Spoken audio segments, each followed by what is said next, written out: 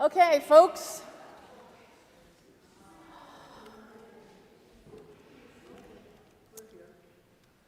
It's nice to see those of you who we saw last night. I see we have some new people this morning. We will just start with a moment of prayer, and then maybe we'll just go around and say people's first names for my benefit. You all might know one another, but we're going to be spending a few hours together today, so I'd love to know your names and where you're from in this great state. I'm green. Okay, so the Lord be with you. God, thank you that your mercies again are new this morning. We pray for this whole diocese, for the grief over the loss of a young, dynamic, faithful servant in this diocese, for his family and for his congregation and for his colleagues. We ask your Spirit to bathe his family with your comfort, consolation, healing, and hope. We pray also for this time this morning, that you would help all of us hold these things in our hearts that are heavy, in our personal lives, in our professional lives, issues in the lives of our children, grandchildren, godchildren. You have given us your heart, and so it holds much. So we ask, God, that you help us today to hold those things, but to help us create some space in our imaginations today, that we would join you in a deeper way in your plans, holy, redemptive, and joyful, for this whole diocese, where you have called each and every person in this room to serve. Thank you that you hear every prayer and that your Spirit is already beginning to work in us to be new creations ourselves, new people, as we leave this time today. We are listening. Come, Holy Spirit. Amen. Okay, so my name is Tricia. I have been in Wisconsin only once before now. I had a college roommate whose father died unexpectedly. They had just moved to Campbellsport, Wisconsin. As I said last night, I've only really lived on what some people call the Amtrak corridor. I was born in New York, I've lived in the Boston area, and I've then moved to the DC area. So that's it, folks. That's my understanding of the country. But I decided to go back to my roommate's. Her whole family sold everything they had. They were English, from Blackpool, working class family. Their generations had worked in glass factories, and they sold everything when their daughter got into an American college and moved to Campbellsport, Wisconsin, where a distant relative lived. And they began to set up, and they could afford to build a small house. And when all this was done, after about 6 months, the father was going to get milk at the store and was in a car accident and died. I've known this roommate now for 30 years. She's now a professor of Reformation theology. We were the sort of geeky religious people back in college. But I decided had just become friends, but my father died when I was a freshman in college. And we were sophomores when her father died. So I thought I worked some extra library hours, and I got a plane ticket and flew out to spend time with her. And I got directions when I landed at the airport. I don't even know which one it was, but the directions were leave the airport. I was given the number of a road, told to drive, remember this was before like GPS, to drive 2 hours and make a right at the Red Barn.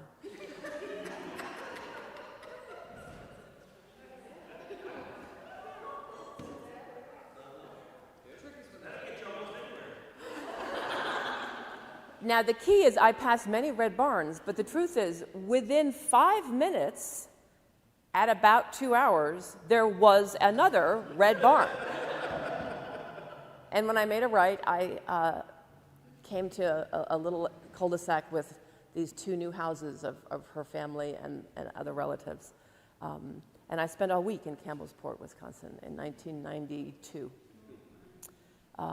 But learned a lot about Wisconsin from them, why they'd chosen it. And I'll say that they'd only been there probably a year, and I was stunned. First of all, someone showed up with a pig. I threw the javelin in college too. So basically, a pig and a javelin, frankly, is what it looked like to me, that wound up sort of inside the pig. We don't have to talk about that. And someone else shot a deer that weekend for them. I thought these were odd offerings. But of course, a day later, after the rendering, they gave them meat for a year. They had the jerky, they had the shoulder, they had the, so it wasn't just your casserole. I was like, wow, Campbellsport is small, but the love is big. And those people treated these British people like, I mean, it's cliche to say like family. It was truly, I went there to get sort of stand-up material to go back as a New Yorker and joke about my time in Wisconsin. But here it is 30 years later, and I will never forget, because he died sort of 2 weeks before, because I could only get out at my spring break, so I wasn't there for the funeral. But you know, they say it's always the weeks after that people start to forget. They were still on the upswing. People were still arriving, introducing themselves. Someone put in they heard the dreams that the father had, and someone must have shared his to-do list. Someone went and found his to-do list in his little shop, and a fence went up, and some awnings were put up. People who didn't really know him just showed up into his workshop and picked up his to-do list and just started. No one had gone to college of any generation of the people I met, and yet I was struck by how good and smart everyone was at the thing they were doing. It was truly, so, you know, I'm not beyond kind of wondering about the Midwest and things, just from where I was raised. But there's always this part of me that God has said, don't you touch Wisconsin. I showed you Wisconsin 30 years ago, so leave your jokes for Minneapolis or something. Don't mess with Wisconsin. I bought a nice T-shirt today in the shop that is like the room of requirement. There's that little caramel crisp or whatever. Yeah. So I went in there. I thought, do I want blue popcorn? Do I want a T-shirt? So I got a Wisconsin T-shirt, one for me and one for my roommate that I'm going to send her. Tricia, not from here, but loving Wisconsin. So if we could start in the back, just say your name and maybe what parish you're from, so the people here can have a sense if you don't already know. Great. And Seth has a particular new job as? Yeah, I'm a part-time campus minister here at Woohoo! Good stuff. I know. Welcome. Go ahead. Yep. Yep. Aaron, cool. Just say your name and your parish.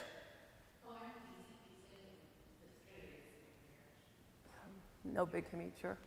Go ahead. Leslie, okay. I'm Barb, and I live here. Well, I live just halfway to Campbellsport. Oh, really? Okay. And she's here in Uh-huh. Wow, okay. My name is George. I grew up in Okay. George. Okay, Allison George. Okay. All right, and your responsibility. I could tell the way you pointed. Yeah. I'm with him. Okay, good. Leslie, yeah. Go ahead. I'm Esther Kramer, director at St. Aidan's and I live in Belleville. Okay. I'm Lisa. I'm Bishop's assistant. Okay. Trinity is the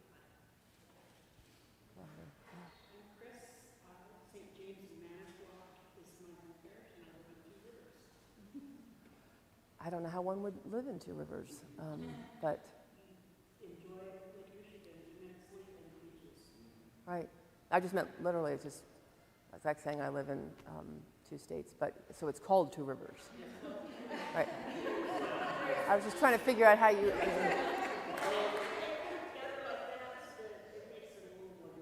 Yeah. And FYI, there's 2 rivers, Wisconsin, but there's 3 rivers, Michigan. Harder to live there. Right. I'm getting there. It's also the birth of the first ice cream sundae. Where? 2 rivers. All right, I'm on that. I'm Julie Hubbard, and at St. Luke's. St. Luke's, okay, sure. Door County, is that what it is? Sister Bay. Sister Bay, okay. I'm Gary Manning. I'm the rector at Trinity Church in Baltus. George, okay. I'm Trudy Justine. I'm with St. Luke's and Sister Bay. Sister Bay. I'm Rick Fraser. I'm the rector of St. Luke's and Sister Bay. And I live in Ellison Bay. Okay. Also from St. Louis, Steve. Okay, well, thank you everyone for being here, and we have some empty chairs if people continue to come. I'm going to be showing this picture here. We're going to talk about it just for a few minutes, but I have one you can hold as well. One of the things that I did was go through my office and I pick up as many things like this as I could. So not to be doing any unnecessary printing, these are things I actually had. So that's why some of them are a different size and shape. I'm trying to recycle things I've used in the past. And as we talk about this particular statue, some of you just might do better visually having it in your hand. One of the reasons that they're all hole punched is I'll be giving you little metal rings by the end of the day, because I'll be giving you lots of little cards. So it'll let you kind of keep a little collection going. So if you weren't with us last night, we just ended on this picture, and that I put it up literally as people were leaving, so you didn't really miss out on it. It is in England. It is in the Chester Cathedral is what it's called. And it is known to be the birthplace, this particular site, so people claim, of St. Benedict. So there's always been some kind of statue about baptism or water in this place. So in the late 80s, they commissioned a copper sculptor to do some kind of statue about baptism, water, new life. They gave him wide latitude, but they were interested in this particular sculptor taking on the woman at the well. And this is the statue that was produced. Again, if you're looking for a finer picture, maybe looking at it won't be as flooded out by the light of the room. So before I say much about it, this is a very important picture. The reason I'm showing it to you is today we're going to be talking about what we believe as Episcopalians about sharing our faith and how it might be different from other versions of Christianity that you come from. And you might have strong feelings about evangelism one way or the other because of how it's been done around you. So we're going to be, I hope one of the things when you leave today, you'll have a solid answer when you're sitting talking to Uncle Buck at Thanksgiving, who wants to know, does your church believe in evangelism? Do you share your faith? And then you've got Uncle Buck's, granddaughter who wants to know if it's just the Crusades in a different century. So Buck thinks that Episcopalians are so progressive, they think we're all going to the same place and don't talk about their faith. But someone in his own family is the other side that just says, is the church still telling people what to do or killing them? And somewhere in there, I would love it if you could say, well, this is how the Episcopal Church understands evangelism. And it's not to be seen and not heard, or some odd 19th, 20th century idea that religion is actually a very private matter, and it's only our job to just sort of go out and be kind people. That's been a kind of evangelism in the Episcopal Church for generations, and it's not working. It's actually a waste of time. I mean, we're not called to be polite, kind people that don't offend people. I don't know what New Testament that mission comes from. So that's not the answer. But I hope that you have an answer that is rooted in Scripture, rooted in sacramental life when you leave here. And I hope we have time for you to share it. It's something you can make your own. But there are some really exciting options, and that's what today is about. It's like a farmer's market, where there's a whole stand of pickles that you never even heard of. And you go home with just something you didn't know that you could come to love. Now, is that because you saw our farmer's market today? Is there a farmer's market? It's state famous, yes. Well, state famous. Okay, so that's why I don't know about it.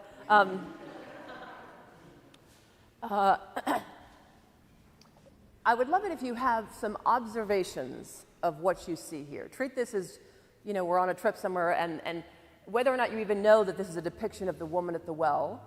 And when I say the woman at the well, just so you know, this is a long conversation in the New Testament. It's the longest conversation anyone has with Jesus, is this conversation. So I think it's a lovely thing that the longest conversation Jesus has with anyone is with a woman. And I love this woman. So we'll get into that. But for now, what do you notice? Yeah, right? I mean, this is intense. I mean, when you show this to teenagers in confirmation classes, they're like, is she about to kiss him? Well, let's go there. What is the purpose of physical, sexual, erotic love in our religious tradition? What is its purpose? Unfortunately, we've sort of made it normative that you hit a certain age and you get married and you have that kind of relationship, which is very odd because some of our strongest saints, anyone that would call that normative just doesn't know the lives of saints. That's one way to spend your life, but it's by no means the normative way to spend your life with Christ. But what is the purpose? Or one of them? Sure, yeah.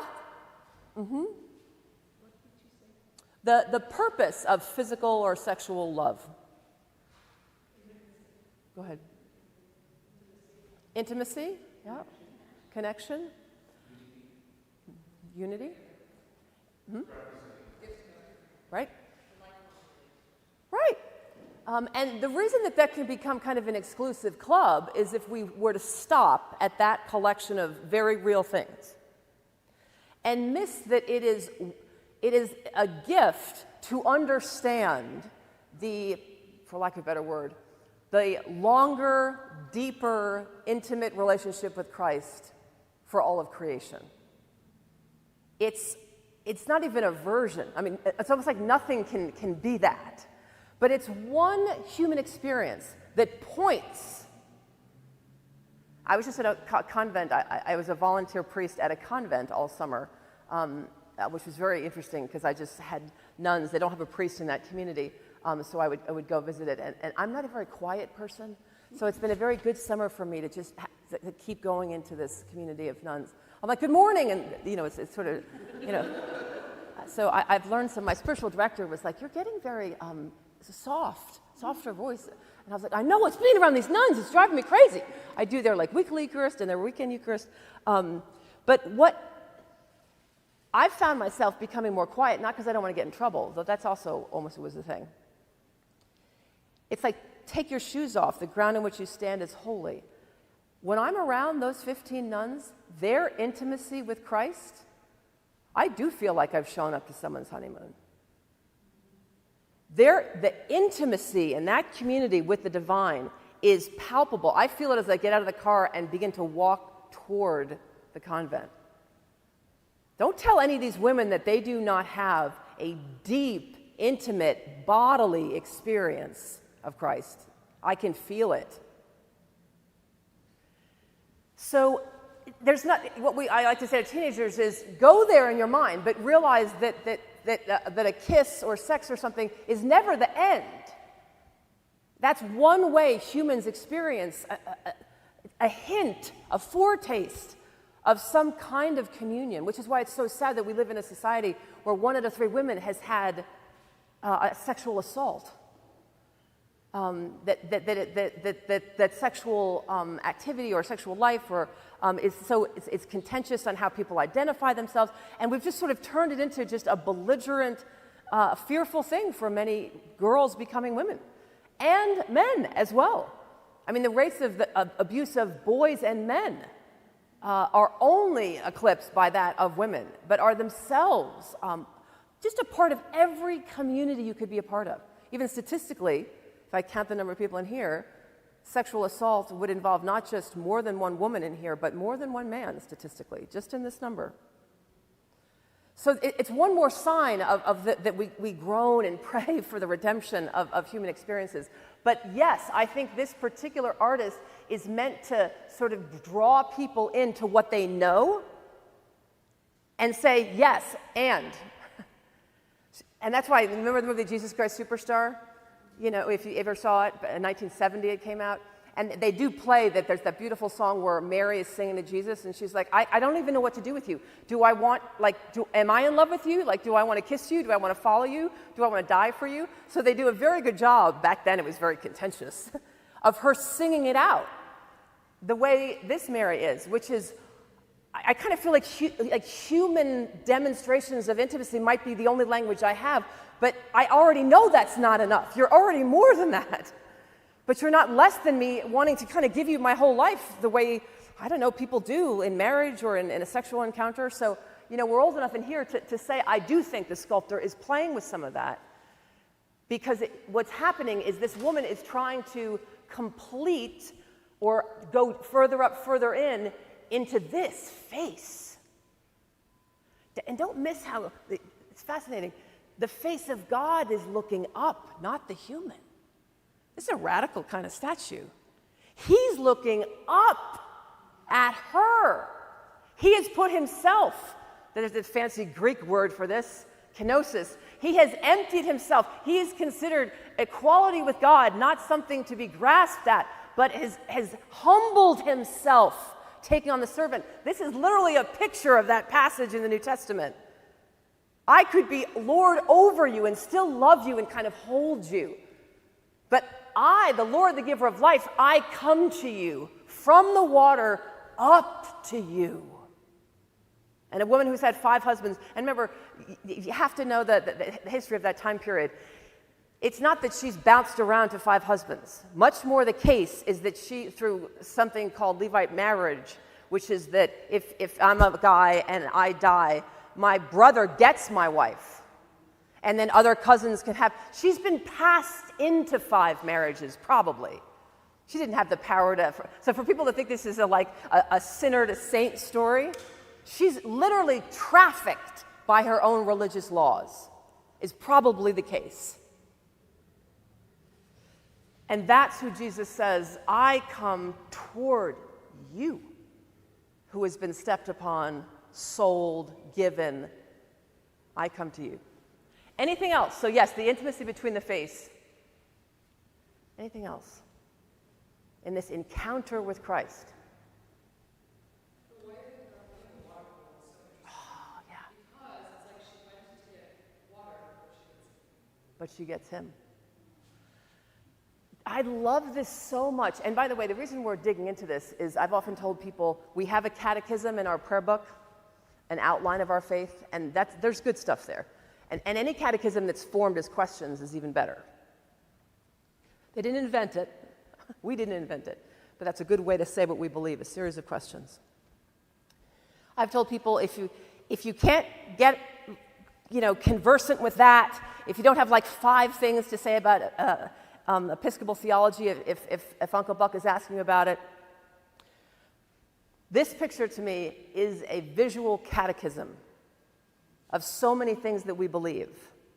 So that's why we're going to pick it apart, and I want you to go home with it, because it literally, if there was one thing I could give someone that wasn't these longer descriptions of faith, I would just say, can you fit a picture in your wallet? Because it's like ragu back in the 80s, it's in there. So much of what we believe, and that makes us distinct in Christendom, is actually in this picture. And one of the things is exactly what Brit just said. She's still holding the bowl. This is not a small thing. He has given her back the bowl with, his water, but he's literally given it to her. His hands are holding her hands. This is literally like the disciples at Pentecost being given the church. It's not he's holding the bowl and she's allowed to touch his hands. We could go on for hours about how the other arrangement would be your Methodist friends, your Presbyterian friends, this is huge. We get given the church to destroy it if that's what we're intent on doing. I wouldn't be here today to talk about different things practically over the next few hours we can do that our lives would invite more people to the church if this picture wasn't our conviction. If God didn't really hand us the church, then it would be silly for us to talk about what our role would be. This is like handing keys to your 16-year-old who, according to the state of Wisconsin, is legal to drive. And you're like, really? You haven't seen that? You don't have that confidence yet, but they passed a couple of tests? Imagine if you just then got in the car with them and just you held the steering wheel while they held the steering wheel, that you never actually released it. Jesus lets her, and of course, what is this bowl? This is the font. This is the chalice. But he holds her while she holds it. Not here, I'm out. In this moment, as if to say, I give you abundant life. I give you the water, the word of life. Take it and go and know that I will hold you while you hold the church. In this moment, right now, we are held as we are called to hold the church on earth. What? I was raised Catholic, so there's a part of me I would have thought this could be a statue with Peter, that Christ would hand the chalice, the font, the mother, the womb that the church is to Peter, and maybe even hold Peter. But to this woman? So it brings in a lot of our views about gender and what we believe, who can hold the church. One of the things I've started to do now, I have a grant for $1 million from the Lilly Foundation, our newest grant at the seminary, and I'm studying lay ministry. It's called mutual ministry. I'm studying the places around where bishops are actually acknowledging lay-led congregations and finding out, not taking a stand on that, by the way. I'm not here saying that's either a good or a bad thing.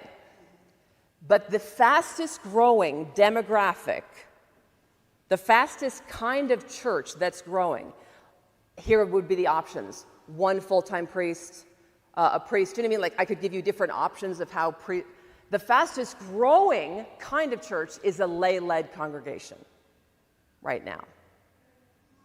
So, but one of the things that we're studying is where is this being done well? What's the relationship between the Eucharist and how are people still receiving the Eucharist?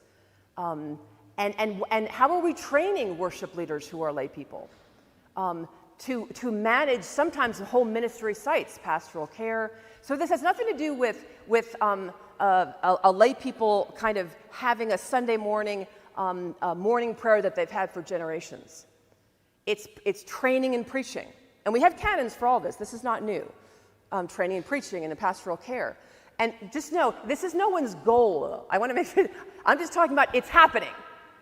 It's happening in our denomination. How do we surround lay people who they've been called to lead a community and they have access to the Eucharist on some rotational basis in their diocese, but they're doing the work of church 7 days a week in a particular place? How do they lead worship? How do they manage pastoral care? How are they managing formation? So one of the things I'm interested in is the way in which a picture like this gives us confidence in our faith of what's happening. That you can be given a lot to hold, but don't forget that Christ is holding you while you hold it. And as our country changes and what it looks like to have access to ordained people, bishops, priests, or deacons, and how it is that we carry out faithfully the ministries of the church, this is another thing I'd pull out of. Someone said, well, why does your church have, lay-led congregations? I would pull out this picture and say, if I don't have time to talk to you, it's in the picture. Anyone can hold parts of the church. Now, we have different roles, for sure. Ordination, we're not sidelining ordination. We're more kind of, it's like a gas clutch. Our denomination has been so heavy on the formation of ordained people that we have just lifted the pedal on forming lay people. So I'm not talking about, pulling back on how well we form priests. It's a matter of, at a certain point, if one person is over-functioning, that lets the community under-function. And you wind up with sort of people who are made into children. Meanwhile, they leave, and they have 3 generations of people living in their house. They're figuring out how to live on less every year. They've got a special needs child in the mix. They have addiction, they have job loss. They're doing all this, and they come into church, and all of a sudden the pedal comes down on clergy sort of being over-functioning in communities where people have been baptized, like this woman is in this moment. I mean, if Jesus can hand a lot of the church to a layperson, who is the clergy person to say, that's my bowl? And by the way, that's why we have a lot of clergy burnout and a lot of clergy miss everything, because they're not meant. If I have 12 people in the room, and I am a priest, if I have 12 people in the room, we are a ministry team of 13. We are a ministry team of 13. Now, it is my job, and I have sworn it, and my bishop should pull my chain if I do not order faithfully in communion with other priests and the bishop in my diocese the sacramental life and formation of the community, then I should find another job. Okay? Period. But I'll give you some examples later this morning of other parishes so you can see what this looks like. That's my slice of like an 8 or 12 or a big Texas pizza we had last night. That's my slice. What I do outside of that is theft of lay ministry. Theft of lay identity. So that's part of us on seminaries. We're working on it. That's why we have a grant to study it. How do we train ordained people? Does that make sense? To know what their role is. And get them excited. Stop the burnout, the loneliness, the early retirements. If you look at a room where 12 people could help you do something and you insist on doing it on yourself, of course you're going to be burned out. And it's also, again, I go back, it's actually more serious than that. It's theft. If this is what Jesus can pass on, and you're a clergy person who's holding the bowl, or saying, you know what, I'll hold the bowl and you can kind of like put your hands under it like a child that's kind of like a fake holding the bowl. But as Mother Britt has said, her hands are on it. His hands are holding her. Okay, lots more, other things. Just another emotion or something that is part of intimacy is the desire, is the magnetism. There is movement in this picture that they both are. Yeah, you almost feel like that they're actually moving. This is a moving picture. Yeah, like they did a snapshot. It's almost like we caught a snapshot, but they were not standing still when this was taken. It's just the picture that freezes them. Yeah. Yeah. Yeah, coming up. Yeah, he's the one that, I mean, he's the one who's like the muscles are coming up toward her. She's the one who's allowing herself to land, to release. Trudy? Yeah. Well, now that's a fascinating thing. Holding her up, Chris. Well, I was going to say that you have to see Augustinian God is near to me when I to myself union, because it's actually one step, right? So she's not just held up, her being is rooted in him, and she probably doesn't even see it. Yes. Well, but there's still distinction. I mean, you can still see two distinct people. The circular part of it? Yep. Nope. Yeah, go ahead. Hearts, okay, yeah. Sure. You can, yeah.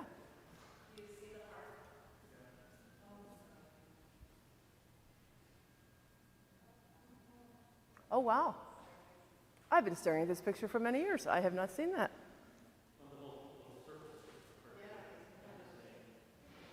Yeah, yeah. Remember, this is a non-believer that made this statue. I was in the story. She comes, he comes her as a water, and then the whole story. I'm the living water. And she says, "Well, I want more of that." And this thing quoted from Saudi Arabia, more old Lewis, they're in. It's like she's gotten just in the conversation, just the taste of what Jesus is, and this is like, I want more.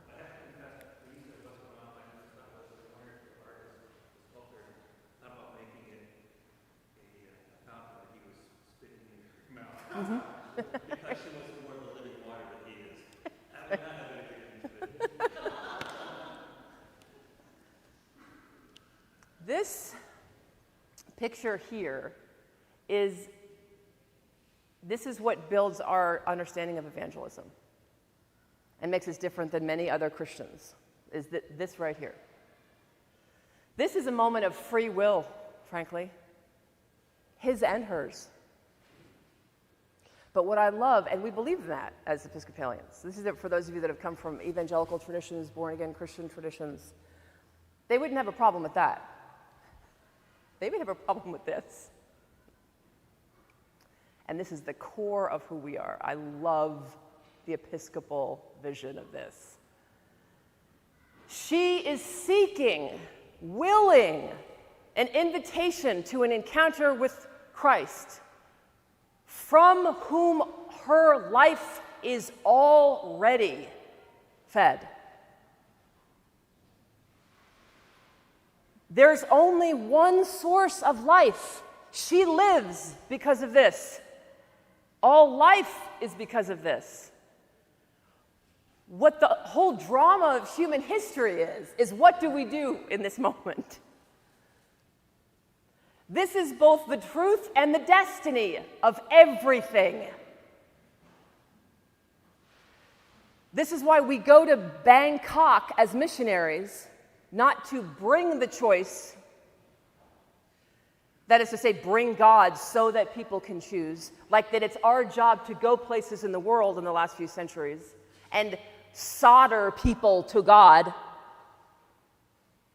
We go and find people, places, the coffee shop, where it's our job, our purpose of evangelism is to help people, form people, receive the gifts that God is longing to give. Take the burden off yourself as you share your faith with other people. We believe this.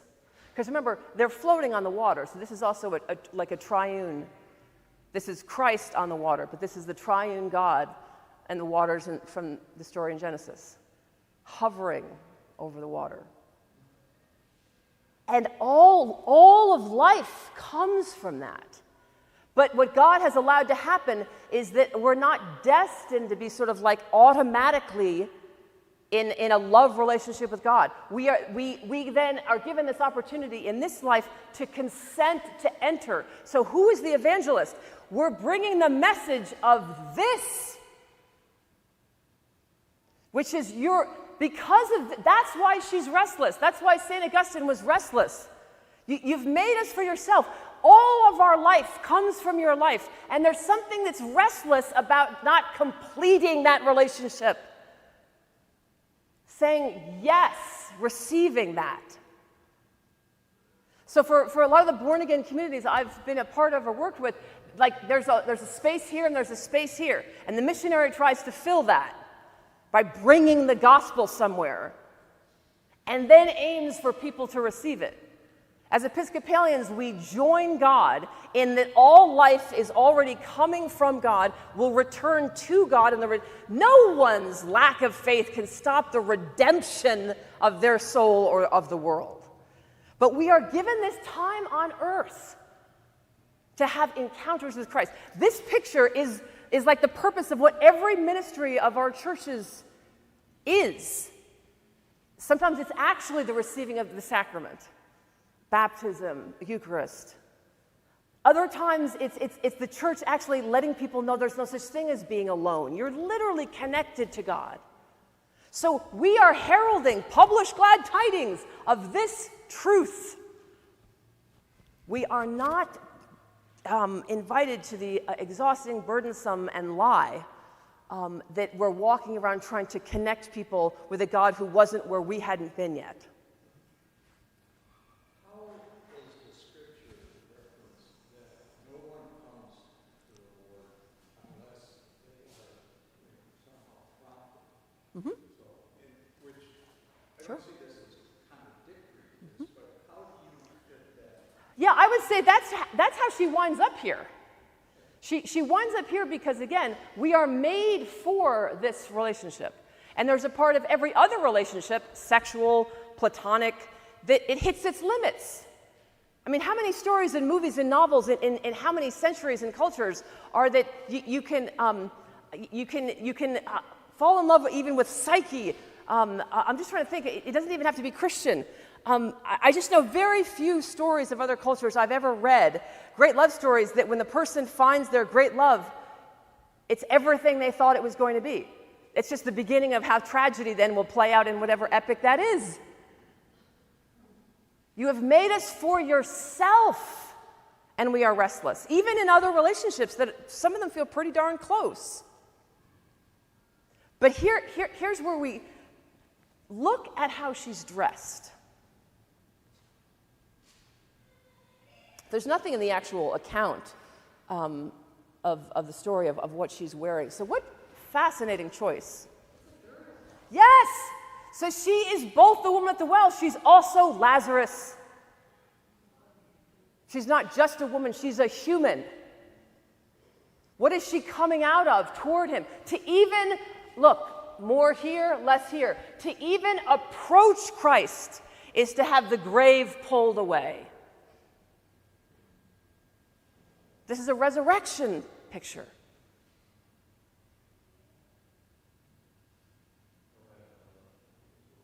Say again?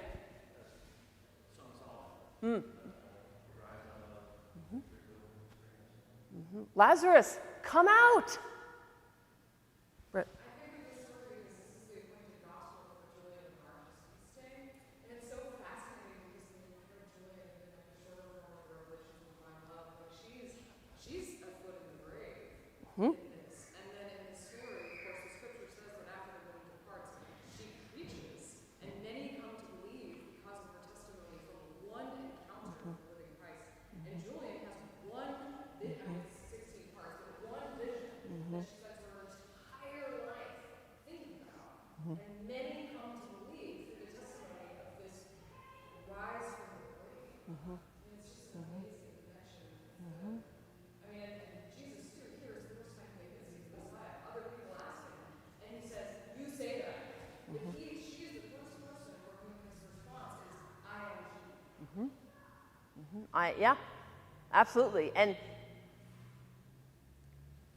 again, what makes us Episcopalian is this, that she is living and dying in where this is like this is an unknown plot, how this plays out. But what isn't up for grabs is that he is already through whom she lives and moves and has her being. The question is she going to receive, I mean literally the logic of her life, the logos of her life? I show this picture because, I do believe it's a catechism in a picture. We could go on about water. We could go on about being in creation. But one of the things it also answers is, someone might say, if you're into fancy words like this, well, are we universalists then? You know, if everyone's already connected to Christ, well then, like, live and don't worry about it. No. Our view of the relationship between the human and God is actually much more dramatic and includes much more potential tragedy than that. What is universal is that all things God creates will be redeemed. But it has long been an Anglican conviction. This is a very modern word, but we consent. So everything is moving toward redemption, but no one will be coerced. See, the problem if someone says, oh, so you're a universalist, I say, no, I'm not a universalist, because there are people who may not want to. If you ever read C.S. Lewis's The Great Divorce, that there are all these people in this allegory he writes that actually take a bus to heaven, and a lot of them look around when they actually see what it is and get on the bus and want to go back to hell. Because once they realize that the afterlife is the worship of God in the communion, angels and archangels and all the company of heaven who forever sing this hymn, so you get off the bus and realize, I'm going to sing this hymn in all the company of heaven forever. I don't know that I want to do that. Because of, and this is why I'm saying that the tragedy and the drama and so much of story humans have created that spin off of this reality that we are connected, we are destined, all of creation is destined to live in the complete dynamic life of the Trinity forever. Holy, holy, holy forever. But we are given the freedom in life to form ourselves. And some people can't fathom not being the center of attention. Worshiping God with the communion of saints forever is just not a great offer for people. So are we universalists? Yes, the way Augustine was, most of the mothers and fathers of the church, the way Aquinas was, pick a century. Yes, everyone is called into the triune life forever. But it's not going to be forced, the universalism that says, so we're all going to the same place, no. This is the actual drama that our version of Christianity holds. If you want to call it hell, call it hell. So if someone said to me, do you believe in hell? I would say, absolutely. Not because I'm excited about it, but because I don't believe in coercion forever. That's oppression forever. No. And yet, how stunning an idea that is. We can say, this is true, but we do not want that. Doesn't make this untrue. But as we understand it in our faith, now we see through a glass dimly, but our conviction is that you have that choice. So what's the role of the church then? The role of our churches is to try to create encounters with Christ like this for people that make them aware of both this and aware of this. So relieve yourself of the heavy sighs that come with running around trying to solder the world to God, what was always called the white man's burden. It's a heresy and it's a waste of time. So go out as faith communities knowing I don't have to do this, but we can create this. And there's a feeding program going on right now, which means over the issue of hunger and thirst, this community right now is creating this moment. And sometimes it means what you sing, what you say, how you do it, that people feel that actually Christ is coming to them and treating them as a person of gifts and capacity and saying, while you hold that, I will hold you.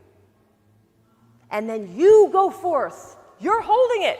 You go forth with the font into the world and baptize all. Do you see how we begin to change the kind of forceful of oppression? You go forth with the water that comes from me, that was the only life you ever had. Share yourself, because yourself has been part of myself, because there's no other life. That's the only life there is. So find the logos, find the logic of your being. Go forth.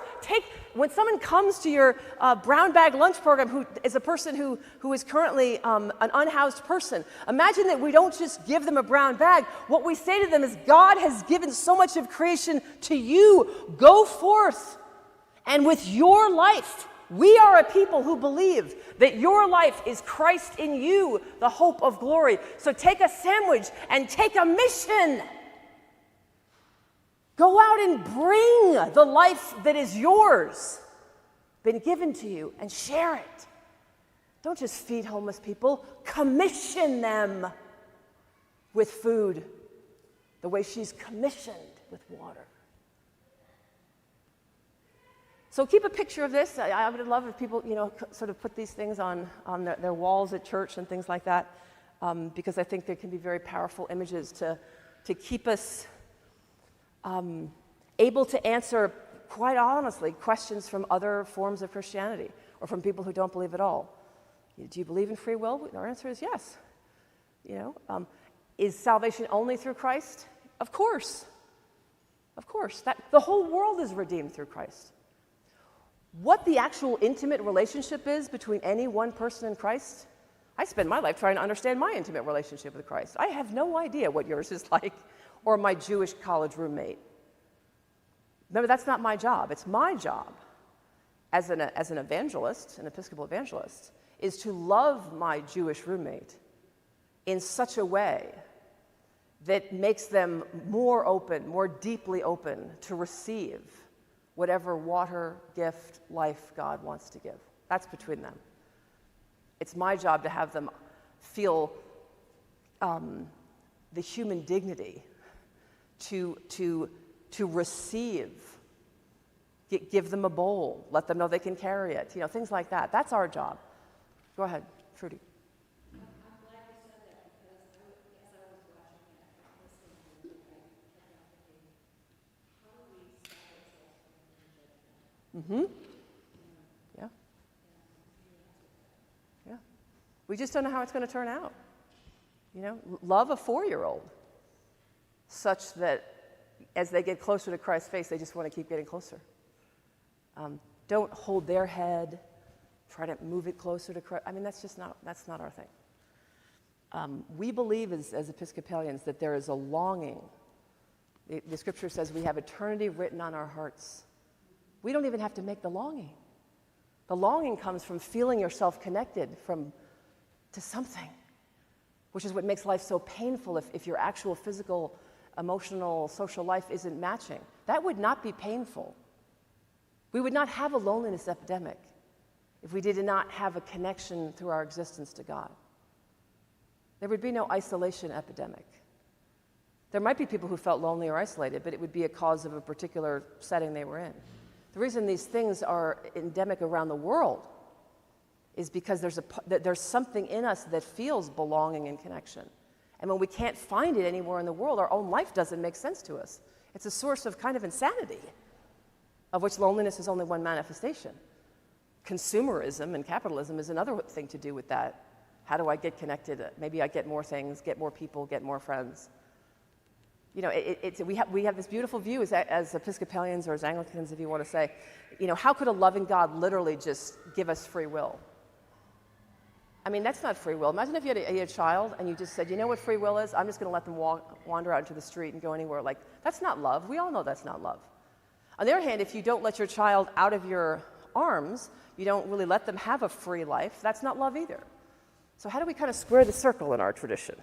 The Presbyterians just give up and come up with predestination, which just means whatever is going to be is going to be. Okay, that's pretty unsatisfying. What do we believe is God has like a homing device put in all free people.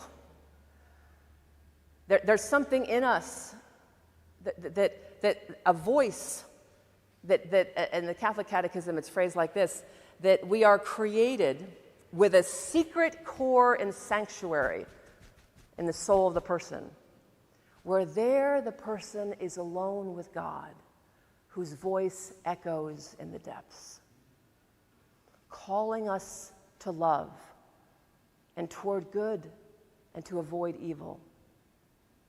The secret core and sanctuary, we're designed that way. So God lets us be free to listen or not to the voice that echoes in the depths. What's our job as church? To amplify that voice in people's lives, to help them clear out if there's too much noise that they can't hear that voice. Where we've gone wrong as a church is when we've said the church is that voice, and their conformity to what we're saying or doing or worshiping in a certain way.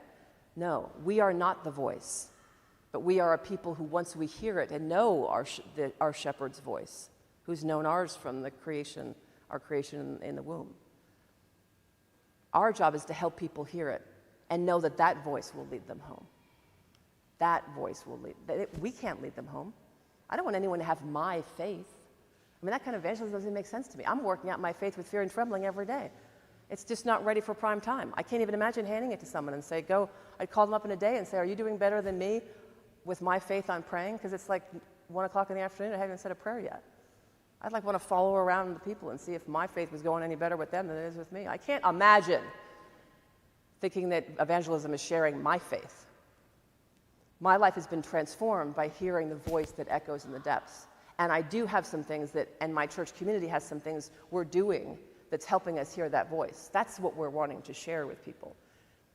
It's a deep trust in the ministry of the Holy Spirit in people's lives, and a deep experience that we're having as believers of that in our lives. That's what we're sharing. And we bear witness to that, not to our particular church. I'm going to say, just give you an example of this, and then we can take a little seventh inning stretch break. This is a man named Martin Percy. He's a priest and he's an academic in England. He's the head of a college that is actually the college where they filmed the Great Hall of Hogwarts. So he loves actually having events there. He's like, I'm Dumbledore. It's funny because he's kind of he's about 5 feet 1 inch, a very quiet person, but he often just introduces himself as Dumbledore because he sits at the high table in that actual room in his college in Cambridge. But I wanted to give you an example that he gives that I hope might resonate, and let me know if it doesn't. I don't know, what is Martin Percy now? Approaching 70. He's in his late 60s, I think. But way back in the day, in his 20s, to become a priest, he had to do like an internship.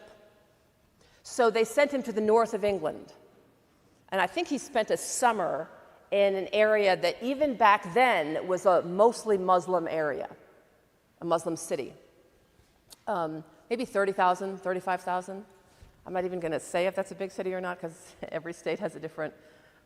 Is that huge? Let's just stick with the number, about 30,000. So Martin Percy went and he had to spend the summer there doing ministry. Actually kind of like hospital ministry at the hospital there. But he witnessed 2 kinds of evangelism while he was there. You don't have to read this. I can sort of do it for you. The first group was an evangelical group. They came and they actually had the money. They like opened a storefront. They like rented a storefront for Jesus. And they came with all these materials written in Arabic and in English. And the goal was to convert as many people as possible. It was one of these groups like InterVarsity, Campus Crusade. You know what I mean? I don't know what it was called back then, but England has all those too. And they had like 3 like earnest full-time missionaries who were going up to this place up near Liverpool that was a Muslim community. And according to Percy, they lasted about 3 months. They had no conversions. They weren't threatened, but people just stopped using even the 2 stores on either side. Like they almost closed down the 2 Muslim stores next door because people so wanted to avoid. So they literally did damage. They did like economic damage and converted no one and left. Martin Percy then says, there was a second group, a Franciscan group. I think there was 5 or 6 of them. They were a community. They literally prayed and felt called to go, here's the thing, and live in that city. That was their call. It was not to convert the city from Islam it was Franciscans who'd been discerning, and they felt called, and it turned out to be about 6 of them that over years of discernment, God was calling in the same place. So they went and lived. But they showed up with their looking like that, and nothing to the community. But they drew the community in because as soon as they arrived in this empty apartment, like a first floor, a couple of rooms, it had no furniture, but you could see in the windows, they had no curtains, so this very tight Muslim community could see these people have nothing. The first item to arrive, so the Muslim community, because what they said is, what it means, these Franciscans drew out of them at first their Muslim faith. We don't let people just starve here. Like they were like, this is on us. Doesn't anybody have lunch for them or something? Like, we're a Muslim community. We don't let people just come here and die. People who come in peace and say they want to live in our community. So that they pulled the best out of them. And my favorite is the first thing to arrive was the passenger seat taken from a dead Ford Capri. Someone pried a second seat, because it's a poor community, and they propped it up against a wall so that they had a couch. And the Franciscans just continued to be grateful and to thank them and start volunteering in different ways of the community. They actually helped reopen the 2 stores by agreeing to work for no pay. And then more bits of odd furniture arrived, the kettle, the brothers rejoiced at every gift. And by the way, if you go in 2025, there is still a Franciscan community living in that city. The evangelicals didn't even last the summer. They went to bring Jesus to this community. The Franciscans went to live in solidarity of the poverty and the marginality decades ago, of being Muslim in a Christian country with a Christian sovereign. I mean, it's a more Christian country in that sense than we are. And live among them and share their hopes and fears and dreams and offer themselves. And what wound up happening is, the evangelical might say, yeah, but how many people have become Christian? What might you say? What would be an answer to that question from what you've already been thinking this morning? Or what did happen? Go ahead.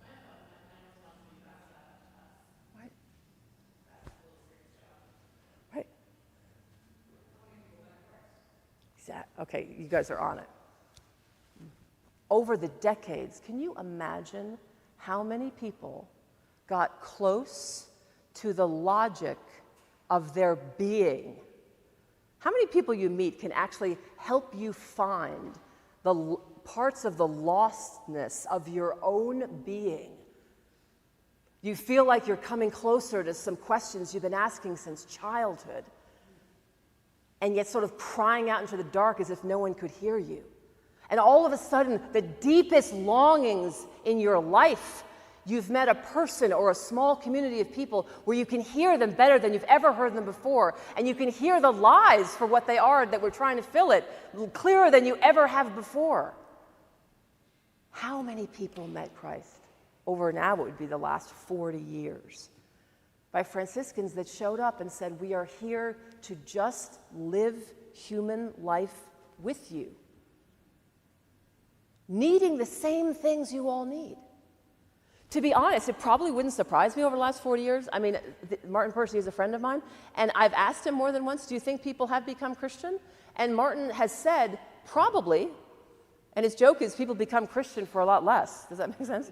Like every city has people that say, I've become a Christian today. Why not this one? I mean, there's always people that do that. He said, but I also believe that there are people who have gone deeper into their Islamic identity than they'd ever had before, and are bringing that curiosity and dedication to the divine voice that's in them. And who knows where that will go. But he just kind of shakes his head again and says, just remember, all these questions are not what the Franciscans have ever been asking. But they took seriously that picture I've given you, that it's their job when they get up in the morning to live in the community in such a way that people have these kinds of encounters, even if they show up hungry, thirsty, that they walk away, that someone, Christ or a Franciscan, has reminded them that they are, because of their connections and I want to say this is the Eastern Church, because of their divinity, their inherent divinity, that is leaning toward its destiny to be Christ in the triune life forever. That people are becoming more aware of that, and some of them they never leave the Muslim language for that. Some of them may have left the Muslim language and take up the Christian language and experience, and it's not that we're relativists. This is where we stand firm, that voice is the voice of God as we have known God in Christ. That's what we believe the voice is, echoing in the depths. And by the way, many of you probably know this, if you meet someone who practices Islam or Judaism, to say anything other than that is usually us trying to be very protective in ways that they don't assume we would be. I mean, I've sat on panels before where if there's a Jewish person and a Muslim person, they talk about like what they believe about women, scripture, prayer, and then the Christian sits there and kind of just says some weird description of Christianity that is not exclusive and would include anything they said. And it's always funny to then go out to lunch if you can with your other panel members who are like, I wanted the Christians to show up. Like I've heard stories, like, you all used to like die for your faith. Like the person today was just nice. Because they were trying not to say anything that would make the Jewish person uncomfortable. Where the truth is, the Jewish person was just like, so we believe this, Jesus isn't God. Like they just named the things they believed, and everyone was like, that's wonderful, that's wonderful. And then when the Christian came, it was just like, God is really kind of everywhere. I find holiness and all. And well, meanwhile, the Muslim person was like, I don't know, I've been telling all my friends I was going to hear a panel of a Christian speaking today, and like, you didn't bring your... This isn't the Christianity I even see in movies. It's just so open. Like, where's your conviction? So we are in this weird, you've probably seen this, culture often where if you have interfaith dialogue, other faiths are very clear about their views, and Christians tend to, either because they don't know or they're afraid of saying, whereas the Franciscans, their whole thing is, we all need food, a living wage, and we're going to just live a shared life. I wonder in this particular, I don't know this area well enough to know if you've actually seen an experience of this. Just more, these are more quotations from Martin Percy. What made the community fall in love with the Franciscans is this fact that by the Franciscans coming poor, literally poor, to a community, and choosing to live there anyway, was saying, we're going to talk about this after our break, saying to the community, you are a community of resources. We didn't come here to die. So it's not like they came and demanded anything, but by showing up, they were communicating the dignity, the capacity, kind of showing up saying, like Stone Soup, like, we do have some gifts to bring, but we assume that you all have gifts to bring. So they elevated the community by showing up with nothing, as opposed to the evangelicals who showed up with gift cards and all kinds of merch, as if the community didn't have the things they needed. So they showed up and said, we are so trusting that you are a resource community that we can teach English, we understand some things about British law, we can help you with other things, but we just assume abundance here. And how that touched the Muslim city. That the Franciscans basically came and said, you are a place of goodness, generosity, and abundance. Because we didn't come here to die, we came here to live. So that experience, having encounters to encourage a community that was generous and resourceful, just by letting their needs be known, again, and this afternoon we're going to be talking more about how your communities can begin to communicate like this. By letting the needs, the honesty be known, it pulled out the best in the community. A funny way might be to say it, I'm thinking of my own family, like I'm sure my dad would have come home and been like they don't even have food. Like, what do we have in the freezer? I can't keep walking by these happy people asking me how I'm doing, how they can help me, and I know that they haven't eaten, meat in a day and a half. Do we have any meat? No. Okay, I'll go get some. But Dad, we don't even have that much money. I know, but you don't have to walk by these people every day. They're just they're lovely. And I can see they're losing 10 pounds. They've been here 2 months. They're getting skinny. Do we have anything in this house? Like my dad would have been one of those people who'd be like, damn it. Yeah, and throwing corn. Do we have any corn? Give him that too. In a funny way, his orneriness would have been transformed by authentic people simply saying, I'll give you everything I have. And someone like my dad would just have to, almost in a call and response of the nature of humanity, say, and I'll give you everything I have. Imagine converting someone to be such a listener to the voice that echoes in the depths that you don't even have to ask. That someone like my dad would come home like,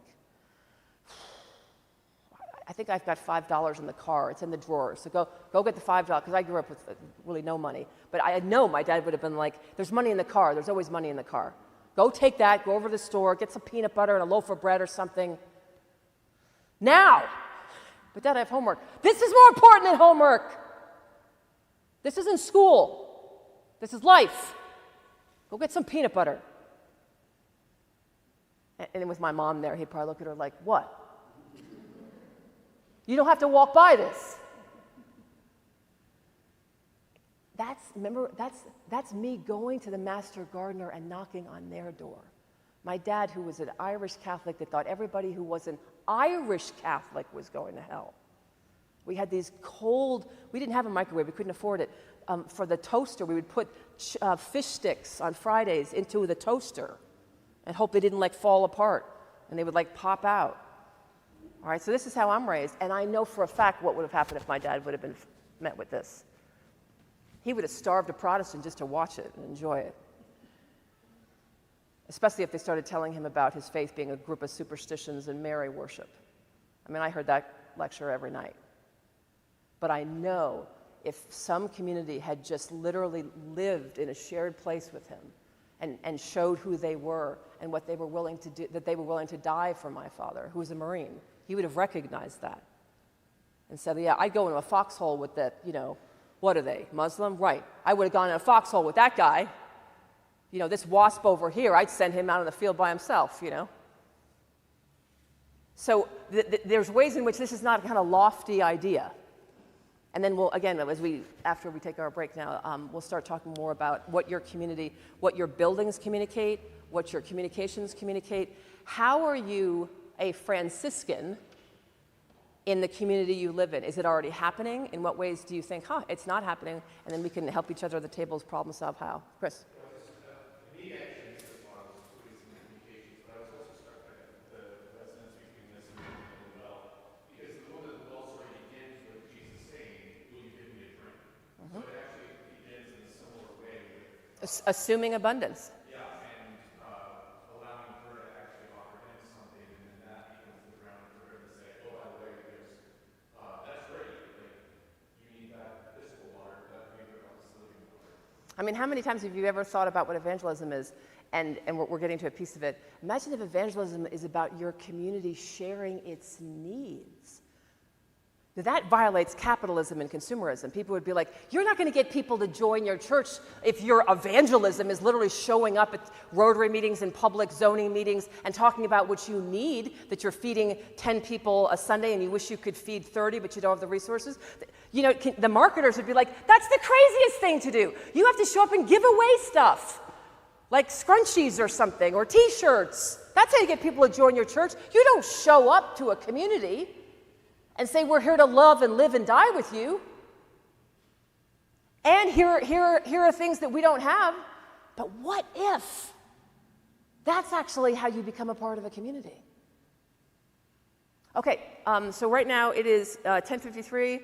So we'll come back together at, let's say, 10 after 11. So you've got like a good 10, 15 minutes. Bathrooms are, Chris? Right Under where we are. We have coffee here, and there's water, I think, there on the back table, maybe? Yes. Okay, so just take a little bit of a break now. Check your email and your texts, if you need to. And we'll be back together in about 10, a little over 10 minutes.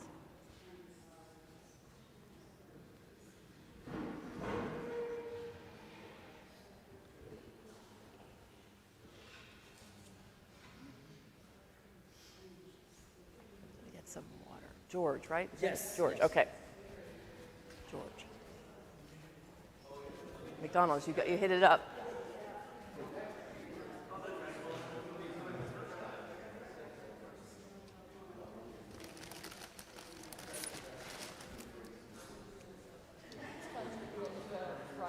I was going to say, my undergrad was at a Roman Catholic Franciscan University.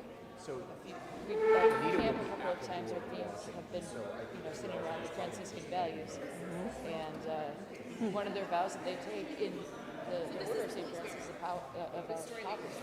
Yeah. Yeah, it's like, we just did this, and then in the whole trip that we took the seminary, all of the trips, we wrote, this is what we need, can you provide it? And that was one of the most nerve-wracking things I've ever done. And all of the churches said, yeah, what else do you need? And I was astounded at how many people were willing to just Yeah, campus ministries are like that. Distinctly When you hear about them. I was like, this is kind of what the disciples did, y'all.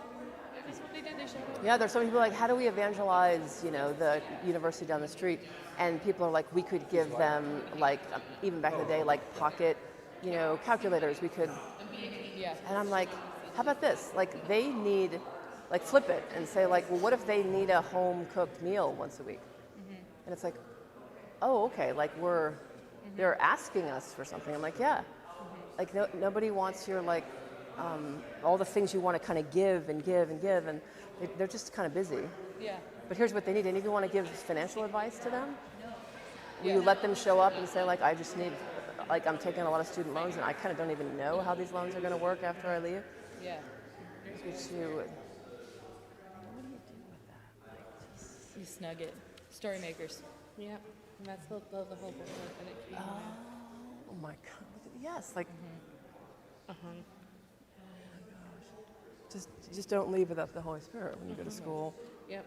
And then it's like, Go to Target. Like, where do you go to school? Humans are pretty forgetful. We need a reminder.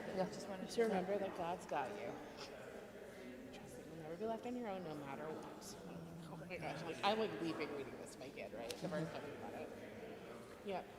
Everywhere.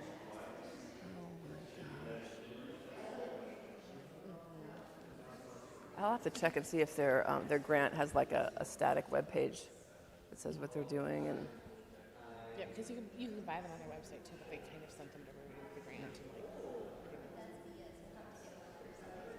And like, I mean, and they have little stickers of it. I kind of want to order the stickers and give them, because they look like the little water bottle stickers that look like that and stuff. Yeah. I would have loved to be in the focus group room that's like, the feet have to be a different color. Like, I would have wanted to be for the whole building of that. Like, no, it's not pudgy enough. Keep going. No. Like, it makes me like feel like you should just bring it to Separate George. Like you should like when you go to vestry, like just go down to Sunday school and first grab it and then take it and set it in there. This is the Holy Spirit. Oh, nice. Okay. I mean, it's kind of making the graven image, which at first I was like, but then I was like, You know no, what? it's not. It's only graven if it's not accurate. That's what makes it heresy. I mean, I think the Holy Spirit is pretty damn snuggly, actually, because anyone that hasn't given up on us for 2,000 years is like all about embracing us, right? Yeah. I already took a picture of that in my head. I got it. I go home from Wisconsin with that in my head.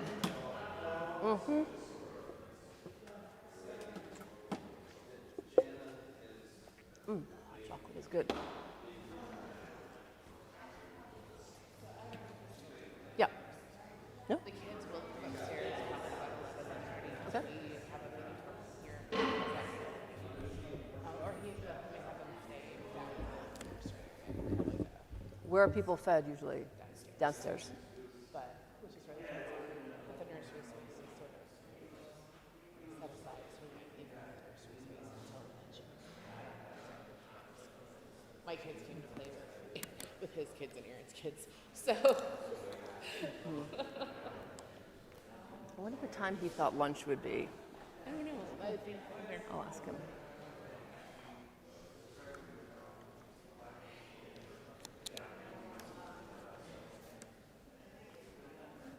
So we'll do the internal.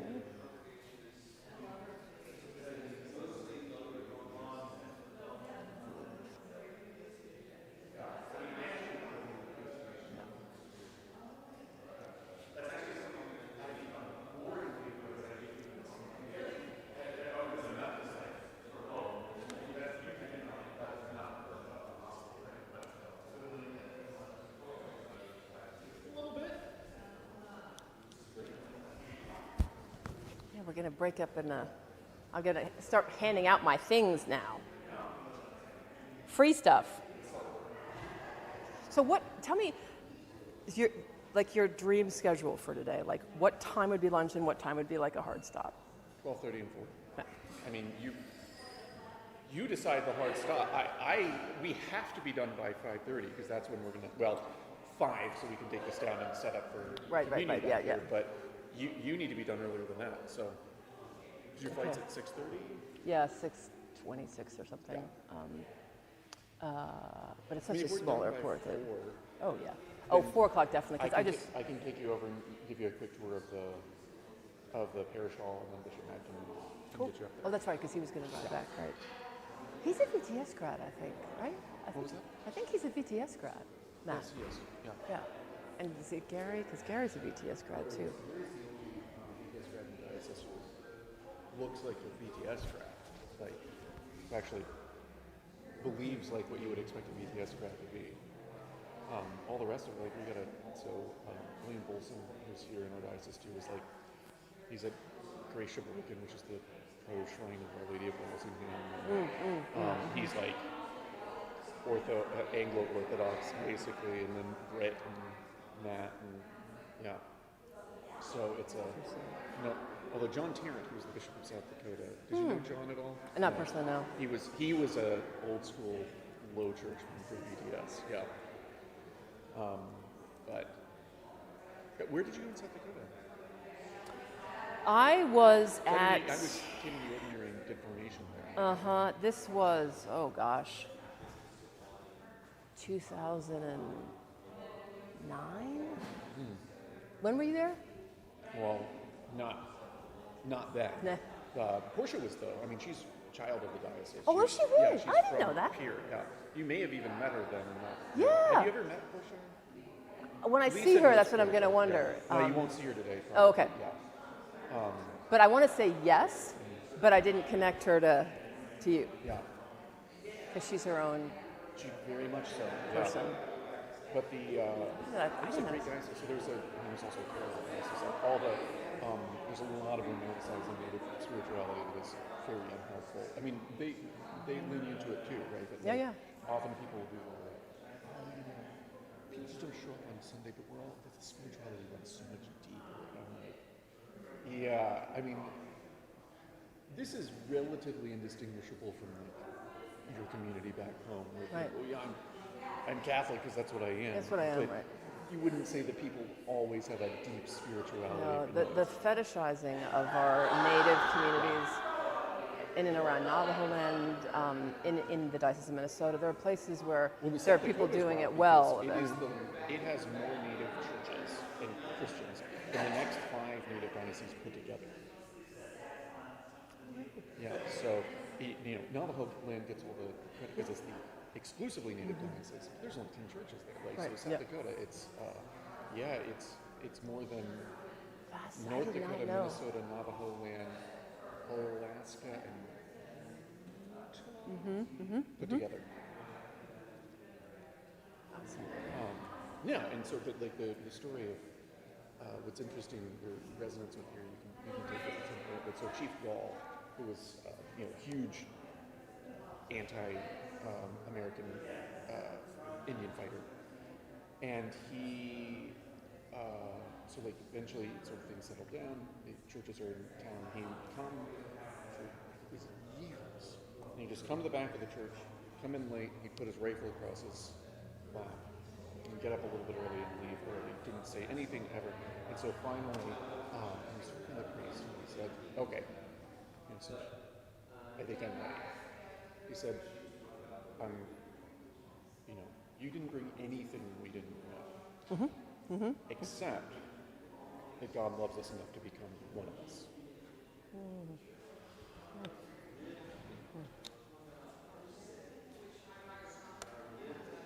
And that's, I think incarnation, but for me, I think radical forgiveness is the message today that is what is needed in the world is you are not the sum of your past decisions. You're certainly not reducible to one past decision that you may have made, and it's just such an utterly, not just the cruelty we talked about, but the hardness, the unforgiving, other than we call it cancel culture or whatever side it is, but sort of the Ron Williams quote from Resurrection, which is, the gospel will never tell you you're innocent, but it will tell you you're loved.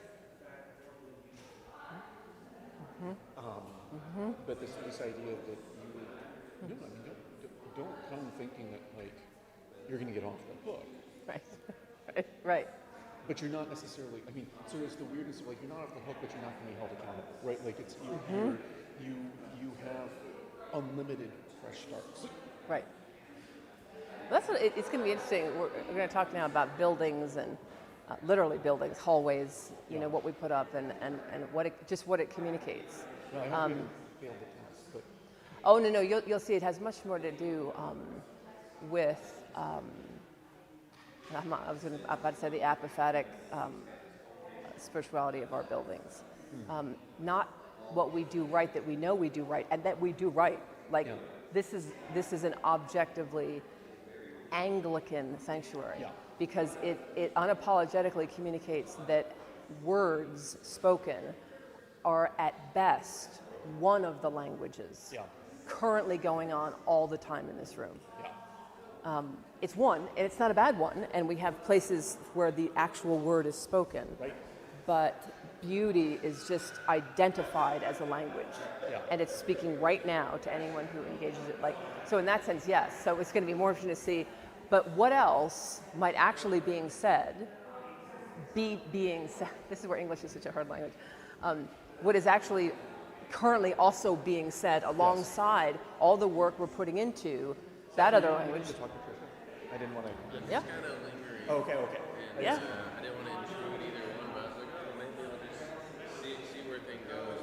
I mean, the simplest thing is, you know, through my brother who has 4 kids, and you know, we church shop for a while.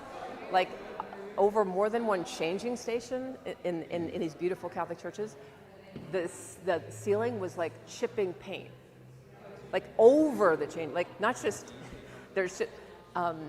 And because of where he was in his life as basically a stay-at-home dad, so his wife is a computer person who works on Sundays, so he's just got 4 kids, literally 4 kids. They've been doing diapers, I'm guessing now, for an unbroken 16 years now, but the 3-year-old is finally... Anyway, so like there's this famous old Russian phrase, to a worm in horseradish, the world is horseradish. Yeah. So to my brother at that time in his life, the beauty, like, you know, it's a 5,000 member Catholic church outside of Boston. Lots of beauty. It was all lost because of the paint. All lost because he just, you know, he's still the kind of dad that's like Googling, even in my own house, like, I know chipping paint is bad, but like, what is lead paint? Do you know what I mean? Like, my brother's not even a contractor who like knows the problem. He's just like, I just know this is like not ideal. That like, and nothing else mattered. And if you went to any meeting of that church, and you could eat off the floors, because I went to all his kids being baptized at this, and the Catholic priest is actually a Jesuit who's very good. Like, I love his church. But the Jesuit in charge of an old-fashioned parish council, which are mostly guys like my brother. Who never.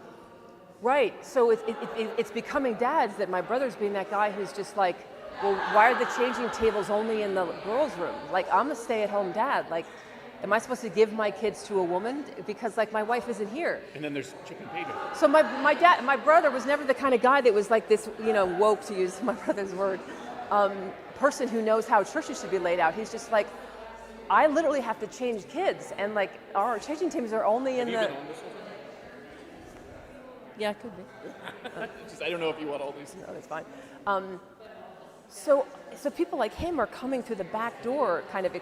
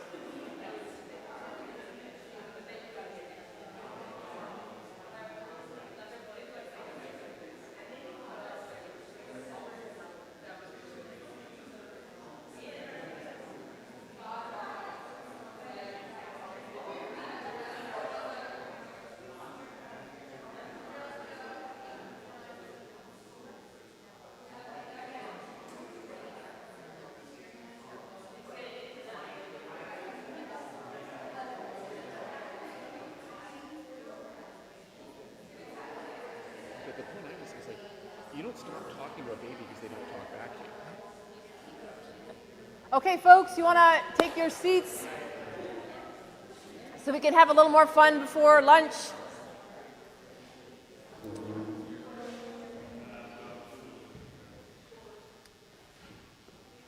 Okay, so just to let you know before we have lunch, what I'm hoping to do is we're going to say a few more things about evangelism, and then we are going to dive in to thinking about how and I keep calling them faith communities, and it's just because I'm used to being in communities more and more now where just saying church, like a church building, just doesn't address the people in the room who are doing campus ministry, chaplaincy in hospitals, whose community meets in a non-church space. So I hope that doesn't feel so kind of lifted off when I say faith communities. For many of you, it may be your actual parish church. There's a building. So we're going to look at what our buildings are communicating, and what kind of evangelism they are already practicing. Your buildings are already communicating to the communities in which they sit. There's no neutral thing. Like on a bicycle, right? You're either kind of riding it, or like you can't just be on a bicycle and not be moving it. You just tip over. So there's already a lot of communication that your community, your parking lot, whatever it is where you worship and gather is communicating. So it'd be interesting to think about what that is being communicated. How would you know? Maybe you leave here with an idea that you invite someone you know who's not a church person and just say, will you have brunch with me? In exchange for brunch, I'd love you to come and like spend a Sunday. Be very unapologetic. This is not about getting them like to join the church. Just say we want eyes so make sure you send them to the bathroom. Make sure you send them through an area that maybe isn't as well lit, but like through the building where things happen, and then take them out to brunch.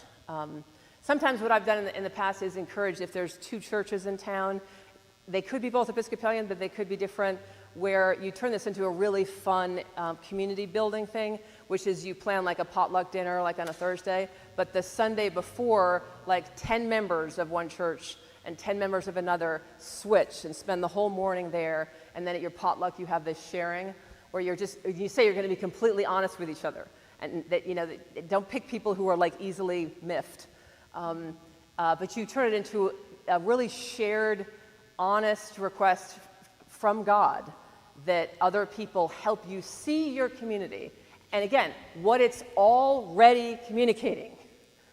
So that the question is, do you want to kind of get on the horse and start to steer this thing, or are you just going to let whatever is be saying what it's saying? So here's how I suggest and then after lunch, we're going to do the same analysis of your actual spiritual life. You will be the temple, and what it is that you believe, and is that actually what you think the world's experience is of you? And then how do we help people realize that evangelism has very much to do with doing the same kind of cleaning out or cleaning up or clarifying in your own life who God is to you, and therefore what you do, how you live differently. But we'll start with our buildings first, because that's a little easier to talk about our buildings. To seal the point on the Franciscan example, for those of you that don't know much about St. Patrick, I've got a priest friend who's in Ohio. He's all Italian. His parents are both from the same town in Italy, even though they've been in America for like 3 or 4 generations. Like there's still literally almost arranging marriages in this Italian neighborhood of Columbus, Ohio. So he's extremely Italian, and he always wears a T-shirt every St. Patrick's Day that says St. Patrick was Italian. And that's true, in a sense. But what you should know about Patrick, if you don't know the long and the short of it, is he was kidnapped. He was kind of an aristocrat and was kidnapped and brought to what we now call Ireland, enslaved there, and through a series of miraculous events was able to escape and come back, and then really committed his life to God, became a priest, and then decided to go back and be a missionary in the land that enslaved him. And you need to know, at the time in the Roman Empire, this would have been a huge, this is something that his family didn't want him to do. If you know anything about the Roman Empire, there is only really one land that the Romans did not try to attack, and it was like Ireland. They were seen as so barbaric that soldiers fought, I mean, there's very funny accounts. They fought naked, they practiced cannibalism, lots of face paint. The Romans just found them to be animals, and so it was the only unconquered land in the time when the Roman Empire took over. It was like all the Roman Empire, but like not Ireland. So the idea that this is where a patrician son would want to go back was seen as a radical decision. But he felt God calling him back to Ireland. And which is funny, obviously he went back and had a fruitful ministry. That's why to this day we think of St. Patrick as being this Irish. But he was enslaved by what you'd call the Irish and went back and gave his life. But the reason I give him as an example is he did two things that really, as we now start to think about your actual building and where you're called to be followers and why you're called to be followers, where you're called to be followers.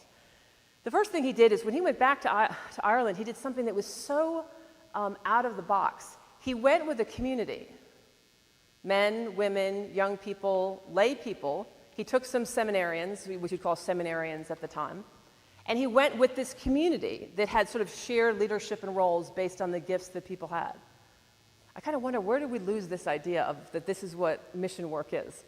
A community goes to live, like the Franciscans, as a community, to evangelize as a community in a new place. So that was the first thing, and what they would do is these communities that he set up, and he set up different ones throughout Ireland, is they would not go into like a pagan city, to use words that he would use, and try to sort of disperse into that community and live as individuals in pagan communities. They would establish communities in proximity to villages that already existed, tribes that already existed. So there would be some proximity in exchange of goods, medicines, foods, things like that. But the idea was that the Christian community would have its metabolism of being Christians, making Christians, like the catechumenate. It would also, be educating and avoiding disease.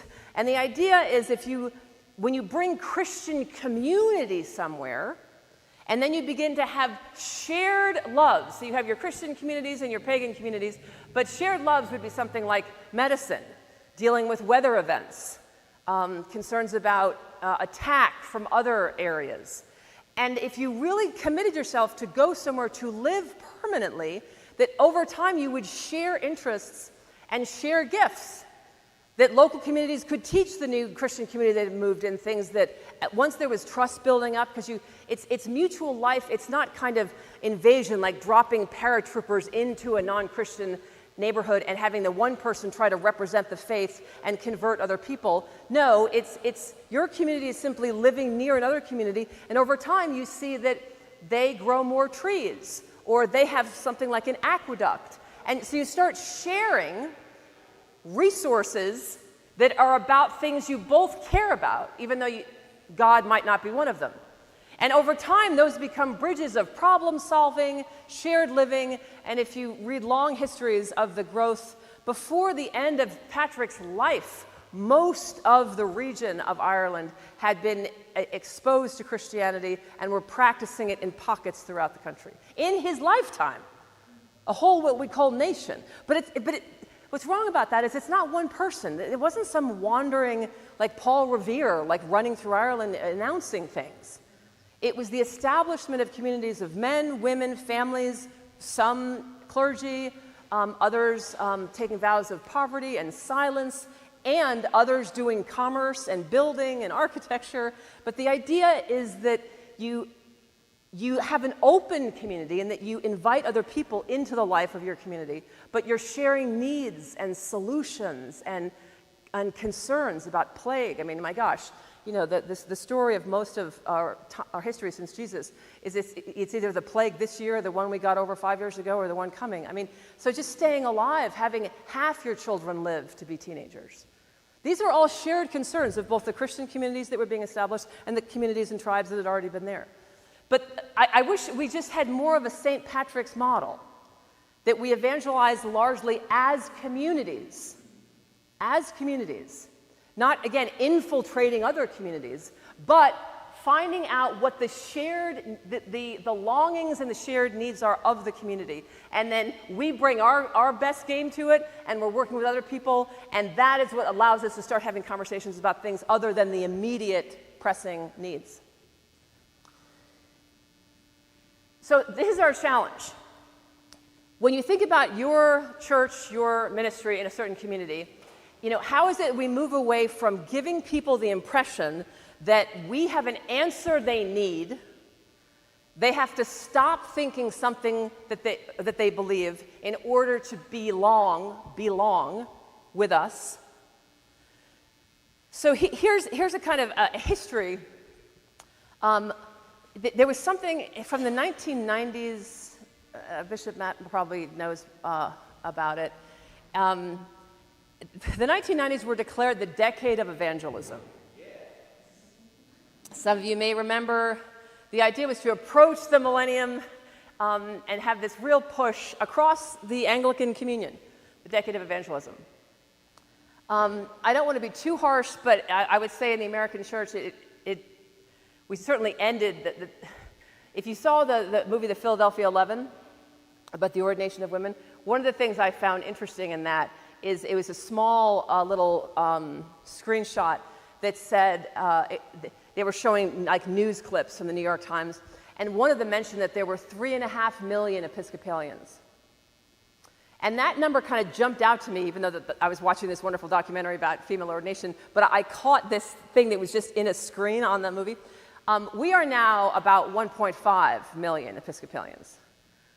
So from the 1970s, and a lot of this decline was during the decade of evangelism. And in many ways, it was because the decade of evangelism was a time when people were saying evangelism was going to help us with our church shrinkage.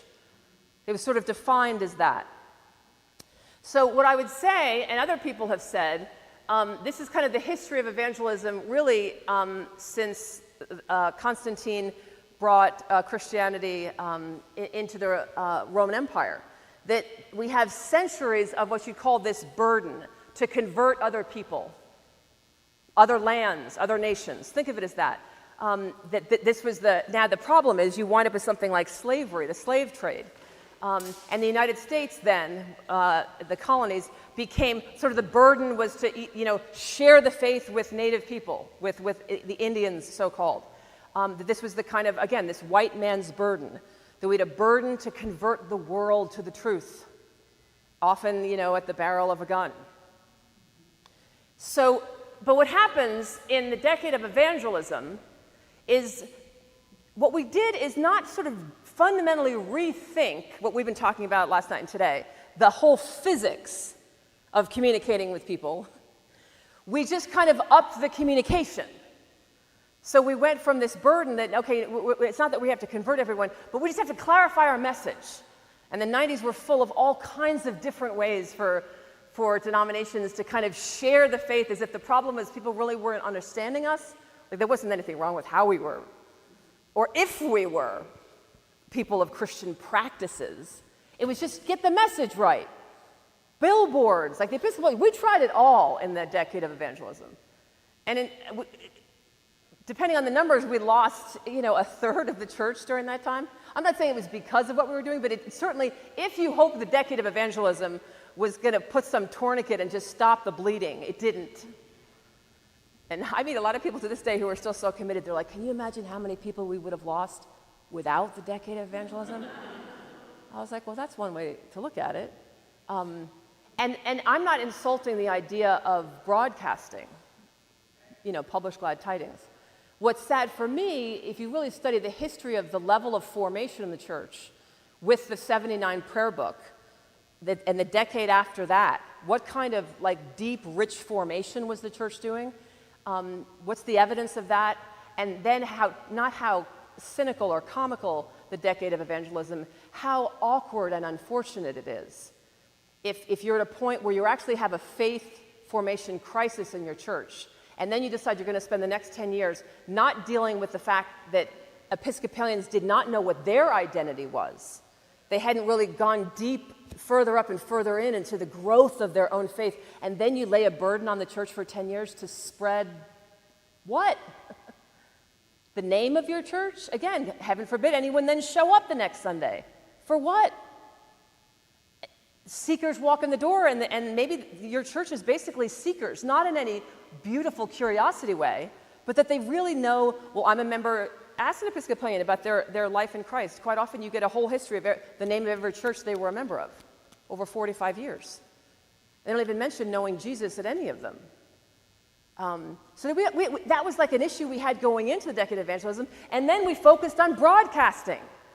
Different ways of inviting and defining the church, and yet people in the pews really still had this prayer book that was revolutionary in some ways about the way it recentered the whole life of the church around the Easter Vigil, and how that becomes the earthquake of our intimacy with God, and it just sort of it emanates out into the whole Christian year, and to focus on seasons in the Christian year and different ways that the symbols connect of Advent and Lent, seasons of preparation, like a whole, I mean, our prayer book, the 79 prayer book is incredible. There are so many people that want to revise it. I'm not against revising it. My whole thing is I just can't wait till one day we live into it. And then see what revisions are necessary. But I think we're still talking about things that need to change in it. And yet communities that I go to that have no other resources, there are lots of other approved resources, but gosh, I got to tell you, I've gone to more churches that live deeply out of that book and have a vibrant church community than other communities that are known for trying all different kinds of liturgy resources. They always want to mix it up and trying to reach different people, and quite often that just winds up having like a different, imagine if every time you woke up in your house, your house is what it was for 6 months, and then all of a sudden you decided to change and move the kitchen to this room, so this room's not the kitchen anymore, it's the living room, and what used to be the living room. Can you imagine if every 4 or 5 months, like, you just sort of moved around whole parts of your house? Everything is approved, it's all your stuff, but at a certain point it's like, gosh, I used to really have good habits sitting in that recliner at that window. That's where I used to have a really strong prayer life, but oh, that's right, it's spring, which means the recliner is actually up in the attic, and my knees hurt, so I don't really even go up there anymore. But oh, wait, no, we're having a baptism today, which means where's the recliner? I don't know, I think it's in the garage. Oh, so there are ways that churches can have so much movement that I've seen churches that really have taken the prayer book and said, gosh, there are a lot of prayers in here. There are a lot of collects in here. There are a lot of options for liturgy in here. And they're going further up and further in with one resource.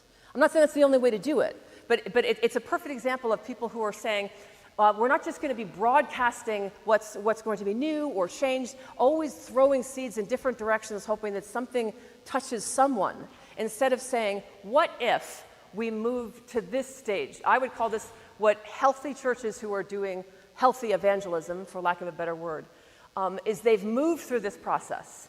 It's our job to bring everyone in Oshkosh to Christ. You know, that's not working. We're seen as kind of know-it-all, condescending people. People don't want to join our church.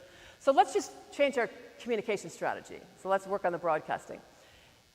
Here's the stage that I think churches find themselves where there's the most amount of joy, even when there's incredible amounts of work. They've decided that what God has called them to do through the church is to bless those parish bounds. It's very hard to bless people, again, if you yourself are not, that's this afternoon, are having a deep, further up, further in relationships with Christ. But when people do that in a community, it just starts to bless the community.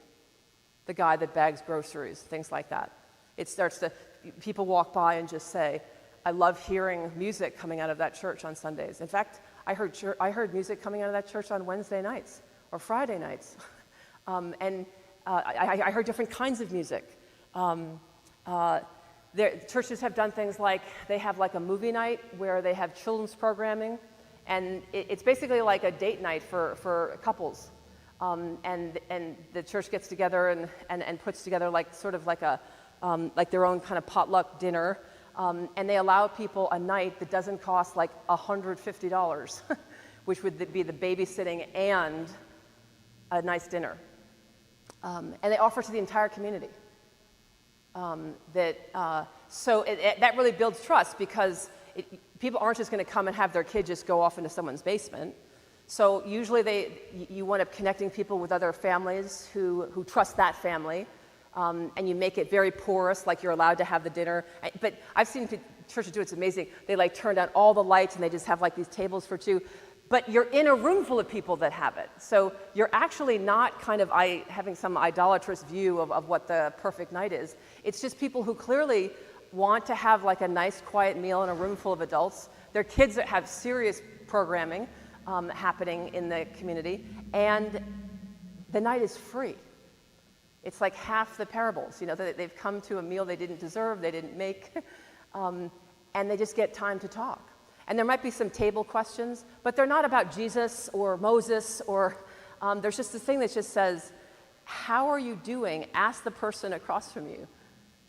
And you're like, well, gosh, I mean, we live together. Like, what do you mean, how am I doing? But in that setting, and you look, and there's a whole room full of people who are looking at each other saying, so how are you? And we're not answering. We're just creating space, leaving the chair for the Holy Spirit in the meeting. We're helping people receive the gifts that God wants to give. I have seen this also done where when people sit down, there's like a Bible story and like study questions about it.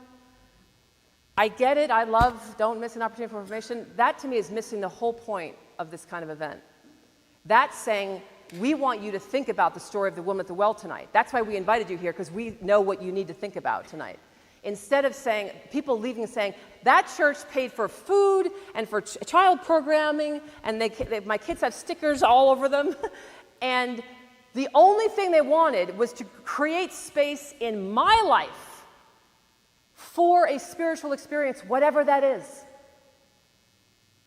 Forming people into the kinds of people who can receive the gifts. So you're creating a night where people are more open, more able to receive the gifts that God wants to give. And you've just put one question that kind of lets people know that that's what this is. Another way to say it is, please talk about whatever you haven't had time to talk about all week.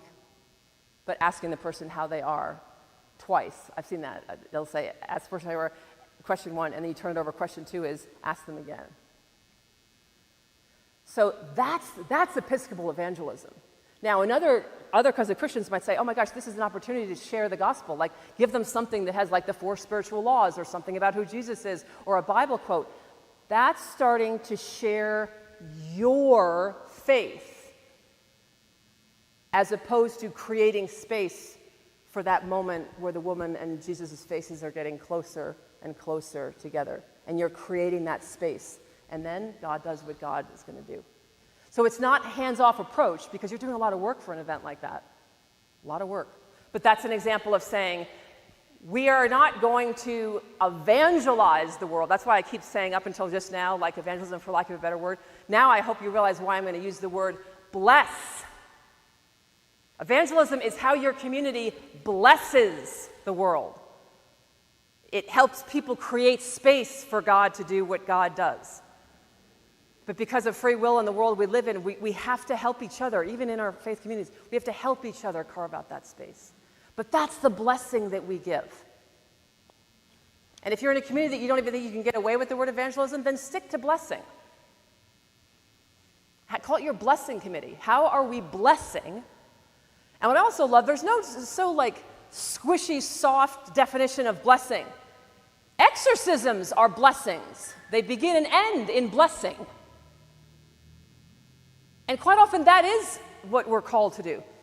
Call out dark, demonic forces in people's lives in our communities.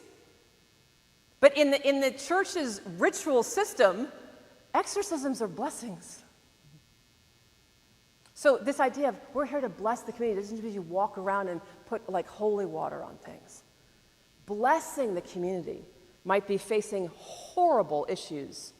I mean, I just came from Minneapolis, and that city is still reeling from the school shooting last week. And what was beautiful about being in the city and being able to go to where that church is, there are people who are just walking around that area praying, Catholics and non-Catholics. The rosary is being said. And I could, from some of the prayers I heard, they are all blessing, but there are people who are definitely praying for just the dark principalities that inhabit that church now. Remember, The children never saw the shooter because the shooter did not go inside. The shooter barred the doors from the outside and shot through stained glass windows. How is a child ever going to look at a stained glass window who was in that church? Because that's where the bullets came out of. They didn't even see them come out of a gun. They came out of a stained glass window. That is about powers and principalities more demonic than any human or group of humans could ever even conceive. And I was very glad to see that there were people walking around blessing, flowers, saying the Our Father, saying the Rosary. And I also could see prayer warriors there who acknowledged that damage and trauma had been inflicted there, very unique to like a school shooting. That there's a whole room full of children and adults who will have a very different visual experience of this beautiful array of color right here.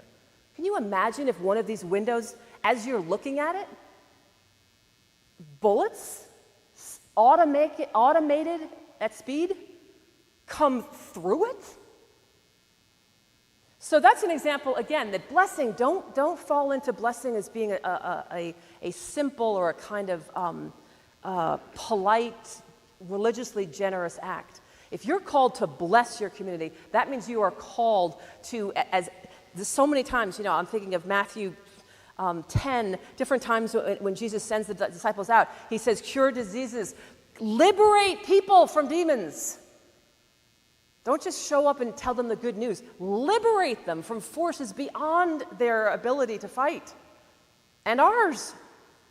That's blessing. Now, the difficulty thing is blessing has such a history of kind of establishment Christianity. But I do have days where people say, do you like the word evangelism? And I feel like we have to do so much work to rescue it, does that make sense? From being a word that makes people uncomfortable. But I also know that the word blessing has been so pastel and, it's just, does that make sense? But in my ideal world, our denomination would talk about, whenever we mean evangelism, we would be talking about how you're blessing your immediate family, your extended family. Because to me, growing up Catholic, and to this day, I still have what we called like the old books, like the prayers before Vatican II about house blessings, which were really a form of exorcism in many cases. When you pray to bless someone's motorcycle, one of the first things you do is you take salt and you exorcise the water itself. And then you exorcise the motorcycle. And then in the end, you do like bless the person to ride their chariot of fire or whatever great prayer you have for blessing motorcycles. But blessing is serious business. So I feel like it's actually at this point more helpful, I think, to take the word evangelism, break it down, show what Episcopalians think, and kind of resurrect it a little bit, than it is to do a whole bunch of formation of what a serious word it means to bless. But I don't know, I could kind of go either way. But I'm offering it both to you because you know your communities much better than I do. And you might find that it's more, I don't want to say efficient, it's more effective for you to start enhancing your community's understanding of blessing, to invite them into what, in another community, the word evangelism is fine. But some of you might find blessing, but remember, to be very clear then about signs in the New Testament where, remember, the most frequent thing Jesus does in the New Testament is expel demons. He does that more than healing, feeding, even preaching, if you just count up. So expelling demons, that kind of blessing of the world by the King of Kings and the Lord of Lords, who the demons all recognize. They'd rather jump up, please throw us into the pigs and then let us jump off the cliff than be here in a face-off with you, because we know how that's going to end. So, but for some of you, that might be, depending on your community, a little strong to call people into a life of exorcising evil from the world. That may, trigger some pretty serious religious trauma. I get it. But just please promise me when you get to blessing that you, and go to the lives of saints if you want to see what it looks like for some of the saints in our tradition that our churches are named after, how they bless the world. It was a contact sport. I have no problem talking about the devil, and if you've ever said the baptismal covenant or watched the baptism, this is our language. But I find people like the word screw tape better. It makes them a little less. So if these two myths about evangelism, The first definitely is what we touched on last night, but if you weren't here last night, is this unfortunate mixing or substituting these two words. Now, I and our former presiding bishop are like off-the-chart extroverts. But according to most sociological, anthropological studies, pure extroverts are like 8% of the population.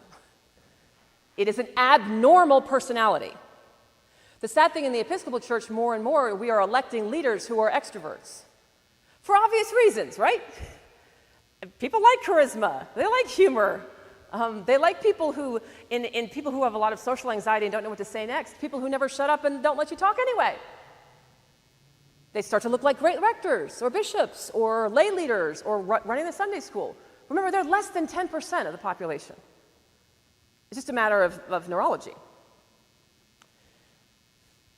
So if you're the devil, like, you really, really want to convince a denomination that evangelism is really extroversion, because that means in our church, we're going to have to re-educate 90% of the church to feel comfortable with something that is literally against the neurology of their own brain. How much fun is that going to be? My mom she was raised by, she was an orphan. She was raised by Catholic nuns, Sisters of Charity, but in all Catholic schools in what's called the Bowery of New York City. But she was unfortunately left-handed. And like many people in the 30s and 40s, so they tied her left hand until 18 years old. But by the way, I have no negative nun stories. I hate negative nun stories. I mean, if a nun hit you with a ruler, then that's your story and tell it. But don't tell someone else's nun story like that. My mother was raised by nuns who had no training in education and had a class of 65 children at once and did the best they could. And they sewed all her clothes and loved her. And I was taught that all nuns they're all my grandmother. And I still think that. That's why I helped out these nuns this summer, because I'm like, I could, hear all the nuns that have raised my mom, who are long since gone to glory, saying they're all your grandmother. But they did, and this was happening in public schools too. I don't need to tell you what happened at 18. Like, she didn't do that anymore, and she started writing with her left hand. Like, she's literally wired for that. The joke now is you can't read her handwriting, because she's not trained in either. At the formative years of penmanship, she was using a hand that wasn't hers. She then went back and was just not able to, so you just can't, her whole life, I mean, her handwriting is crazy. What's sad is she's actually a doodler, and she's a very good, kind of, not good like, Michelangelo, but I'm shocked even in her 80s, I see little doodles, and they're like very detailed drawings of faces and animals, and so the tragedy of it all, do you see? Like, she maybe even could have been some kind of illustrator. And just to be honest, when I had to first tell my mom that I was a gay person, it didn't go well to a Catholic in her way. She wasn't one of these Jesuit-educated Catholics, She and all my relatives went to parochial schools, and they didn't go to college. They got married, and half their friends became nuns, and the other half became secretaries, and that's what the working class did in New York. But as I was trying to help her understand, and she was not understanding, she was very upset, I said, Mom, do you remember when they tied your hand behind your back? And at the end of that formation from the church, you really were not good with either hand. We can't bind what God has created and hope that formation will happen. So what are you asking me to do? I'm not really, at that time as a Catholic, I was also devastated that I was a gay person. I was sad. I knew that there was no way I could be in communion with my own church. But I said to her, Mom, do you really want me to tie this part of me behind my back because the church says that that's the way to be formed? What if I don't learn how to love anybody then? I said, you, of all people, you have as close an experience as to what I'm being asked to do right now, and you know it didn't work. And we had kind of a meeting of the minds, and that's how that went. And now she's an Episcopalian, and there's kind of a happy ending to that story. But at the time, it resonated with her that there's nothing holy about taking something God has wired in you, good, bad, or whatever, and thinking that the holy thing to do is to unwire it or to rewire it. Now, it's one thing to say that we have desires for sin and to reform that, but actually someone's neurology, to take someone who has ADD, for example, and just believe that if you constrict them enough, that eventually they will learn to worship the same way someone worships who isn't. That's not faithfulness. That's putting your God to the test. We're not allowed to do that. And it doesn't work. Even an agnostic should come up and say, I don't care if it offends God. It doesn't work. How does that work? So this idea of you, when you go home and you talk about blessing or evangelism in your communities, be very careful that you're not continually inviting extroverts to be someone they're not. Or even your whole congregation that might have a kind of a charism that is not this kind of da-da extroversion, city slicker kind of view. If you might be inviting your whole community to be something that they're not sort of spiritually, soulfully wired to be. That makes the devil so happy. Do you know how many workshops and speakers? Do you know the budget you're going to need to try to convert your church from people who are not extroverted and introverts? It'll suck you dry, and the devil will be laughing the whole time. Because you're going to think you're doing something holy, something important, showing how much you trust Jesus, and you're really just tying 90% of our denomination one hand behind their back and hoping they learn to write with the other hand. So don't do this. Now, what does it look like to not do this, though, is to focus on traditionally, we could go back to certain, you could do von Balthasar, you could go back further and you could talk about Bonaventure. In different periods of the church, I would say that we have kind of three ways that represent a much fuller way of what it means to share the gospel. Think of one way would be of talking, of writing. Unfortunately, this for many people has become the only way. Direct communication. What do we believe as Christians? Putting it on a sign outside your door. There's a role for that of truth. But here's the problem. Truth also means a kind of thinking, apprehension. What about your nonverbal, autistic 15-year-old in your congregation? What does formation look like for them? What about people with dementia who are no longer communicating the same way they used to communicate? So even just looking at who are the kinds of people that are in our communities and always have been, begin to show the kind of blind spots of some of these approaches. To this day, when people tell me you have to accept God as Christ as your personal Lord and Savior, I want to say, what if someone doesn't speak? What if someone has dementia and can't speak? What if someone has a nonverbal autistic child? And they kind of have this look like they've just been told it's their job to get people to accept Christ as their personal Lord and Savior. That's an intellectual assent to a set of ideas with the ability to verbally communicate it. I mean, do you see how kind of shallow, it's not, it is shallow, but it's also narrow in terms of what it looks like to bless someone's life. They have to be a whole number of things before that would even look like the blessing you were trying to do. So obviously, a way of beauty. This sanctuary is in some ways practicing that kind of communication, a language of God. It's doing what you do as a community with faithfulness. It's people singing for everyone else in the community who maybe aren't professional singers. And so yes, there's some truth, and you're doing it because some of the lyrics are beautiful, but also there are people in the community with all different cognitive levels who are experiencing music. What if someone is deaf? I've worked in dioceses that are large enough over the years that they have whole deaf churches that people are told in the diocese to go, and the rector, the associate, and the parish administrator, they're all deaf people. And usually at the leadership level, they can read lips, so they can deal with a wide range of mixed families, like they have a deaf child, but it's pretty cool when you're in a diocese large enough to have, St. Matthew's is the church where when all these hymns talk about the blind being given sight, that those communities are digging deep on how scriptures like that are taken in those communities. I'm sure I'm not the first person to tell you that there are lots of people that can have the ocular implant and don't want it because they've learned to live a life in communion with each other and with God, and they're not looking to be fixed by anyone. They have a life without a certain kind of hearing. In fact, quite often deaf churches that's not the way they talk about each other. They don't name themselves with a deficit for hearing. They're people who know the beauty of creation in a different way. But our hymns actually are pretty solve the problem, and our collects are pretty solve the problem. So it's been amazing to be able to worship occasionally in those communities and how their preaching and formation comes around these hard passages for them, and there's a whole diverse set of opinions. To them, healing is not getting their hearing. But when I heard a whole sermon given, the person was saying that for the deaf person who's singing those hymns and reading those parables in the New Testament, healing is their resentment over ableism issues. It's not that they can hear. It's that they let go some frustration of not being understood, or people wanting them to find out, are you one of those people who can get the ocular implant? Why don't you? What? So they want to be a healed deaf person, not from deafness. They want to be a healed person who is deaf.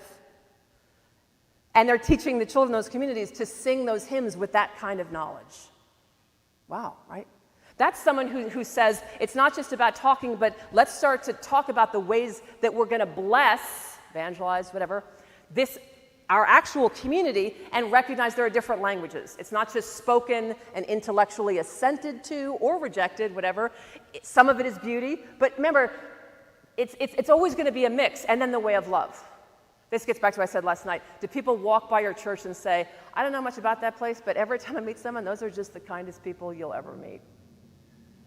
Now, by recognizing there are different ministries, the way we live, the way we let the world, and then we curate the world through our own art, communicate who God is and redemption and the life of Christ, and that we're prepared to give an answer for the hope that we have. We do have some formal community. Can you imagine if you were in a community that just practiced love?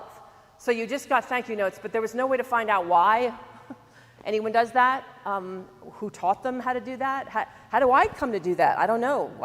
So they work together. But if you had like an adult forum in your church that started to talk about how we bless, again, whichever word you wind up choosing, our community, it would be really healthy, though, if when you ask people to think about how they might contribute to the blessing superpower of your community, that you have different parts of the room that identify these different ways from the beginning. So not everything comes down to being an extroversion workshop. And you have examples. You have examples of beauty, examples of love, examples of a kind of intellectual or verbal, linguistic truth, communication, or even apologetics, things like that. That's all on the table. How do you talk to someone at work who's an atheist? We're not giving up on that stuff. So when Uncle Buck says, your church doesn't even want to fight anymore, you don't even care what people believe. We have some great, I love Christian apologetics. I love sacramental apologetics. That's one of my favorite podcasts. I was on a whole bunch this year where I was talking to another Christian that thinks sacraments are or I'm on a podcast with other Episcopalians who are like, Baptist, Eucharist, doesn't matter what order, and my head explodes.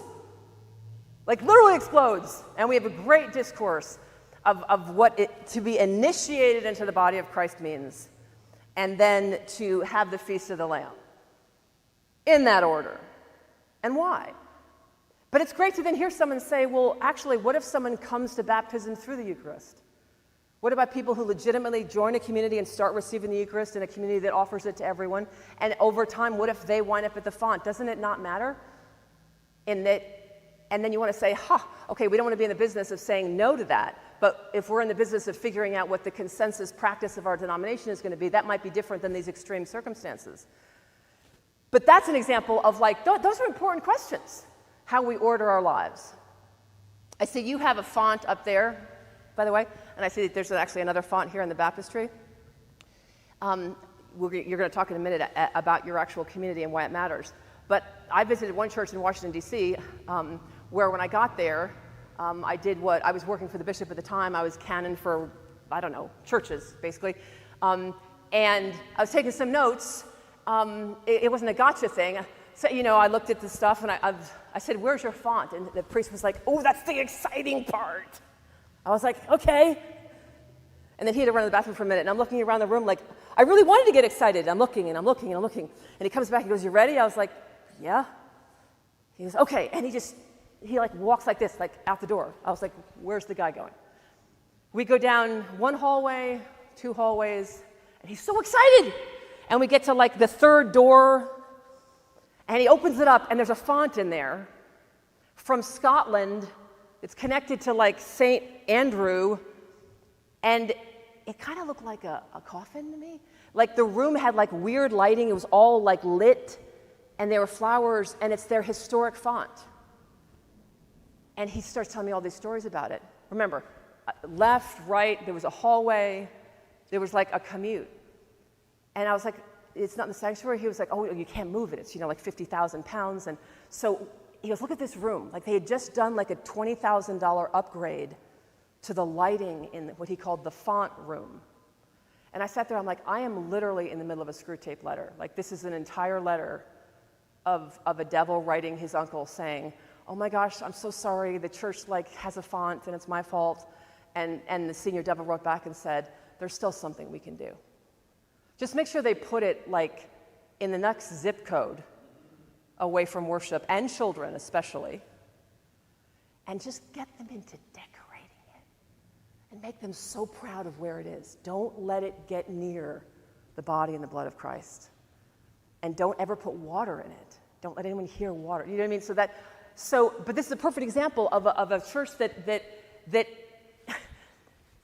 was trying to communicate and to bless through beauty, but was coming out of an understanding of how do people feel the love of the font if it's literally locked up because it's this museum piece. And I said, well, what do you do when you baptize people? He goes, oh, we just bring out a bowl and do it. Which, by the way, is not a small thing. Thank God. I was afraid that they were going to say you could only come to baptisms 4 at a time. So I actually had some relief when I heard there was some embodied baptismal space during communion. I said, where's the bowl? And he was like, I don't know, the kitchen? I was like, is there something between this room and just could it be a glass bowl that's out kind of? And then he made it very clear, like, well, we don't want to compete. Like, we just did a $20,000 reno of this room. Like, I don't want to have a competing beauty situation with the... So you see, like, that they were all kind of knotted up about it. But the result for a visitor is all the different ways that the blessing could come to them had literally been locked away somewhere else. Now, if you have a font like that, I kind of don't know what to tell you. What I'm going to do now is walk you through just a couple of pictures of, and you're going to say, why are we doing this? Of an Episcopal school. And I don't know if you have like an Episcopal school. Do you have like day schools like that here? Like no. Not yet. It's going to happen. I feel it. I feel it. I did a kind of study of this particular school's campus. And the reason I'm sharing it with you is I want you, especially if you have people here from your community, to start. There's just like 8 pictures here of this school. And the key here is what it's already saying, just by being the place that it is. This is the entrance to this Episcopal. It's a high school, 9 through 12. Only 10 or 15% of the students are Episcopalians, okay? This is a DC suburb. It's $50,000 a year for a day school. And most families have 2 or 3 children. So that's the economic bracket. By the way, that's standard for a independent school in that region. There's a school across the street that's about $69,000 a year. This is the entrance to the school. I'm literally asking you to walk through it with me for a minute. When you enter the school, I'm hoping that the point is not that you even know which school this is, but that this might look like some kind of high school you went to or taught at. There's like these these trophy cases? What are those 8-foot? And they're always stacked. I don't even know what they're band. Like someone went to Florida and won some. The amount of time spent cleaning them, they're usually dusty. So it had one of these. By the way, this trophy case this is one of the main entrances of the school, because this is the gym, went all the way across the wall, and it was like 3 or 4 thick. I went to a high school that had one of those. To this day, I certainly never looked at what any of them were. I just know that they were taller, and then some got really taller, and the others were super tall. And then on the left was this is some kind of hall of fame for athletes, and you can already tell at a distance we've got some serious 70s hair going on, maybe some 80s hair here. I don't see anyone on this wall that's current, because that's not how Hall of Fames work, right? You get inducted 10, 15 years later. It's fine. Then as you walk down different hallways, if you see that the lights are off, I tried to go through this school at night because I wanted no one around so you could see. So just know that that's why some of them are dark. But I also know it doesn't make any difference. This is the Latin Award. I think it starts in like 1936, right? So the Latin Award. I'm guessing this is probably physics. I don't know. Doesn't matter. They're all names. Most of these people are dead. And it just goes on and on. This is the picture I wanted. Like, have we even gotten to a classroom yet, by the way? So we've got dead athletes. Now we've got dead Latin kids. Okay. Then there's the weight room, which in private schools are usually pretty fancy.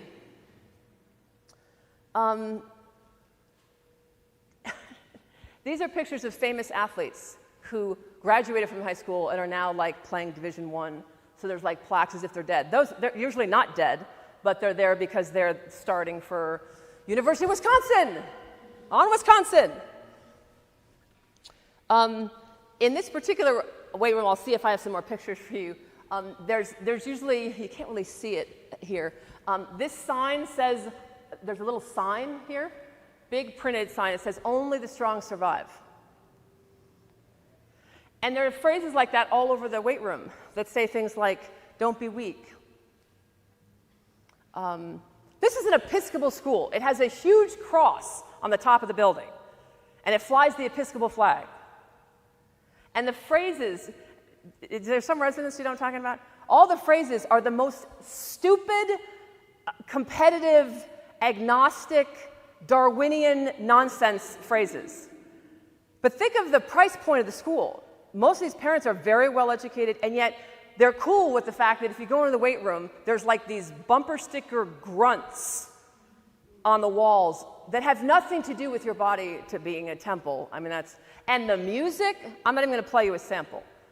The vulgarity that blasts in the weight room. I know those kids wouldn't even be allowed to play at home with parents that don't really have much to do with their kids' lives in the first place, still would be appalled at the just bass-driving, misogynist, violent music that plays continually in the weight room.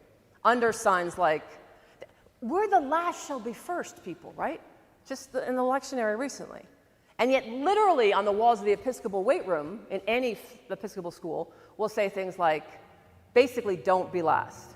Don't be the weak link."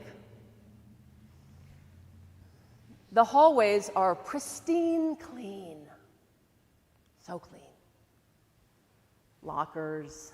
I'm even surprised they have lockers. They don't have like kind of like, smart compartments or something.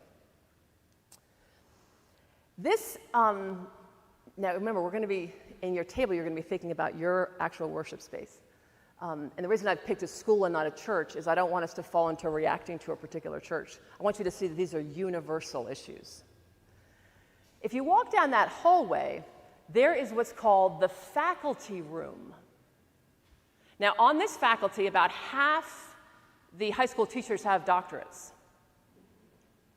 who didn't get jobs at universities or don't want jobs at universities and are independent school teachers. So they're teaching all kinds of, Mandarin, whatever.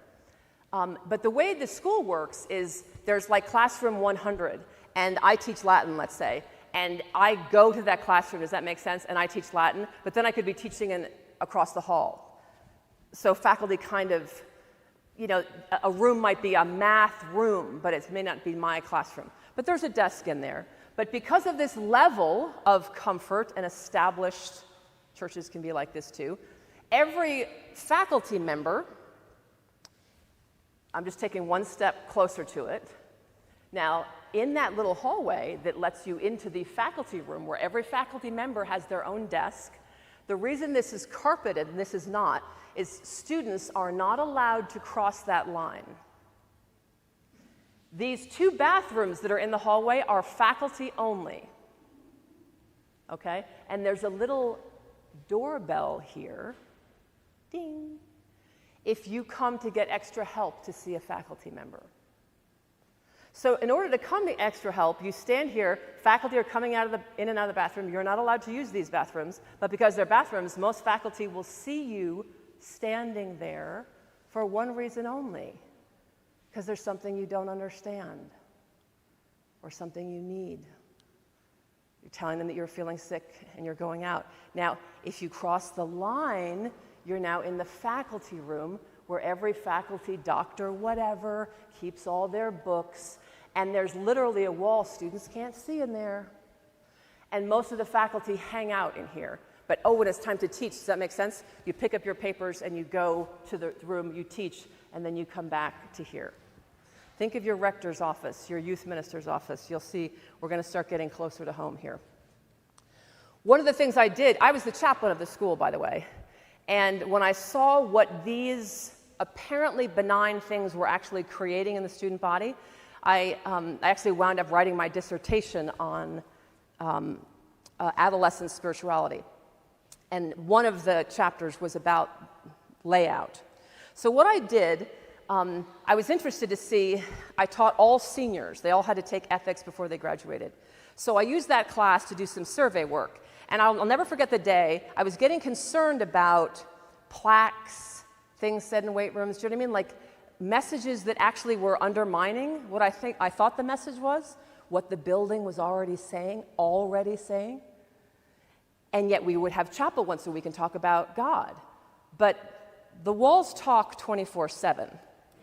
Okay, chapel is 45 minutes a week. So I handed out to students a regular paper, and I said, here's our school mission statement. It's long. It's like any mission statement. We promise everything to everyone about everything, right? But there is this one last line that says, we hope people feel like a child of God in a caring community.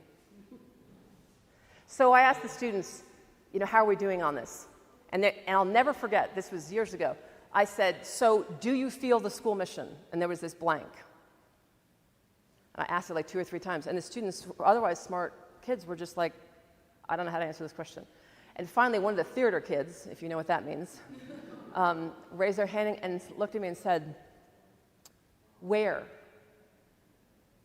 I said, school. Like when you come to school.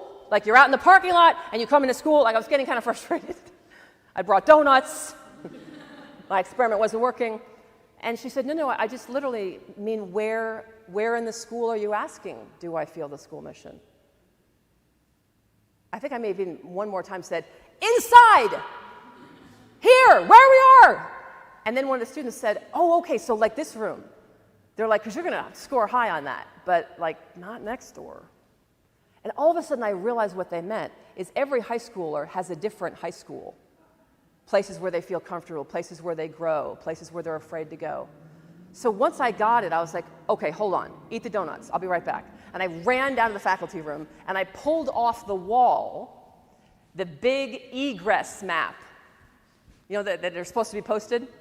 And I put down with big ledger paper, and I'm hoping like the seniors, I'm like, they're not gonna stay long, So I got like 30 copies off, and I went running down the hall, and I gave everybody red and green markers, and I gave a map of the whole school. I said, I apologize, I got this totally wrong. Tia just sorted me out. Tell me, where do you feel the school mission? And where do you not? I said, you got green and go. And this is a composite map. This is just the 2 stories of the school. I'm not asking you to study it all. But what I did over time was I divided them by gender.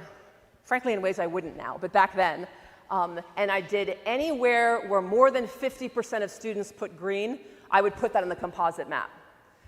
But then I did students of color, and then I just got fascinated by it. And this is why it turned into a dissertation. Then I went and got records because I was an administrator and a chaplain. I could get financial records, who was on student assistance and who wasn't. And I quietly then went to the head of school one day, and I walked in, I thought, I'm either going to be promoted or fired. And I said, I've been doing this little project with all of our graduating seniors. And she was like, oh, that's great. And she kind of looked at me like, why'd you ask for an hour meeting? I was like, sit down. So we pulled this out. One of the things that's sad about this map is this was the one by race. And what we found out was it was much more than 50%. And this hallway had mostly African-American teachers. And this hallway has all white teachers. Every now and then something would come up that I didn't understand, like there's a red spot right here. Do you know what this is? You can't tell because this was that place where the ding-dong is. What student wants to present themselves for extra help, ring a bell that the whole faculty hears, and someone say, can I help you? Yeah, I'm here for extra help in algebra. Hello? Every race, class, gender put a big red. This is like 90%. And I explained to the head of school, by the way, these are all African American staff people. Secretary, bus driver's office. Like our school just hadn't taken into consideration to have adult mentors who look like you. Similar maps like this is one long hallway, by the way, and it got read by girls, boys, all different things. And at night I would go it took months to truly take this in. I would ask students to help me understand this data. And what I found out was the problem with having a separate faculty room is that faculty spend most of their time in between classes with each other. As a result, this hallway, void of adults in between classes and in the morning, is homophobic comments, sexism, gauntlets where when a girl walks down the hallway, all the numbers, she's a 7, she's a 5, she's a 10, get called out, because there's no adult presence. So the nice thing is over time, we work with the faculty and develop like a whole orientation of this school that would begin every year, where they would be shown the stats of the kids that had just graduated, and they would see where the areas where the school mission, first of all, they begin to realize that a school mission is carried by people. And a lot of them realized, oh my gosh, I've always walked to lunch this way. So faculty had to break up into groups and figure out new walking paths. Because what came out of this research is where the adult is who believes in the school mission is green, no matter what else is going on. So literally, faculty, especially it was fun to see ones who had been new to the school, they're like, I would have never thought about this.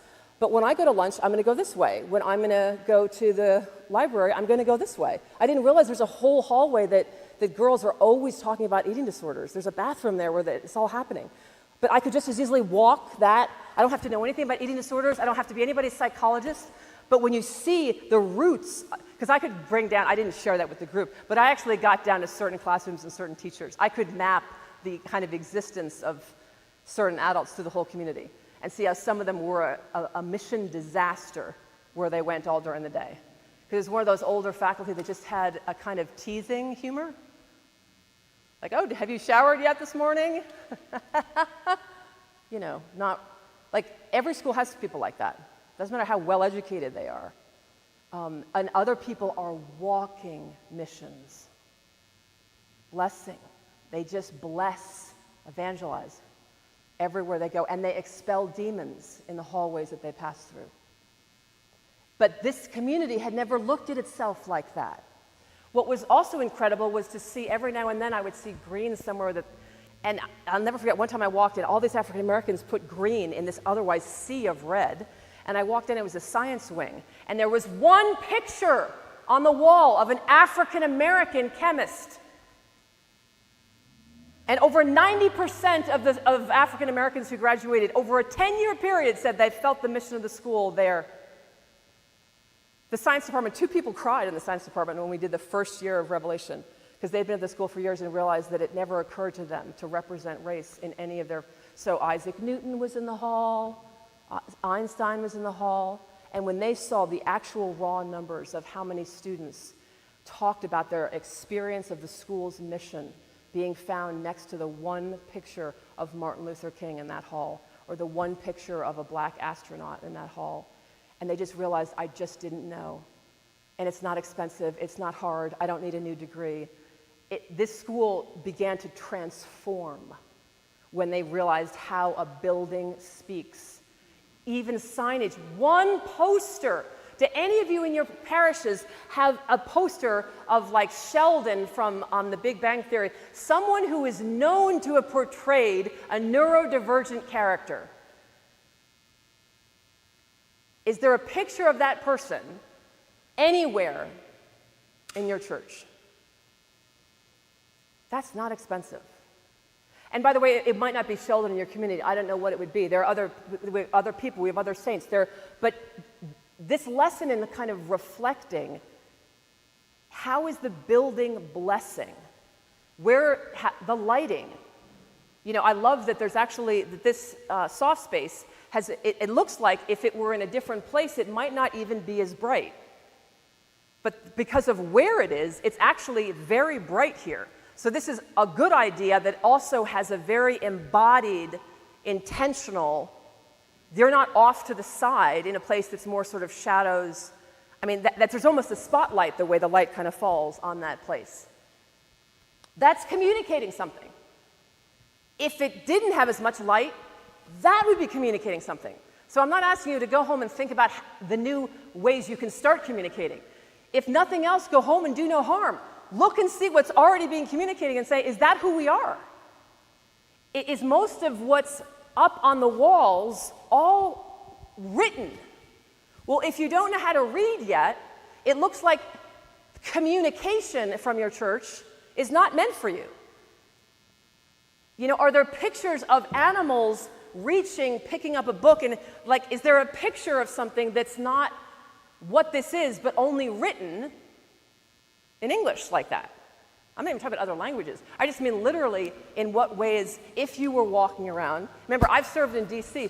The illiteracy, the functional illiteracy rate in D.C. is the highest in the country. And it's about 35 or 36%.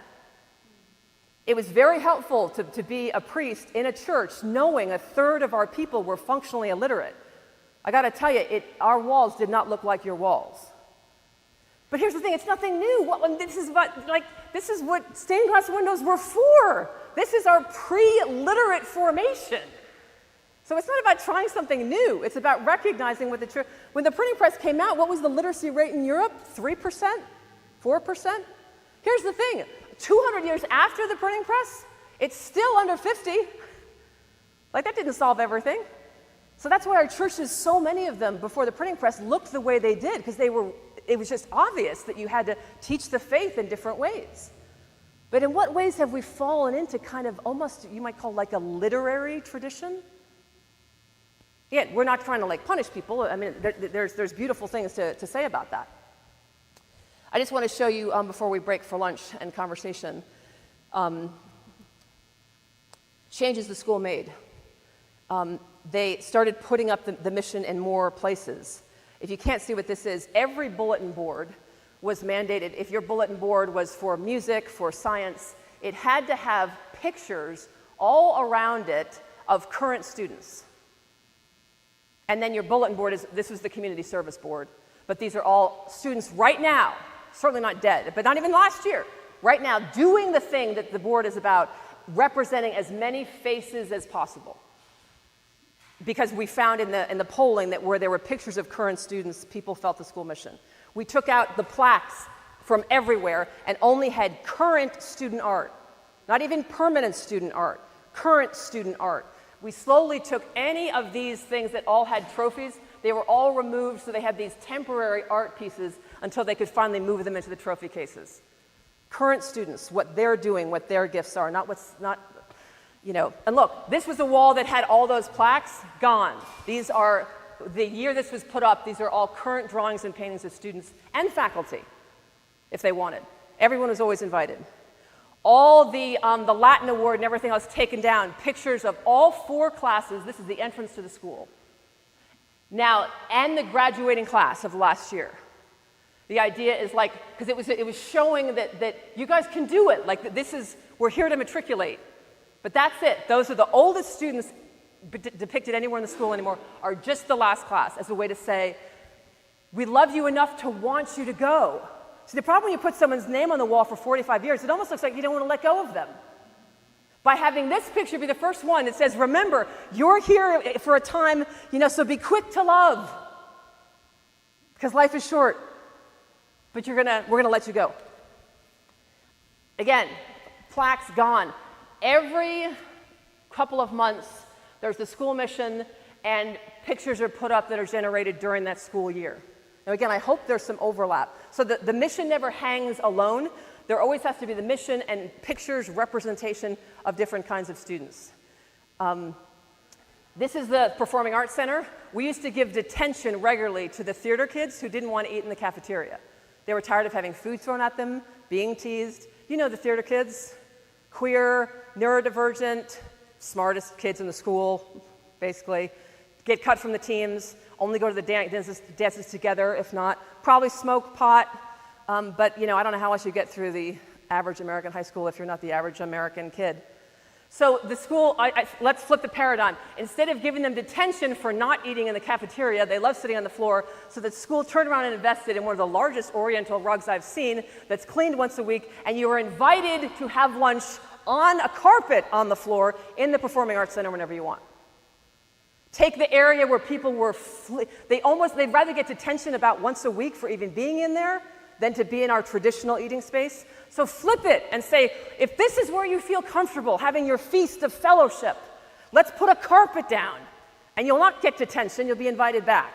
All the stupid trophies we had from ages ago, only current pictures of current productions, and most of these are all of lighting and back end theater stuff. So there's a couple of pictures of who was on stage, but it's mostly people who are doing lighting design. So if you go into this area, what you see is the people who are invisible in the visual arts there. What about any value from tradition? You could ask the same question about liturgy, right? What is the tradition? Studying Latin? No, I understand. I'm not. Yeah. Sure. But it seems like you've gone from one extreme way across another. And any value that might be able to be drawn from tradition has been decided. Well, we will pick that up. If we start to make the analogy with church, this is very important, because you might say, well, gosh, then let's take down Julian of Norwich because she's dead, and let's put a picture up of the head of the vestry because she's alive. The question is, did the things they had up actually represent the dignity of the people there? Or, if by having one Latin award, and just the Latin award, which is very different than having a picture of a saint, what you're saying is the only way to be remembered in this community is to have won the Latin award. You could have been the kindest person that ever attended this school, but we have no plaque for that. And you'll notice that these plaques were actually moved to different parts of the school. Where they were taken out from was the entrance. And they were moved to what we created as Alumni Hall. And it was a hallway that was on a second floor, and we had to have a whole party and a whole cocktail thing, and we inaugurated this new hall, and we even blessed it. But the whole purpose was to get it out of the main entrance and communicate. Because remember, the student who comes to school is coming from the front of the school and walking by, and they don't do well in Latin. And the thing they see every single time is that you could have gotten an A in 1954 and we still know your name. But right now, you're not only not on the wall now, you never will be. So it's not a matter of something being old and replacing with something new. It's what values were being communicated. Who gets remembered? Imagine if in a church, people who only tithed provably 10% or more were on your remembrance board, and everyone knew that. I would argue that that's not what you want to communicate. What you want to communicate is people have lived in this community and gave their lives, and that's why their names are there. Can you imagine if there was some other metric that didn't come from the New Testament that your church had just established is how you got your name up there? So it's not that you don't value tradition. The question is, what tradition was actually being, by putting the names of the homecoming king and queen, for 100 years, their names. Can you imagine a student coming and saying, this person's name has been on the wall for 75 years because they were homecoming king? Like, that challenged, who God is, who they are. So it's like these things, it wasn't because they were old, but what they communicated were getting in the way with what the community wanted to communicate. I fully understand. Yeah.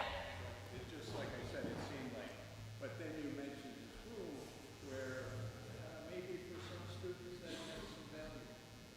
Yeah, no, there's no question, and that's why, just to show you, because we want to get to our break, is these staircases that went down to the locker rooms were all red. Racism, homophobic stuff was happening. So what we did is we changed the lighting and put more pictures of different kinds of students that followed them all the way to the locker rooms.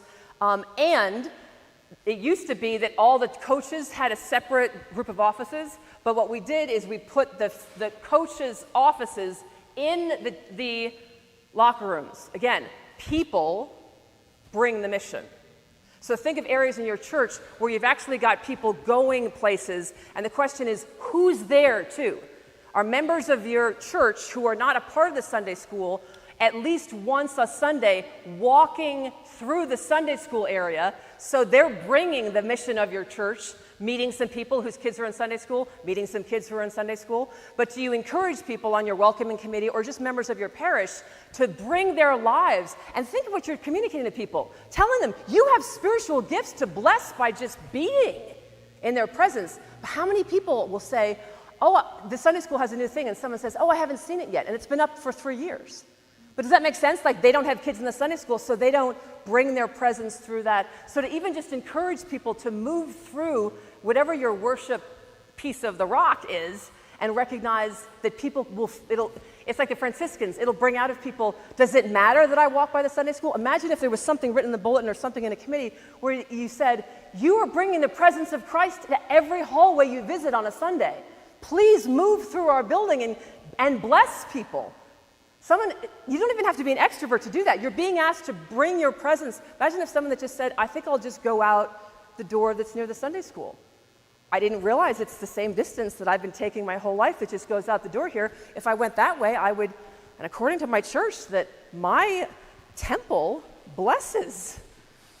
This is all free, by the way. We will have time to discuss while they're setting this up for lunch. One, I would love someone to volunteer to bless our lunch. And we're going to go till, you'll have lunch, it's 12:30 now. We'll go till about 1:30, so you have kind of a spaciousness of lunch. But what I would love for you to start talking about, if you don't mind, at your tables, things that you're thinking about your congregation, where you meet, that if someone came to your church and took pictures of every hallway and everything that you've put up, what do you think is being said? And what ideas do you have already now about things you might want to try to say? And remember, most of this stuff is free or buying a poster. We're not saying like, do you want skylights and you can't have that, so that would bring more light. Be thinking of ways, and if nothing else, maybe as far as you get at lunches, you're thinking for the first time what your building is communicating right now. You don't know how to communicate differently yet, but you're starting to realize what it's communicating, how hard it is to get to a Sunday school, how hard it is to get to a bathroom, how hard it is to get to a list of services, to something you can give. This is really great. Your gifts are literally here. There are churches that have this at coffee hour, which is the next building of your church. So that would be an example of, oof. Yeah, exactly. So that's a perfect example. If your church doesn't do something like that, that's the kind of switch we're talking about, which is, would it kill us to actually not ask people to go to 2 to 3 different places to receive our generosity? What if we kind of lead with our generosity and do other things 2 buildings away? Chris. First of all, before we eat, let's give our thanks to Joshua and Laura and Jeremiah from the food co-op for our food. Yay!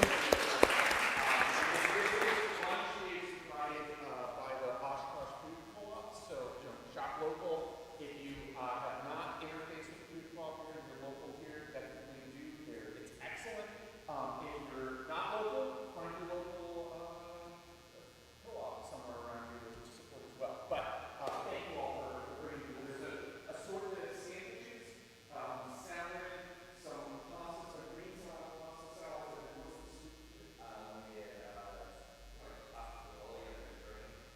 And I think there's kind of enough for someone to choose either a salad or a soup or like a half portion of both if you want to get both. But there's not enough for everyone to get like a full sandwich and a full salad and a full soup. So, but there is enough for everyone to get a full sandwich and then either soup or salad or a half portion of each of the soup and salad.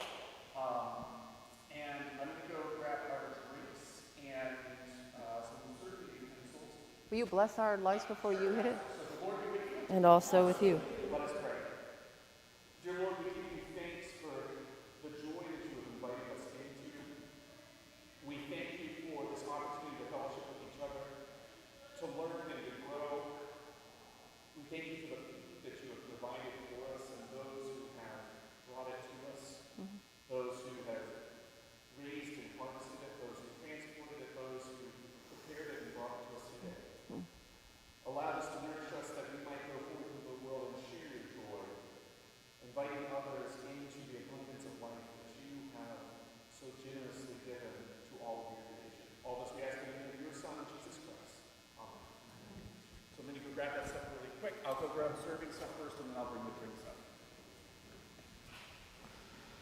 at you guys did. It looks so good. It looks so good. The only thing I forgot was a spoon for the pasta salad. Everything No problem. else. Yeah, we got everything.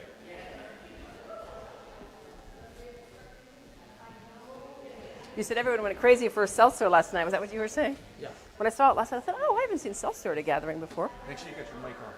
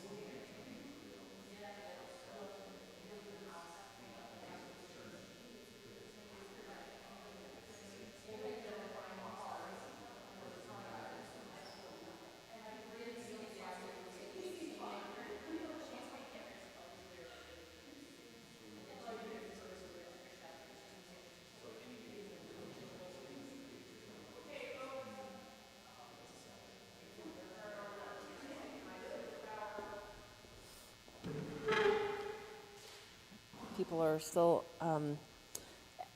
Before we jump in here, let me straighten that a little bit. I'm curious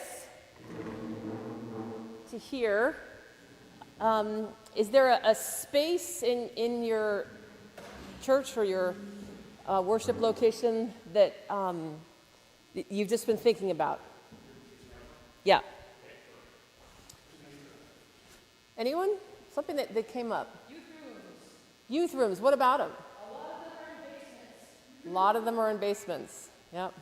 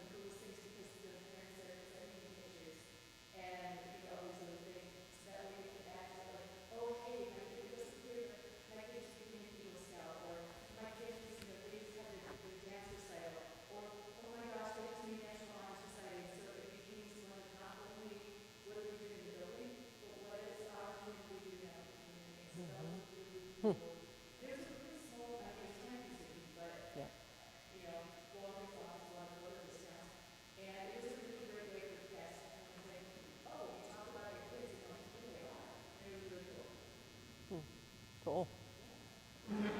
Anybody else? Just thoughts, things that came up about your space? And it could be something that you're excited about, that you didn't really think of it that way, but there's something that your church has that really is communicating what you believe and who you are.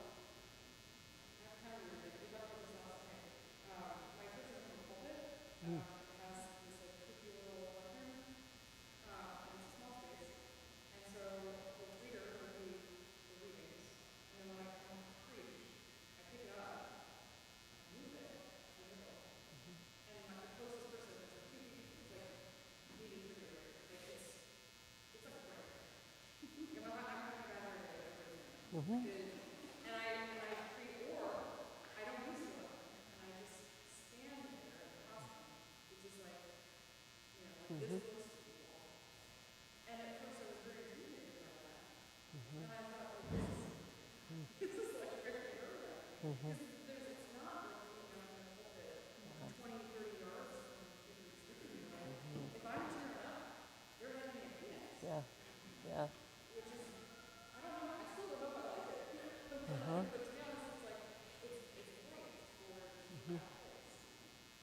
Which is a barn, right? Your church is in a barn? Yeah.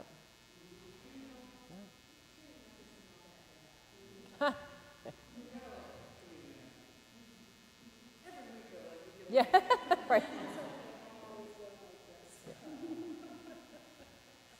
Anything else? Any other, something about your church that you're happy that it's there? Because it'll be good for someone else here to hear that and think, oh, we could do that at our church. Something about the architecture, something about the way it's laid out that you think is even as we speak right now, is communicating that Jesus changes lives. Signage outside, you have like a church board that says things. There's one church in D.C., an Anglo-Catholic church that, and has a very odd rector who's was a monastic for like 17 years and then became an Episcopal priest, and very, I wouldn't describe him as flexible in some ways, but he has one of these sandwich board church signs, and every day it says something really funny on it. And it's, and they're all from him. It's just a very strange, it's something like, Jesus, it was in fall foliage, like people were coming to DC to watch and it was something like, Jesus is unbelievable or something. Like, it just says something so lighthearted because it's a big walking area in DC. Like, everyone, it's on M Street, which is, which becomes Georgetown eventually, but he's in the downtown area. And this sandwich board every day has this really quirky, 8-year-old humor, and people just love it. And you could people just walk by and look at the sandwich board sign. So it's not just Sundays; it's every day of the week. So he just doesn't seem like the kind of guy that can produce this kind of silly, playful, ridiculous church signage. There's always just playing with words and homonyms, and it's hysterical. But it's almost a superpower for them in this community, because this huge, tall church that, frankly, when you go in, is a very traditional Anglo-Catholic parish. But the first thing you know about it is some kind of levity and genuine desire to be funny and friendly.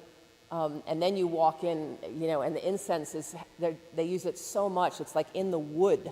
They don't even need to light new incense each week. It's almost just there all the time. But it's a perfect example of something that if he were in a workshop like this, I would hope he would share, that it's a small thing. But there's probably 1,000 people an hour that pass that and know that tall Gothic church is the people that put out the funny sign. And they think it's for them. They think it's just for commuters, for levity. And in some ways it is, right? But they see it as a gift. And I've sat there and just watched people, and I've even seen people who are coming 2 or 3 blocks. There are people that come and walk on that side of the street, I think, to make sure that they can catch the sign for the day. It's literally like an offering in a city that's otherwise pretty cynical. And I was in the city last week, and right where that church is, there's a lot of National Guard now. And there's literally a tank in front of his church, one of these upward armored vehicles that are meant to have an explosion underneath that just sends the energy out. It's a huge vehicle that's parked right on the grounds of his church. But you know what? He's got this sign up every single day. And the National Guard people, are looking at it too. But it's a perfect example of, so that whole world, whatever you think about all that, is happening. But Dominic just has his sign out every morning for what is actually some deep part of levity in him and his community. It's not that weird when you get to know them. But, okay, just for those of you who are looking for something very practical, when you actually work with communities, this is going to sound funny, but here's the word actually that I use. 3 things that you could do immediately. So this isn't like having a capital campaign project or adding another staff person or something.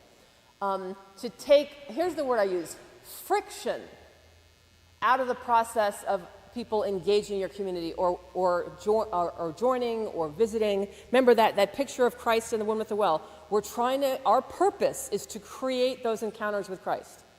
So what friction might be getting in the way? Get a dumpster. Okay? Every church could fill a dumpster. I don't care how small you are. There is stuff around your church that you don't even notice anymore that is literally in the way. And it's communicating wherever there's more of it than less of it, that space does not matter to you. Or that's how you treat space that matters to you. For whatever reason, loneliness epidemic, isolation, political division, people are wondering if they are seen as human or worthy by other people. Am I around those people that don't think I'm a human being, or am I around those people who do? And neglect, there's literally studies of this.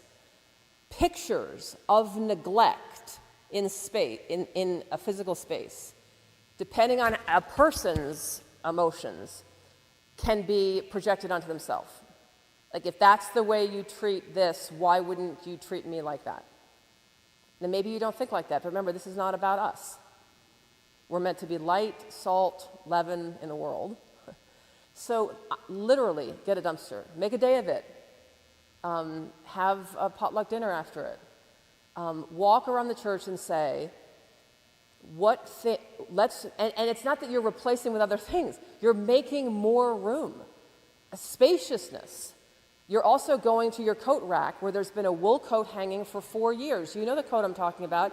Then there's always a cardboard box on top of the coat rack or on the floor that at some point was a lost and found. It has a wool hat in it, one of a set of gloves, but it's been there for years. You haven't wanted to throw anything away because of what if it actually does belong to someone?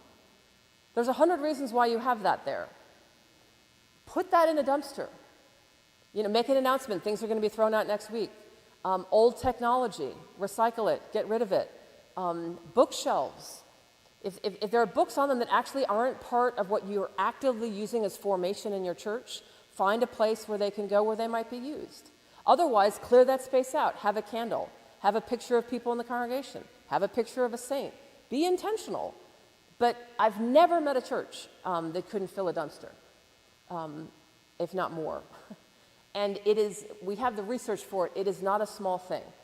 Neglect is witness to or evidence of communities that have habits of neglect.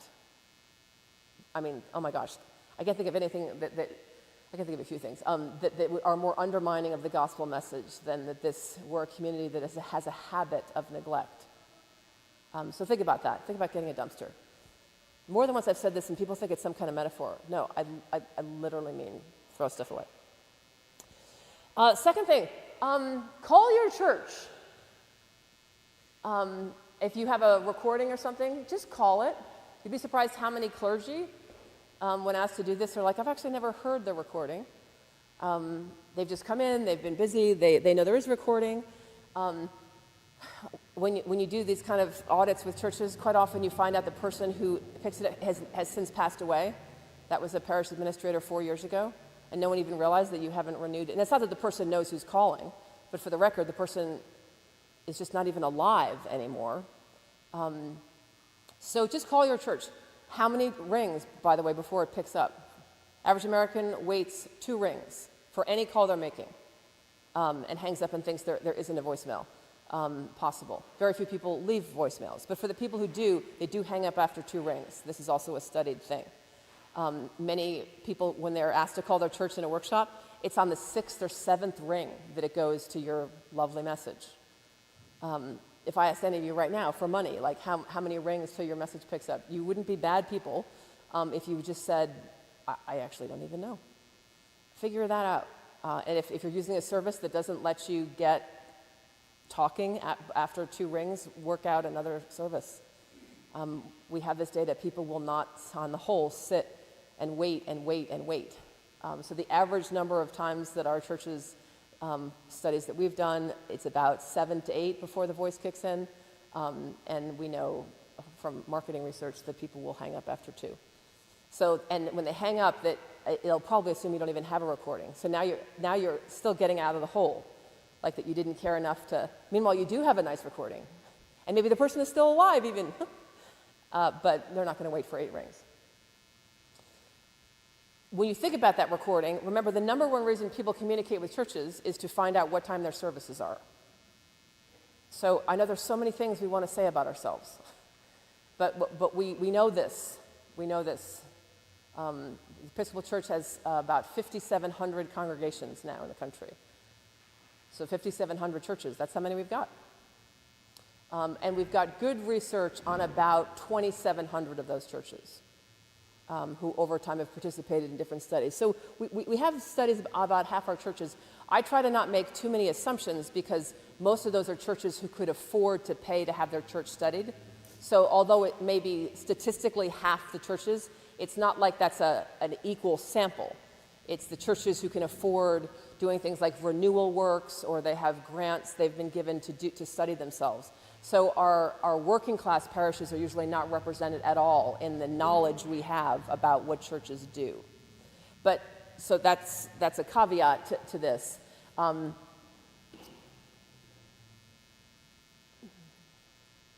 So when you go to your church website, what we know from most churches we've studied is people are trying to get to service times. So on your recording, how fast do you tell people what your service times are? And how many clicks? I mean, if we had like all, if we were doing like a 2-day workshop, I would just have you all on devices and just ask you, how many clicks do you have to get? Unfortunately, the average number of clicks for churches that we've studied, about half the churches who actually have the money to have pretty high-end websites, it's usually 4 to 5 clicks to get to service times. That is a disaster. And I don't mean to say it in a judgmental way. It's so missing why people go to a website at all, really. This may be something you already know. The most common genre of photograph on websites of our churches have no people in them. The most common comment about the power of websites are ones that have people in them. So that's another mismatch. I cannot tell you how many times when you get to a website of a church, there's a picture of the church, like from the street. There's no one in it, around it, there's no people. There's a picture of a building. And then it can get even worse when the next picture is of the sanctuary with nobody in it. Like, it's beautiful. It would be like this. This is beautiful. This is not why people have gone to your website. They want service times, and they want to see you doing the thing that the services are about. Chris? Can I just add something Yeah. in here? So I'm doing some large-scale survey research for movement right now, and looking at the churches that have consistently grown or stayed stable from 2011 to 2023, including through the pandemic. So that means that they're higher than they were in 2023 and 2019 today. About 95% of those churches across the size spectrum have websites. So that's first of all big. And about 85% of them have their service times no clicks. So on the front, like the first thing you see is service times. Yep. Yeah, it's. I mean, if anyone else can weigh in on that. I mean, it's essential. It's really why people of multiple generations now go to a website. They really are not going for a gallery of pictures of things that you do. The other thing, and this is the last sort of practical thing. I didn't know how else to ask this. How supernatural is your communication? So, if the person who's has some sense of what a church might be, somewhere where you could pray. I really rarely see pictures on websites of anybody praying. They're making food for the homeless. And these are not, bless you, remember, this is not about good or bad. But the number one reason seekers, people who come to communities of every generation, comes to engage a church, it is because they have a spiritual longing for God or a community that believes in God. They're coming for the God part. And quite often our websites look like nonprofit organizations. That makes us feel good because it's a statement that we are living our values. That is not, but then say that, like call that, living our values or something. But it is amazing how natural, cross this out, how natural our pictures are. They're about food. They're about our church's garden. They're not pictures of people praying, and they are not statements about lives being transformed, hope being increased, people's ability to forgive being expanded, the religious imagination of people that come into our communities being set on fire. Like we're actually advertising the thing that other people can do and that other people are called to do. So, you might have your own language for this. The word spiritual is just so overused. I just don't use it. How spiritual is your website? Because the truth is, it's very spiritual to be doing what we used to call the corporal acts of mercy. Visiting the sick, feeding the, clothing the naked. So these are not unspiritual things. They are fruits of the Spirit in our own lives, for sure. But the people who are trying to understand us don't always make the connection between the picture of feeding, like why we're doing what we're doing, It might make sense to us. But to use words like miracles, transformation, prayer, silence, singing together. Don't just say, here's what the music is going to be this Sunday. So what? I mean, that's like a playbill for going to a show or something. Now, the more involved people come in your community, they'll see why we do those things, because that's part of our Anglican tradition. The way we use art and music and silence is totally who we are. But it is amazing how not supernatural we can be when we know, study after study after study, like the only reason people actually eventually engage a church is the God stuff. There's a great and often quoted phrase in the church of Evelyn Underhill, who is a lay woman in England, and in the 20s and 30s, she began leading a series of retreats. She wrote a book on mysticism herself that to this day is still used as an important text on mysticism. And this is like a 500-page book on the history of mysticism by someone who just decided we needed a 500-page study because there wasn't one, and we're still reading her book. So Evelyn Underhill is a wonderful person to study. You can take whole day retreats and join the Evelyn Underhill Society and everything else. But I fell in love with her when it was first quoted to me that there was a letter from her to her bishop, who was going to like a synod of other bishops, and she basically just read this guy the Riot Act and said, please educate your clergy. We're doing our best to bring all these people out, and the sermons are just weak. So work on clergy formation, please, in history and philosophy and economics, and they really have to be able to communicate with the people.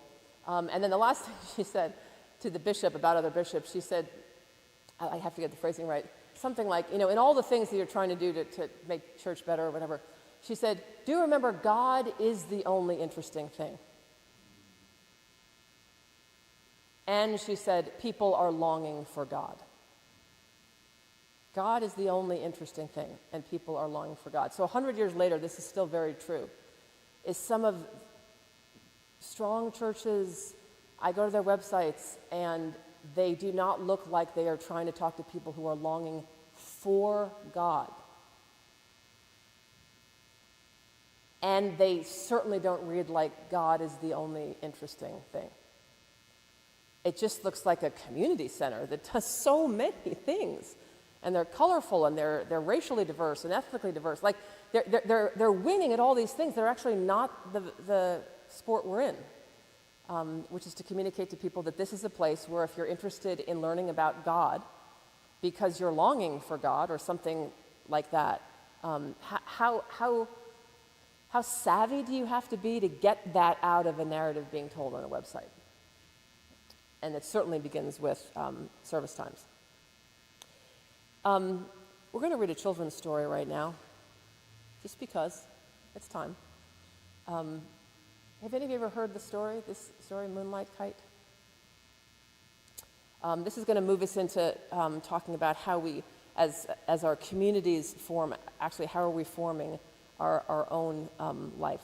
Moonlight Kite, I don't know why this book is out of print, but it is. So I have a bunch of copies of it because I'll bring it on retreats and have groups of 3 or 4 read it to one another. I think it was out of print starting in like 1995, 1996. So if you want to buy this book now, they're all over Amazon or other secondhand bookstores, but they're not.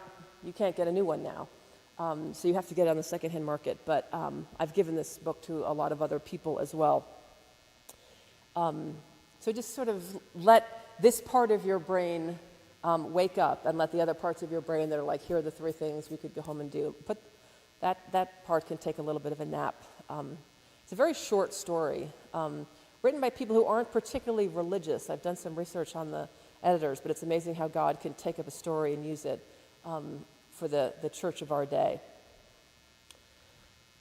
Once there were 3 monks who lived in an old monastery overlooking the sea. The monastery was so old that most of the monks who had lived there were now gone, and only Brother Andre, Brother Blaise, and Brother Carlos were left to care for it.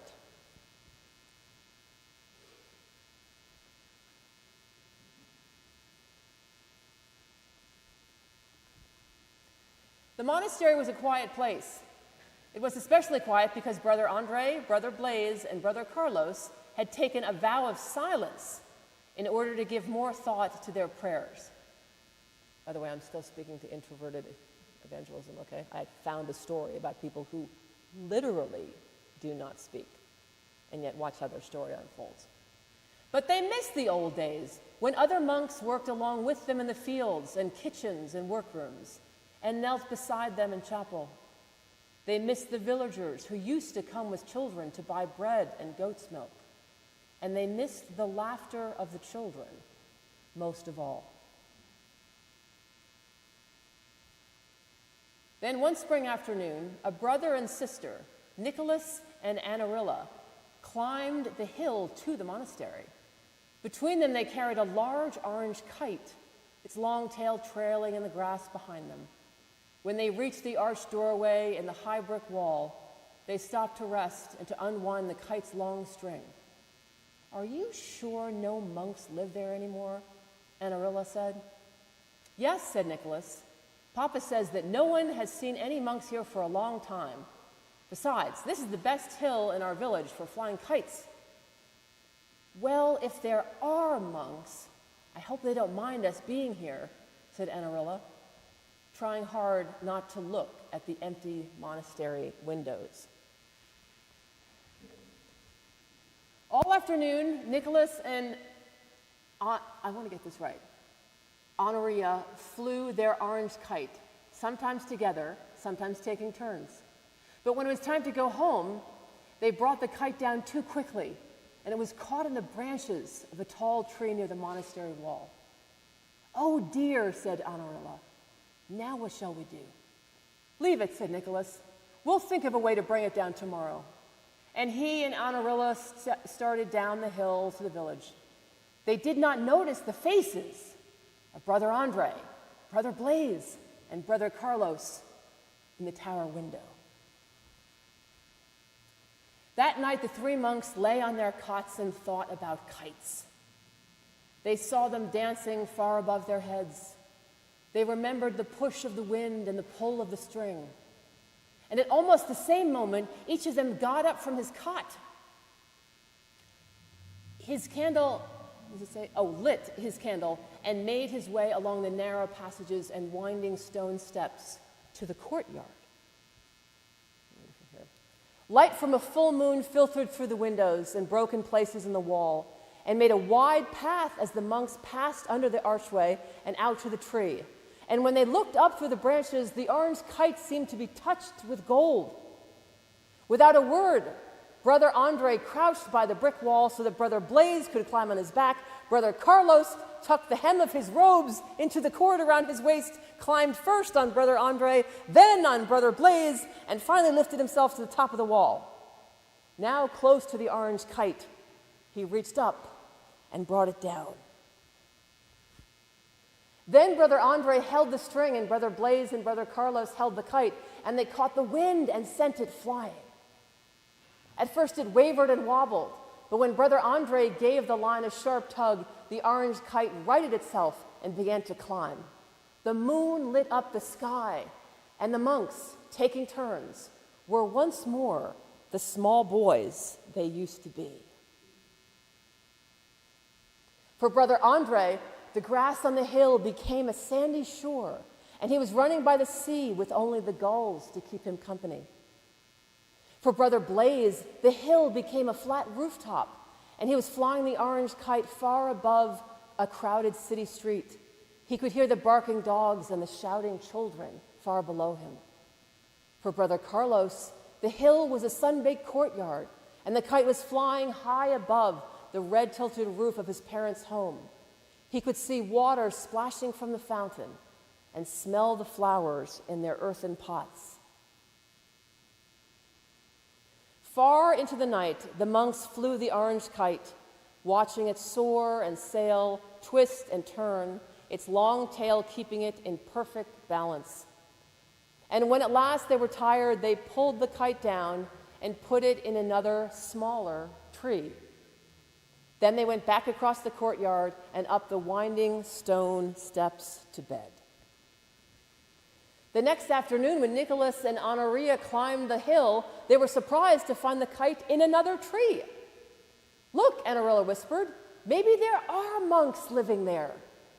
"Oh, pooh," said Nicholas as he took the kite down. The wind blew the kite from one tree to another. But Honorilla could not help looking up at the monastery window. "I know there are monks in there," she said. "Don't be a goose," said Nicholas. But he too looked up at the monastery as if he expected to see someone. Then he and Honorilla began to fly the kite, and they soon forgot the monks. Still, when it was time to go home, Honorilla said, "Let's leave the kite in the tree again. Maybe the monks like to fly kites too." "That's silly," said Nicholas, "but I guess it will be easier than carrying it."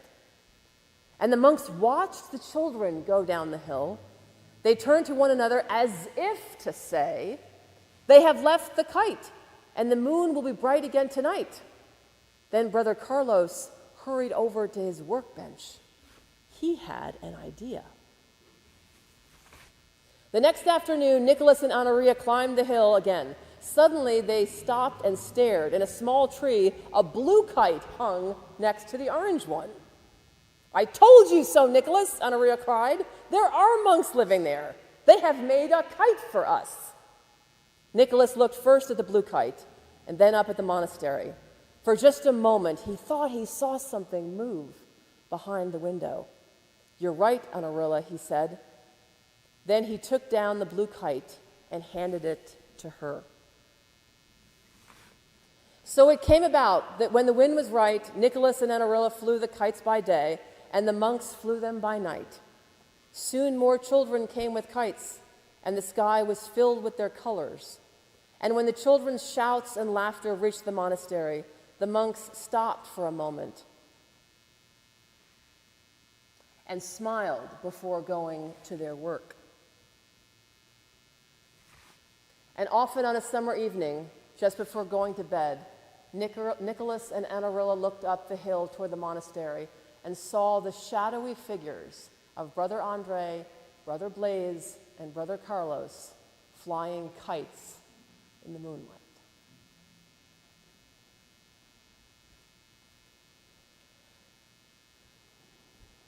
You can begin with this question if you have an answer. Why this story on a day about evangelism or blessing?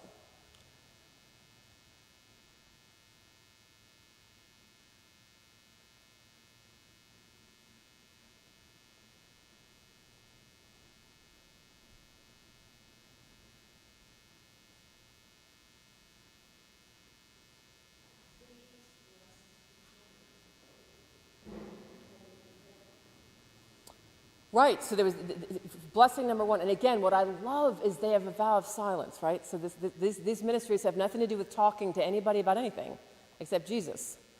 So yes, their first blessing was to free the kite. So let's take a step back. Their first blessing was to notice something in their community beyond their walls, and that they could fix. Not everything. Who knows, for all we know, they didn't know how to even fix kites, and if there was a tear in the kite, it would have been a different situation. But they figured out there was a problem, and they could do something about it. Blessing number one, yeah. They never even interact face-to-face, let alone say a word. Mm-hmm. And then these are Yeah. Yeah.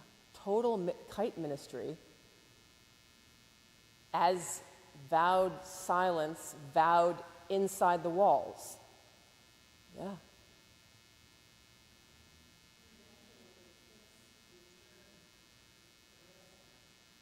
How?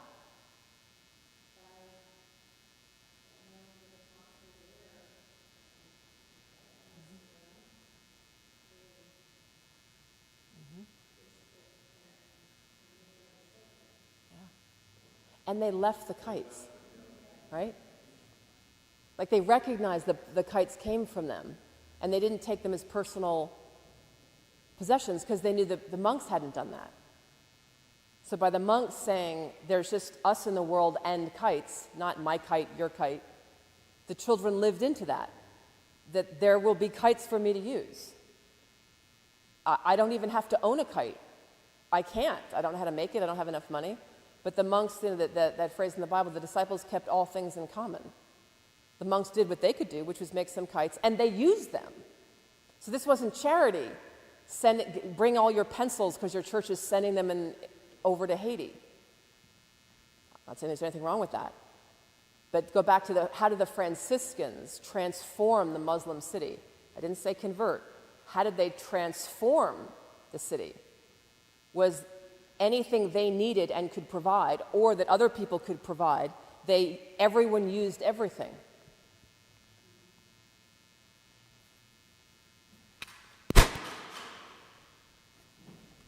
There's a great picture. I'm curious what you think is happening. What's happening?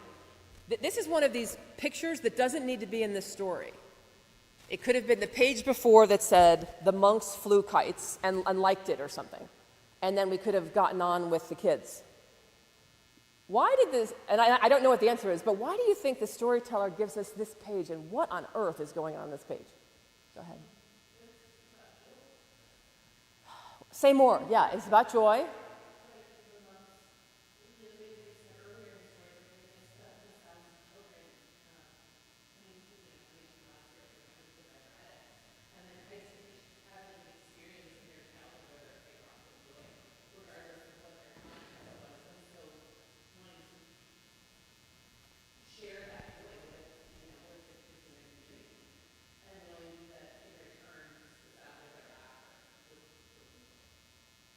Yeah, in loving children, they rediscovered their own. And in a very specific way. It's not, what are these images of? Yeah, so it's not even just their childhood, because the author could have just had pictures of 3 boys flying kites in a park or something. But the depth is that this idea that parts of your life die when you enter a monastic community. That's something you might think of on the outside. And what's happening, they're having a resurrection, a unification of their whole lives, that these children are also with them in their life in the monastery. That no one is ever meant, let's say, to live alone in a monastery without the rest of their life that led them there, that has its own joys and sufferings, and that's all. It's almost like something about what the children brought out in them healed them and brought more of their own life into their life behind the walls. I mean, so think of this as your evangelism committee, your outreach committee, your blessing committee, whatever. And think of the invitation not to be people who bring more people into your church, but this story tells this other story of the blessing when you enter like bless work, what it liberates and resurrects in you. A lot of times adults lose that ability to see as a child, the joy of childhood, and they catch that. It does make it into sometimes as adults. Yep.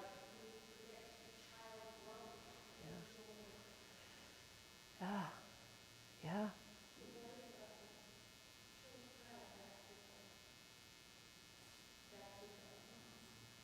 Yeah, so it's not just that children actually interacted more with monks. Again, so I'm speaking to you as leaders here in your faith communities. Whether you think of yourself there or not, if you're here today, you are. So the invitation always to bless the community, whether it's bless the church or the community around you, is, I would encourage you, always phrase it as an opportunity to be blessed in that work. Not, do you want to teach Sunday school? But are you open to God blessing you through teaching Sunday school? It just looks like a couple of different words different in an email. It's an entirely different invitation. So it's not about saying it's about you, because it is about giving yourself to the community, giving yourself to the children, giving yourself to visiting shut-in members of your congregation or your neighborhood. So what we're not saying is sort of to be selfish and say, do this because it brings something to you. But we're speaking as people who absolutely have experienced and believe that when we bless people, that work, because it's God's work, when we join that kind of work, God does all other kinds of work, but if we join that work, it will also work in us. And that's why, again, I'm really shocked. If you just read up on the authors a little bit, it took a long time. They're not really famous people, either the illustrator or the storyteller. They're just not particularly religious people. Most of their other books are not about this at all. It's almost like that statue of the woman at the well. That's not a Christian. That's a person who has all kinds of very interesting, almost abstract statues, if you go to his website, about all different things in the 90s and the 2000s. So isn't it interesting? It's like people who maybe don't spend as much time on like church and God as we do, take a deep breath and think about a fully human experience they want to depict, and oh my gosh, what flows out for us is the thing that we're all kind of trying to strategize to as a matter of Christian formation, and people are reminding us what makes us human. I also love that the teamwork of them. I mean, I would encourage you if you can, get copies of this book for your committees or things like that. Remember, they can't talk, and the heaviest monk is actually this guy. So committee work, is really often taking people on your back. But the way it's presented here is they don't complain about the work because all three of them want to free the kite. You know what this is called in business school? Maybe you've heard this phrase, knowing your why. If any of you have ever seen this whole kind of movement in the last 30 years by a famous man named Simon Sinek, and who gets hired by big multinational corporations. He's like a strategic consultant, like how to get your organization to do stuff. He's not religious or anything like that. But he gave a YouTube talk, a very short one. If you're interested in it, it's called What is Your Why? If you want to go listen to it, it's fascinating. Again, it's not religious, he uses a lot of marketing data, but it's got over 10 million views.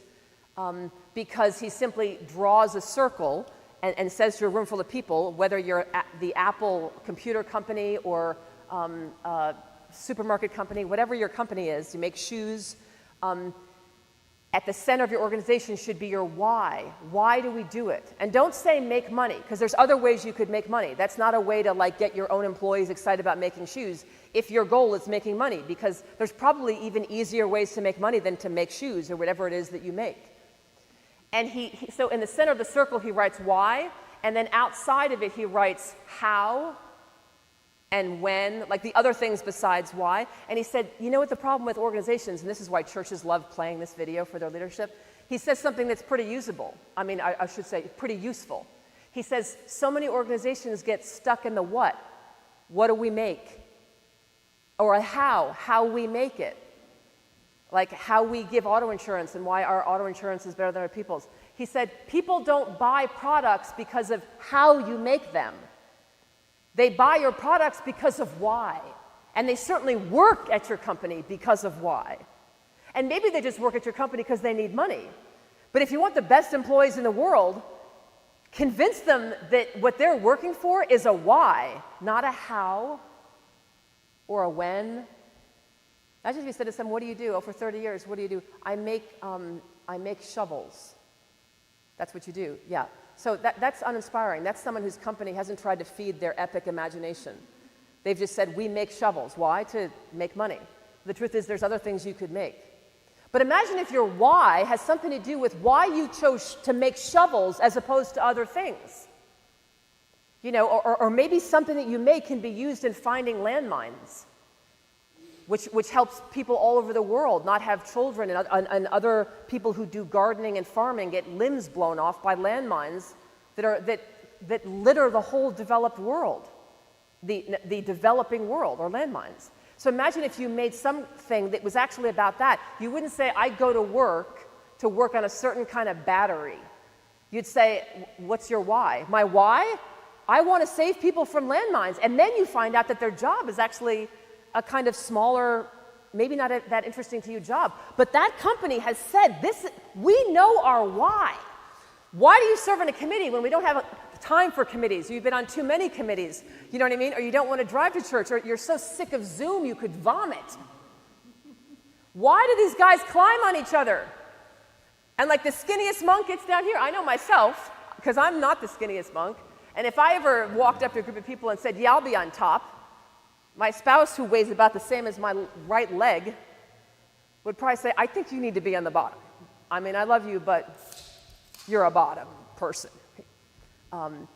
So they don't talk at all. And they line up in ways that actually means people are going to have a sore back. But what's their why? They want to get the kite down.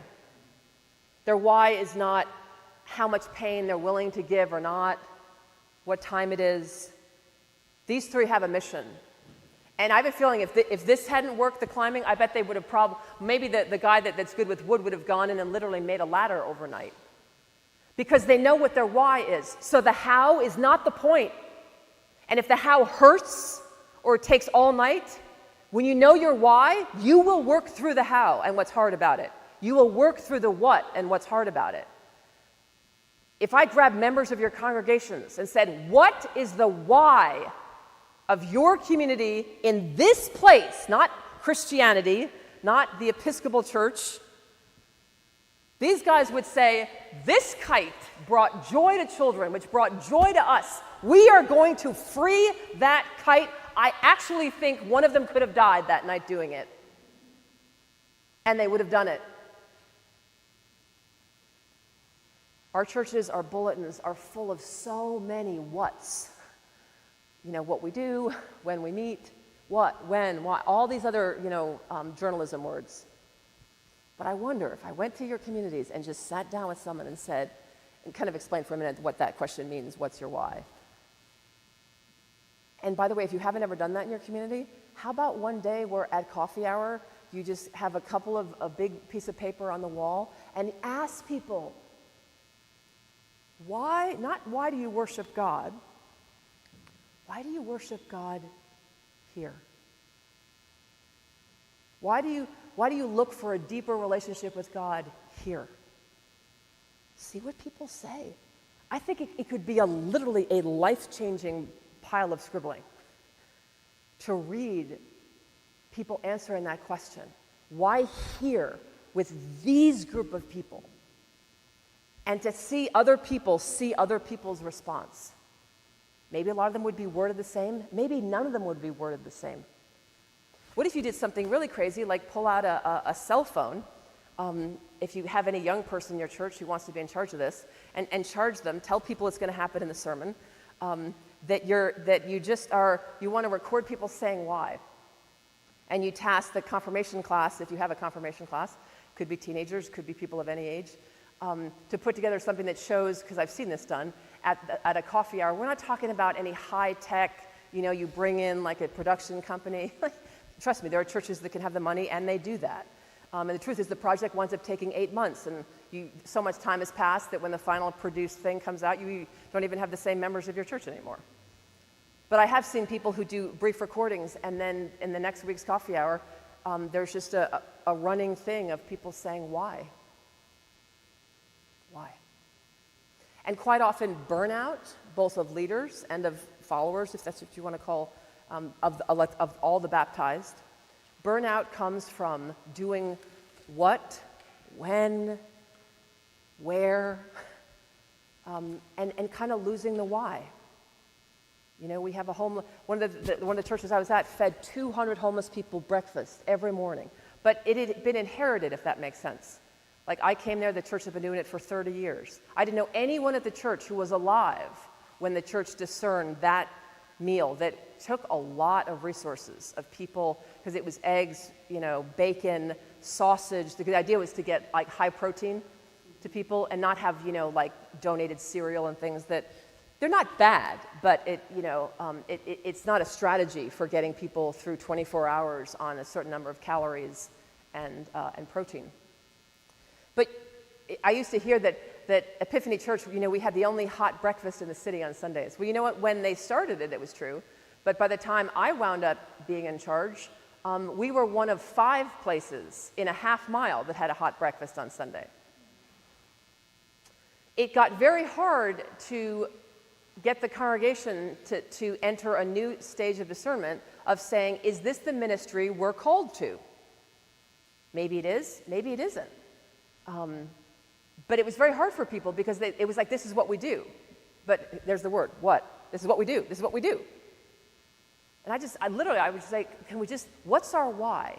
It used to be that what we do wasn't being done, but now it is being done. So do we want to do it with others? Do we want to do it differently? But it was amazing how what used to be a potent why for a community, over the decades, they'd lost the why. And we're now starting to get burned out on volunteers. It was getting harder and harder to get people to volunteer to actually serve. They've been doing it for 5 years. They thought they were only going to do it for a year.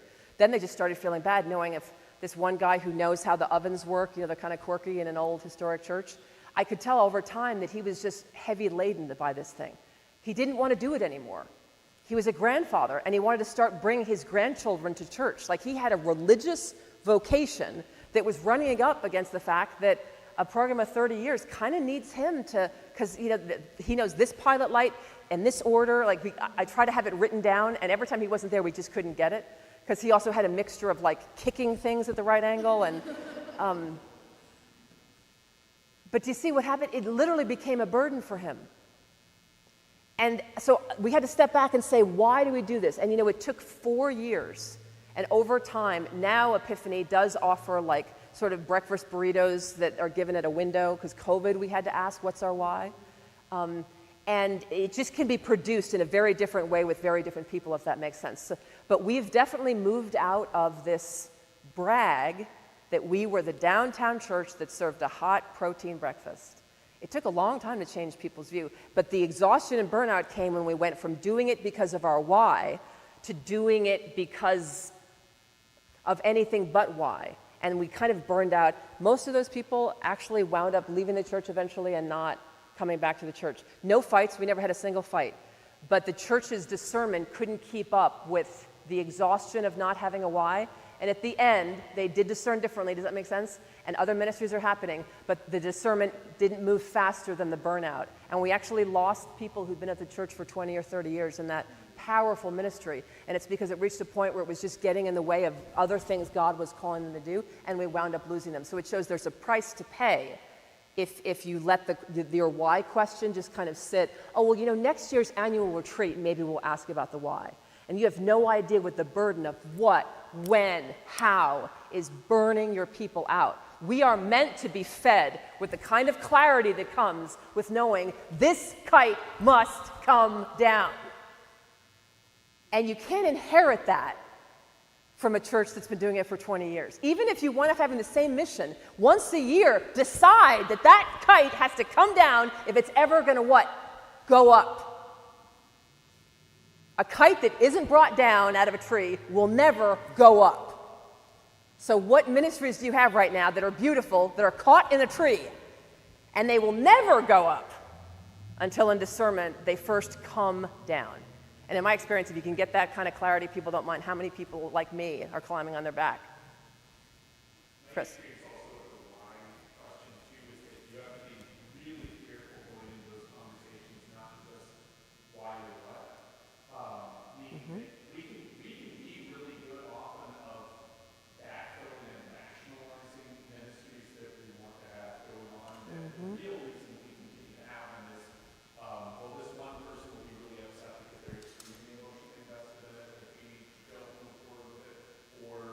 Oh yeah, who? Ministries that we think are why but are really who are a big problem. Or we're afraid really big the deeper question of how many people are purely responsible or purely dealing with pure.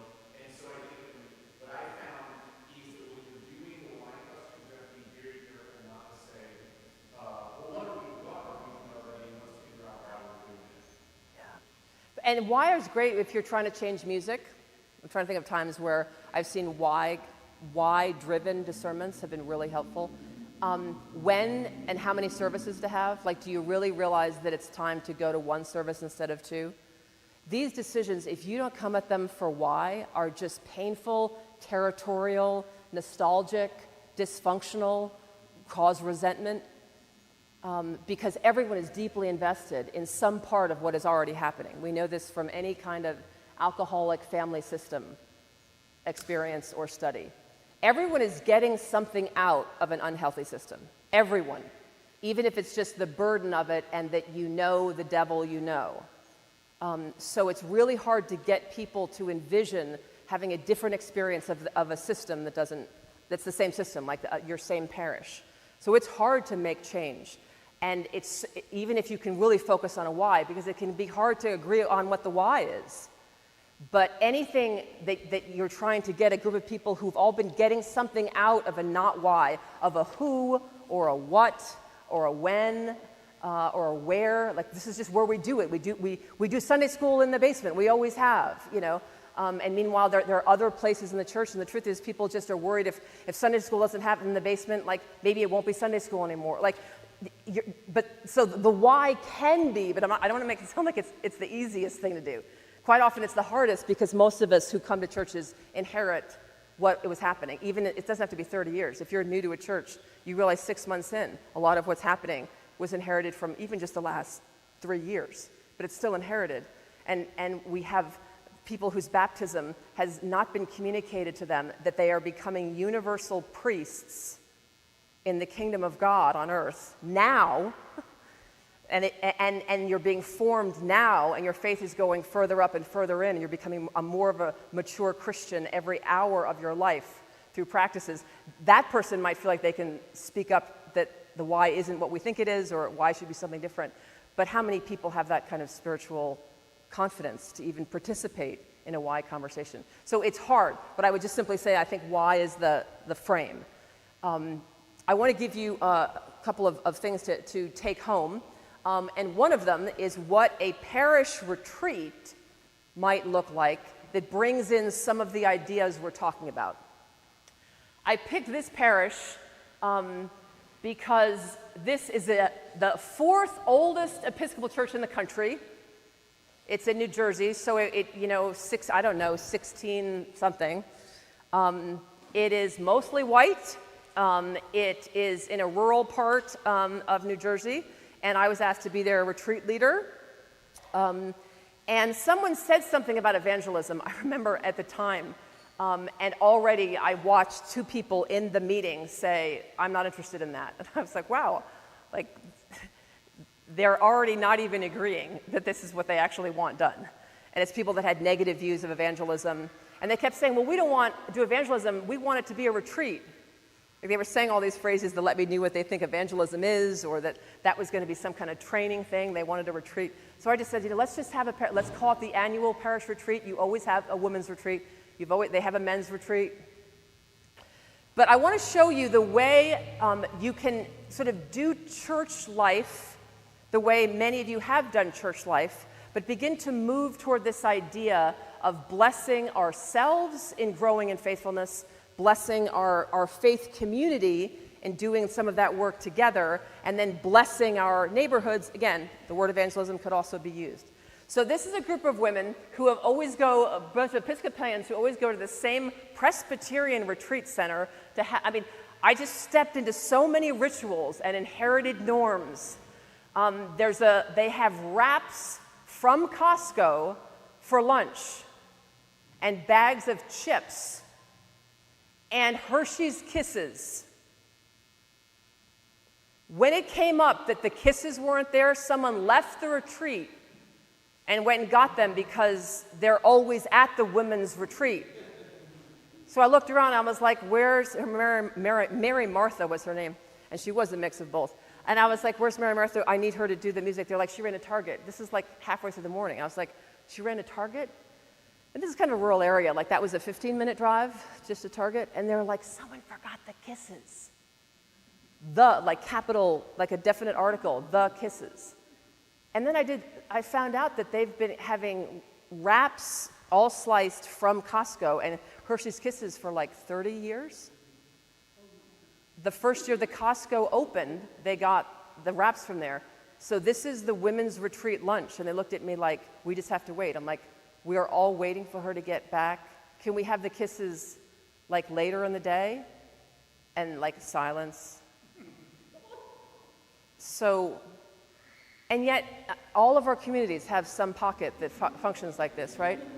So that's who these people are. And yet also, please see a mirror. This is all of us. This is all of us. So needless to say, I spent some time with the Holy Spirit, like, how do you shake up this situation? And I hadn't even had the kiss gate that would come later that morning. This is what we did. So everyone, and this is all planned. The name tags, there's an artist in the congregation who always makes a handwritten drawing, Maureen. She's come to 31 annual retreats. So Maureen makes, and there's a little drawing, because she's a professional artist, and your name is kind of like an illustrated manuscript. This also means, though, that if you sign up for the retreat kind of within 2 or 3 days, you don't get one. So I said I thought that was a bad idea, and because I didn't know the whole history, and I said, can we just have name tags so that people, on the kind of serendipity of the Holy Spirit who hear about this retreat Friday and say, can I go? Literally, you're told no at this church because Maureen doesn't have time to make you a name tag. So you have to sign up for the retreat in enough time for Maureen to make your name tag, or you can't go. Okay? This is where we are. So I set up sort of a liturgical thing. This was during Lent, obviously. So what I gave them, I'm now going to give to you. Not because we're going to have this retreat. I want you to leave with what would be an outline for a retreat that is like a deeply spiritual experience, but unapologetically, but not violently, focuses on this idea of blessing. Blessing ourselves with spiritual formation and maturing, blesses our community with sharing that, going deeper, and ultimately blesses. So everyone got a picture of a river. And each person was also given, you'll see in a minute, they all got a big piece of white paper, the ones that have sticky on it. And I put them all around the big meeting room. So everyone had like a couple of markers. And they're in the territories. They're like, we're not sharing, are we? I'm like, no one is sharing. There's no sharing. Here's your piece of paper. And they all like ripped it all up. And they're like, are we sharing the markers? I'm like, no sharing. I had small groups of markers for like all 30 people. Don't worry, people, I promise. No sharing. And Mary Martha will be back soon, so you can look at the kisses, because apparently they always get spread out on the table like confetti. There's even a way that the kisses are spread. Don't tease too much. This is all of us. We all have this in us. So everyone went to their piece of paper and were given this question. Because remember, we're not falling for Screw Tape's game. This is not going to be talking if you don't want to talk. You're asked to meditate on these questions. And there's 30 minutes of silence.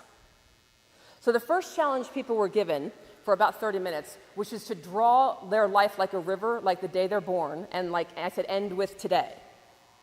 Like the rapture or whatever, today.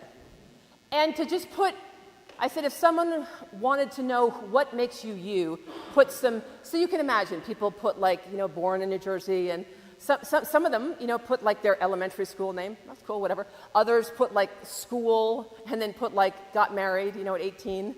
Or times they moved. First time I was in a hospital. Like, it was interesting to see people's kind of first draft at their life as a river. Give people time for that.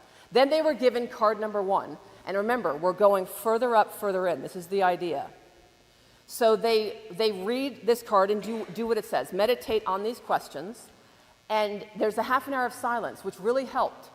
And I told people we're going to do this on and off all day. So it really let some people calm down that kind of had some social anxiety. That a lot of this time now we were together, but silence.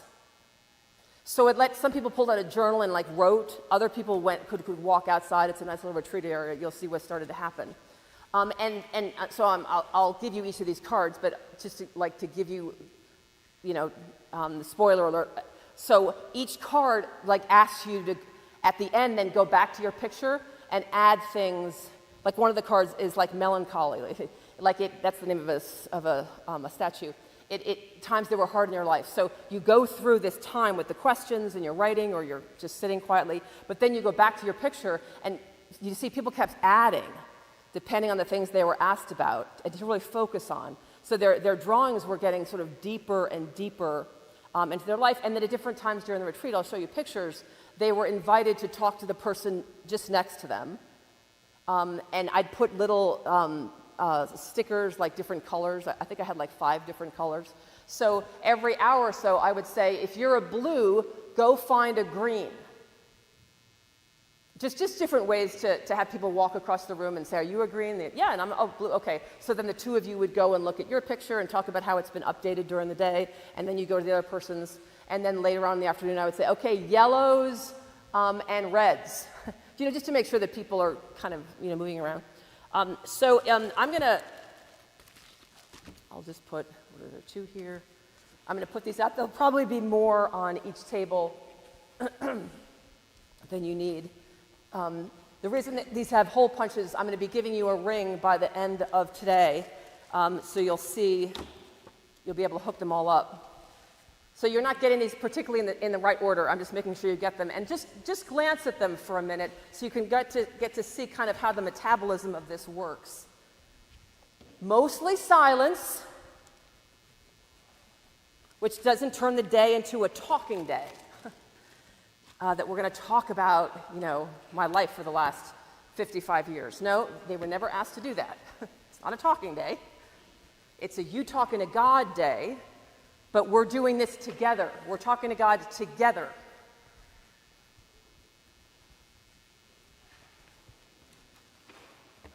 So you should have 4.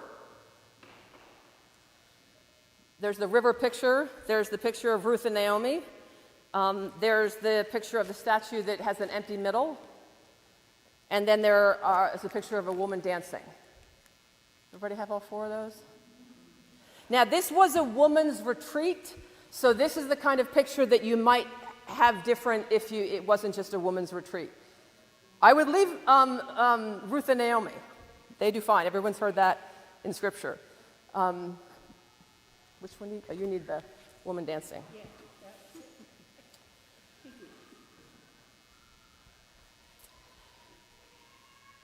What this is about is some of the kind of shallow evangelism work that churches do is they encourage people to what's called tell their story. Like tell your story. So like at your job, in your dog park, that there's something, the way to bless the community is to tell your story. I've never been really motivated by that because the truth is our witness is to the risen Christ in our life. And quite often, if you get together with people and spend a lot of time on you, that can be very draining for the listener. And you just kind of feel like, is this what church is? That, I'm going to go to coffee hour and hear about this person's suffering and this person's joy, and that they're happily married and I'm not. I don't want to hear that story. Or that someone has a chronic illness, but I already do, and I think about that all. You know what I'm saying? So the trick is, how do we get people to bless each other, themselves, and your larger community by learning to tell our story as part of God's story? Where was God in these things? That's something we have to practice. And that's what this was kind of practicing, which is, in one sense, they were drawing their story, but by having it be a guided, developing activity, you're not leaving it up to them to say, this is where I became a Christian, this is where I had a faith crisis, that you show them what it looks like to both draw your story. I mean, God doesn't not want you to tell people about yourself, but then immediately mature into our faith even over the course of the day, which is, where was God in these moments? You already outlined it. So this is what it started to look like. People would get their invitation, and the room was then just full of people writing, coloring. Both these women have passed away. because this was like 2 years ago. This woman actually was 89, and this woman was 90 at the time of this retreat, and both of them have gone to glory. Wonderful people. Again, together, it was communal, and yet it was very, very quiet. And people let, as the day went on, and some people sat in the room for the 30 minutes of silence. Others walked around the retreat center and took their question and went and sat and just thought with the questions. Some people sat and wrote. This woman, as you can see, she's got the Ruth and Naomi, and she's actually writing her thoughts. And then you were given time to go back in and add anything to your picture, and then another card would be handed out, and breaks and lunch and things like that. And then toward the end of the afternoon, when people had really finished, I had them just pairing up. See, here I have this woman is a green, and she's a purple. So obviously, at one point I said, greens talk to purples, and they're like, oh, this one was easy. But literally, and these two women have been friends for 65 years. They joined the church. It was amazing, and again, it's amazing, both of them have since died, but that the two of them were sitting describing as if they were telling each other new things. Because these kinds of questions, and that's what formation is. It's not just assuming that people are going to learn about God by just attending liturgies. It's asking people spiritual questions. And it was just lovely. Most of the women in the room had been friends for years. I can't imagine actually just... This one has sound.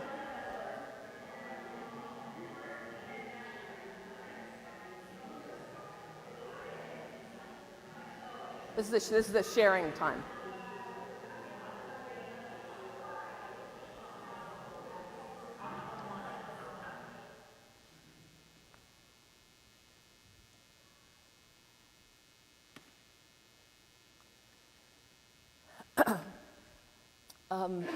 Thoughts about a kind of retreat like this. Have you ever had an experience like this? Have any of you had a retreat where you saw this kind of mix of community? And actually, to be honest, most of the day was silent. Like when you add up the number of times they were given a half an hour, and this is a chatty group. Okay, these are like the ladies who lunch. Half of them are in the altar guild, half of them are also in the knitting club, and half of them are in the Episcopal women's group. So these are just women who get together and just chat. It can be very cliquish, but it was hours of silence. So any responses to a retreat like this? Have you experienced one? Can you imagine it happening in your community? What are your thoughts?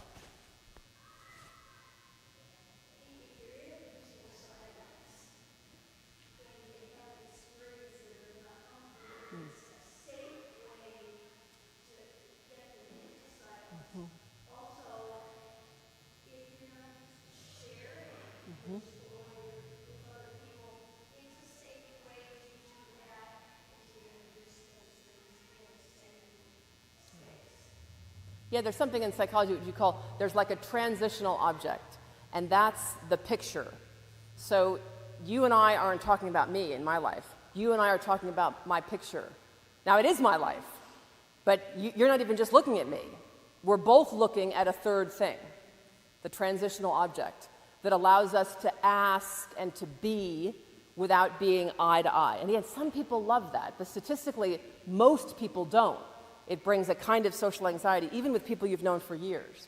So that kind of trend, and that's why it's worth, because those sheets are about $1 each, like 30 pages is like $30. So there's a little bit of cost that goes to, making sure there are enough markers and everyone has their own sheet. But there really is something to be said. And by the way, these are printed at Staples. So I just loaded these images in and printed. They're just called postcards. You can get them at same-day printing at most Staples or Kinko's. So there's a bit of a cost to this, but it's not as expensive as you think to just print on kind of a thin but still cardstock. And it was beautiful to see how many people brought this. And I've known people in this church since then, and occasionally when I see them with the prayer books or the Bibles that they bring, these are still their bookmarks. I recognize these pictures. It's people who just kind of said, ooh, the first time I looked at this, I had some deep feelings. And I see that they still kind of carry that, and that there's some writing on it. And some people keep all four together, and it's sort of like a little retreat that they can kind of go through at any time. It's like a little retreat to go, if you have them. Any other thoughts about, can you think of a reason that this kind of sharing would be hard for your faith community? Let's not just say, this is all a great idea, go home and try it. What would be hard? Yes, yeah. Uh-huh. Yeah. A lot of people put on their, marriages that sort of died on the vine. So it wasn't divorce. It was people over time started sharing with a room full of people about sort of relationships that have died that actually are not, like everyone knows Sarah's husband. And she's just shared with the room that there's been a kind of dark sadness about the expectations of marriage that haven't been, and she's still married to him, and he runs the men's group. So it can get real. It isn't just people sharing things about their past before the church. A lot of people who've been members that long, they're sharing things that have happened in the church with people who thought they knew what was happening when it was happening. And that's where I just kind of step back, because, there was so much kind of, in this particular group, history. It was just interesting to watch people read each other different histories than they thought. I think that we have still a lot of people who still see what they're doing as a gathering of a lot of discrete individuals and not as a community. Yep. I actually just had the other day a conversation with someone who basically was like, I don't want to be challenged at church. I'm here to basically come and retreat myself and listen to sort of have not the particular aesthetic experience I'm on. But I don't want to be challenged either by sounds of children or viewpoints that I disagree with, or that might convict me of viewpoints I hold that maybe I am already feeling guilty about. This is my retreat from anything more. Yeah. And so I think we often have a lot of people who see spirituality itself as so profound and individual that or we had some of this exercise that we've done here tonight, in church, people who say, when they're asked to share with each other, why you come to church, they're like, that's no one else's business. Mm-hmm. Yeah, no, and mainline Protestantism is famous for, one word you could use for it is consumerism, this idea that you sort of come to church for something, and you're actually even willing to exchange something for it. That could be membership or tithing, but that you really want to be left alone. So that's where it gets powerful for your church to say what your why is. That we don't believe people were meant to be alone. So we're going to do things that might make some people uncomfortable because of our deep conviction. We could be wrong, but it's our deep conviction that there's something about communal life. And to the extent with the people are able, in-person communal life, that is transformative. And that's, that's our story and we're sticking to it. And this moment is the moment that some churches fall into that area where they start really deciding to follow the Spirit, to discern their why and follow it, and don't do what they're doing to get more members. They do what they're doing recognizing they actually might lose some. That's a church that's decided to burn the ships. Is that their desire to be evangelistic or to be a blessing-based church it's not only not about getting more members, it's saying for a while we may actually pare down to people who really aren't in this to have a different way of seeing the world all week, a different way of reacting to the world, realizing reacting is only even one way to respond. So that's, in levels of spiritual maturity, it's wonderful when the church decides they want to grow, which means they want more people. More mature is we actually want to grow. As a group of people, we want to grow. And we hope other people join us. That would be, but then when you're really seeing a kind of brave maturity is saying, we're going to make that our why, to grow in our faith and to trust that God will use that blessing in our lives and other people's, and we're okay if over time people just feel like, I just come to church now and there's just, and I've heard people say things like this, they're just like, there's just people that think I'm supposed to learn something every week. And that's what this church has become, this church in Ohio, this church in Wyoming. there's just something like being taught every week.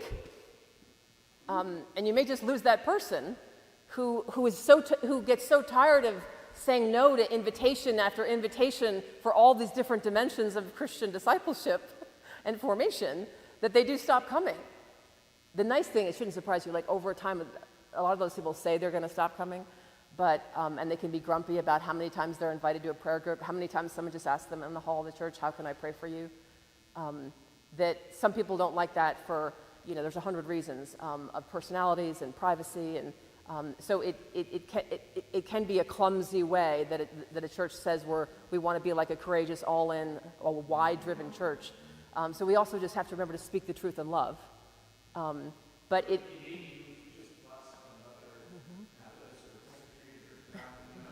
Right, you get someone, yeah. I got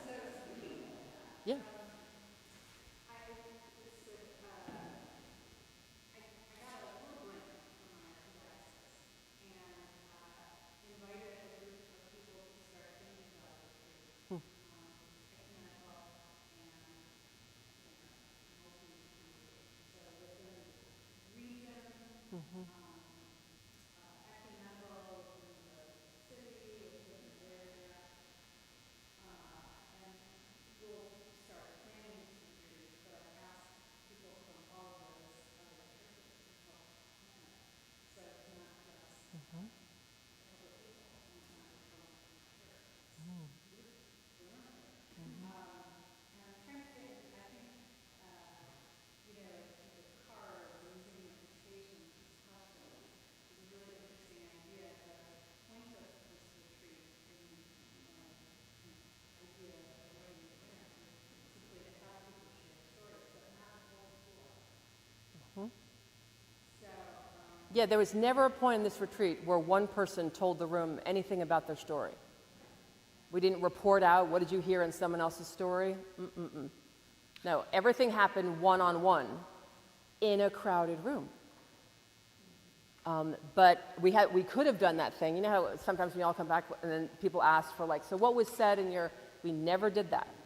So no one had the floor in that sense, nor was any one person's story the topic of the whole room, ever. yeah, so I'm trying to figure out how to think about this, and I think we'll probably have some good conversation on the Yeah, and I really recommend, if you can afford it, always giving people, and whether you're Montessori or Reggio Emilia or Waldorf schools, they're all different schools that have different theories about this. But the idea of creating, and for children it's often a mat, some space in a space that is their space for the time you're together. They're like home base. Again, mats work really well. That if you start a Sunday school class and the kids are on their mat, and then you go up and do other things, you have scripture, you have art projects, but it is amazing what happens when you let someone enter an experience and give them a not private, that's the beauty of it, but a personal space that at different times kids can just go sit on their mat. And when I've taught Sunday school, you can always go to your mat. And we have all kinds of kids that do that. Sometimes they have the sensory, we're all over at another table now, all doing it, we're all making soup, and there's a whole thing. And every now and then I'll see one of the kids, because just this summer, my wife and I taught Sunday school all summer, because the church gave the Sunday school teachers off, and they had this big dream that all these other people would step up and lead Sunday school all summer. Well, she and I both signed up, and then we found out we were the only people the whole summer. So we went from, seminary teaching all year to we were like Sunday school teachers for the summer. But the mats were very powerful because there were kids of all, it was a one-room Sunday school, so we had kids of all different ages.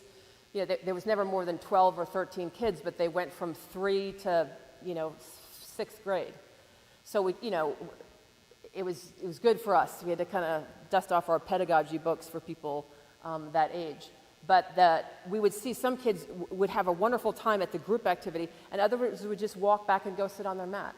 Some of them would even take the Play-Doh they were doing and go back and actually do the thing on their mat. They wanted to be in the room, but elbow to elbow was too much for them.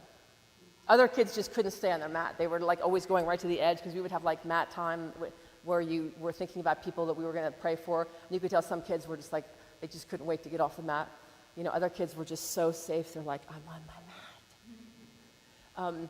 But the same is true of adults. So if there's different ways that you can create, and you have to be aware of other people. Like I had a couple of stations at tables because of the age of some of the people. The idea of more or less standing all day in one form or another wasn't for everybody. So we had different ways you could be working on, but to me it is transform, especially if you have people that don't know each other as well. You're in an ecumenical setting. You have people that aren't used to the whole format of a retreat. Sadly, most Americans know exactly what private property is. It's like a home game for them. That's, you know, your seat, your table, your markers for today, and your piece of paper. And it's amazing how much stress just starts to come down on the social anxiety when you're told, like, that's yours. They're not sitting waiting to be asked to go into another room or to write down something with everyone together, and then other people are seeing their handwriting. My mother, she just doesn't really spell very well. And I watched when she first started getting involved in Episcopal churches in the last 10 years or so, and she would try to go to these meaningful things like retreats or things, how often she got handed a marker to be a scribe.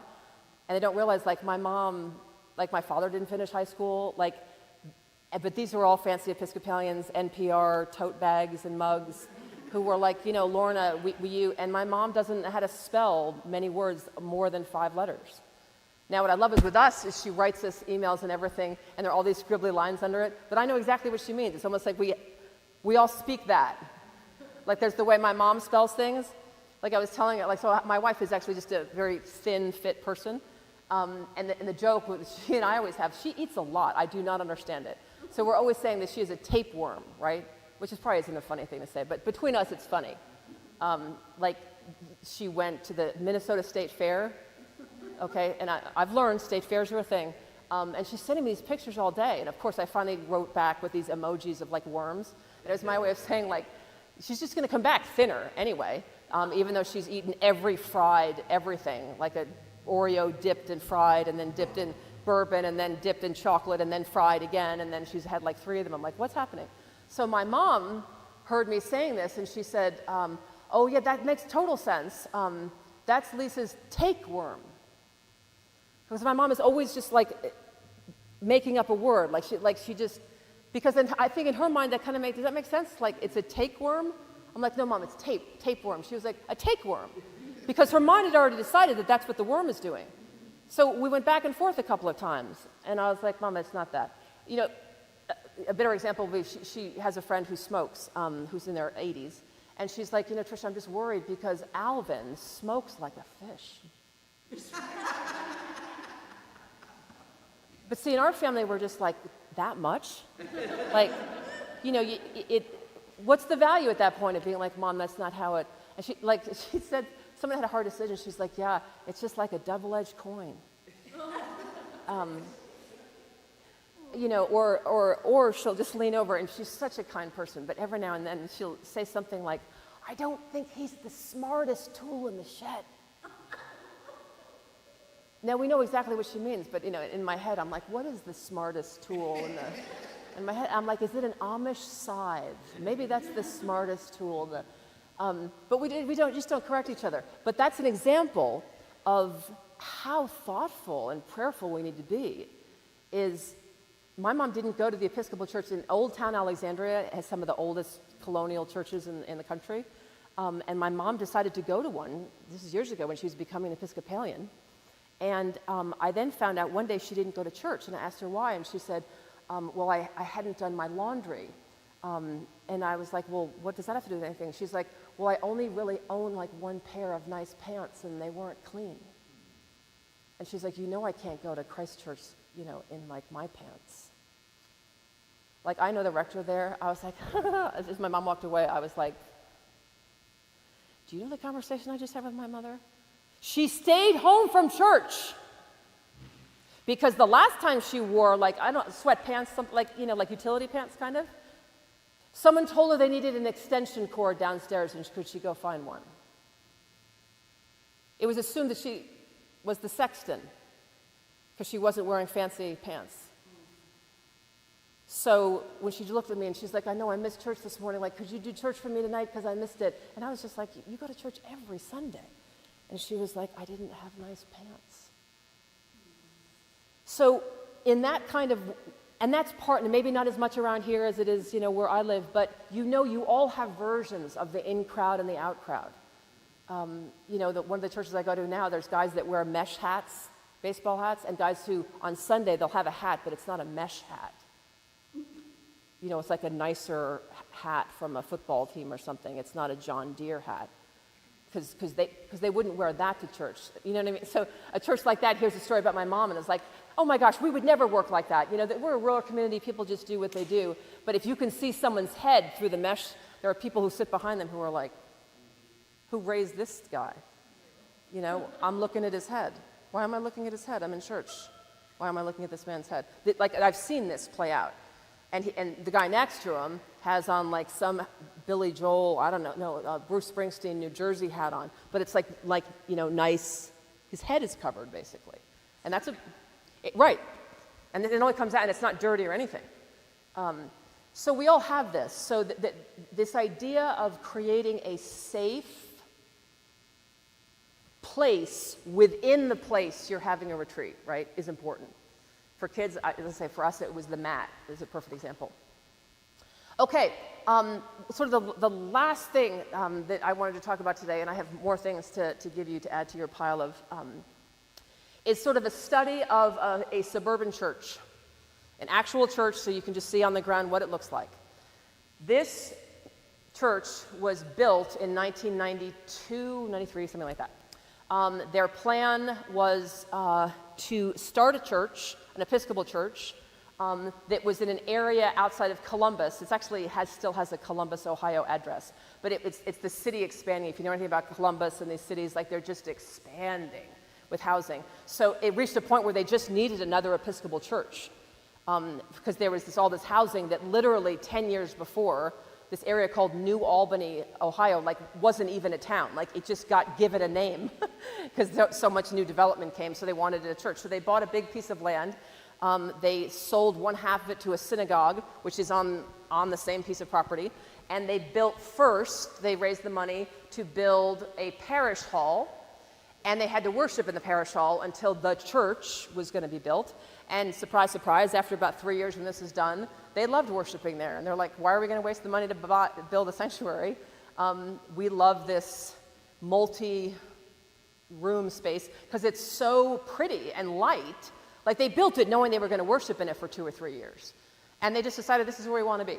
So just to give you a sense of the church. So my friend, who was a Roman Catholic priest for about 10 years, grew up in Ohio. So he's trained as a Catholic priest. Did that for about 8 years or something, and then wound up leaving the Catholic Church and became an Episcopal priest. There was a lot that happened. And he became rector of this. He then became the rector of this church, which its original rector had been there for 20 years. So I want to say my friend got there like maybe 2012, if that makes sense. So the one rector had been there from the founding, and then my friend was like the first rector of the church, as opposed to the rector who like birthed the diocesan vision. So it's gone. And then my friend's been rector there, for a little more than 10 years. And for most of the time has been a single priest. The church under him has gone from 100 to now about 400 on Sunday. There's 100 reasons why this church is growing and doing evangelism and all these other things. But there's just a couple of things I want to show you that would be relevant to a church of any size. This is the point. I'm saying nothing to you today about this church that has anything to do with trying to get to this size or about size at all. My friend, he's like we sort of look alike. We had the same kind of upbringing. In fact, we actually both grew up in churches called St. Joseph. And just share this, we were taught the faith by nuns. We both were children during the renewal part of the Catholic Church.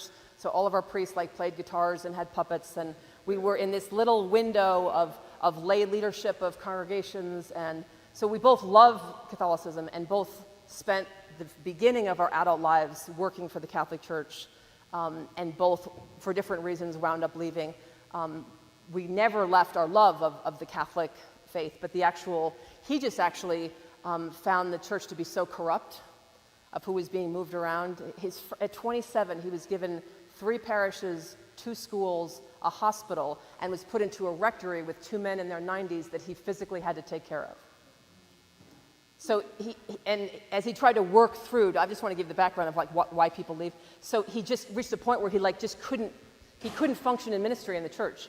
He never hated the faith, but he was simply told, like, maybe 20 years from now you'll have any say in any part of anything you just said. And he just felt God calling him to do other kinds of things, and he just felt God. And he, like me, like when we did leave the Catholic Church, we actually couldn't believe what we were doing. It felt like ending our lives. But both of us just had only thing in our lives harder to handle than not being Catholics was not following the voice echoing in the depths. But it was close, and I kind of joke, like, depending on the day, like, I have my moments. So I want you to see why this church grows in deep and grows out. My friend has never tried to have this church have a single new member. His vision and his leadership team, his lay leadership, he's convinced them that the call of the priest, definitely, but of lay leadership, is to call people to deeper knowledge of their faith, which leads to deeper practice of their faith, which he truly believes when anyone like that encounters other people in the world, there will be people that just wind up saying, I want that. I don't know what that is, I don't know how you get it, but I want that. And that's been the story of this church. So this is what I mean by, do you see what a nice space this was? And they just every year kept churching it up. This is from COVID, by the way. An old picture from COVID. But I wanted you to see that everything can move around in the church. And the lighting is just beautiful. And these are the Stations of the Cross that are all sewn by the Knitting Club. And this is literally a stage they had, if they needed it for anything. And they, over time, have just turned that into the altar. This is my wife and my friend Jason the priest. He has crosses. You can't look out a window of the church and not see a cross somewhere. He's got a thing like that. So she's just walking. It was on a big piece of land. So over time, they started, there were people in the church that said, let's have gardens. My friend is an Italian. He's like, I love spices, but I don't grow anything. So it was all lay-led. And his whole thing is, what's my job as the priest? To provide and support the sacramental life of the church. He's like, that has nothing to do with getting a shovel and going out. So I would say to him, I remember, I wish we could have bubbles above their head. This is Lisa saying, what are you growing? This is Jason saying, I don't know, is it labeled? That's not neglect. That is clarity of vocation. He's inside. I mean, you could talk to him for a half an hour about the actual recipe of the beeswax in the candle and where in the Holy Land it came from, and when he was going to use that candle, what he was going to preach about the diversity of light. So he's working so hard at his slice in religious community, right? So we kept asking him. He was like, we just bless them all. The children make crosses, I bless them.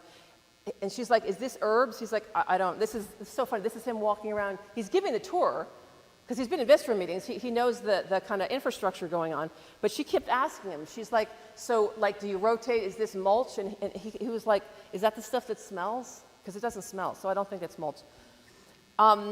In 4 years, he now has the largest church garden in any Episcopal church in the country.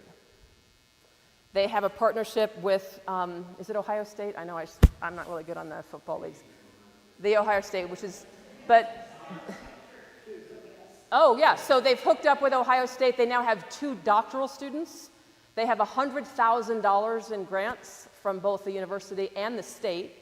They supply 10 different food pantries, and my dear friend Jason has no idea what's growing. Jason, tomatoes? He's like, I'm assuming. So you're like, well, I thought we were talking about evangelism. Now they have these are all fruit trees. This is just the last Easter I went out there. It has its own website. It's called The Garden for All. It's a community beyond the church. They have 200 volunteers who are on a rota to take care of the garden.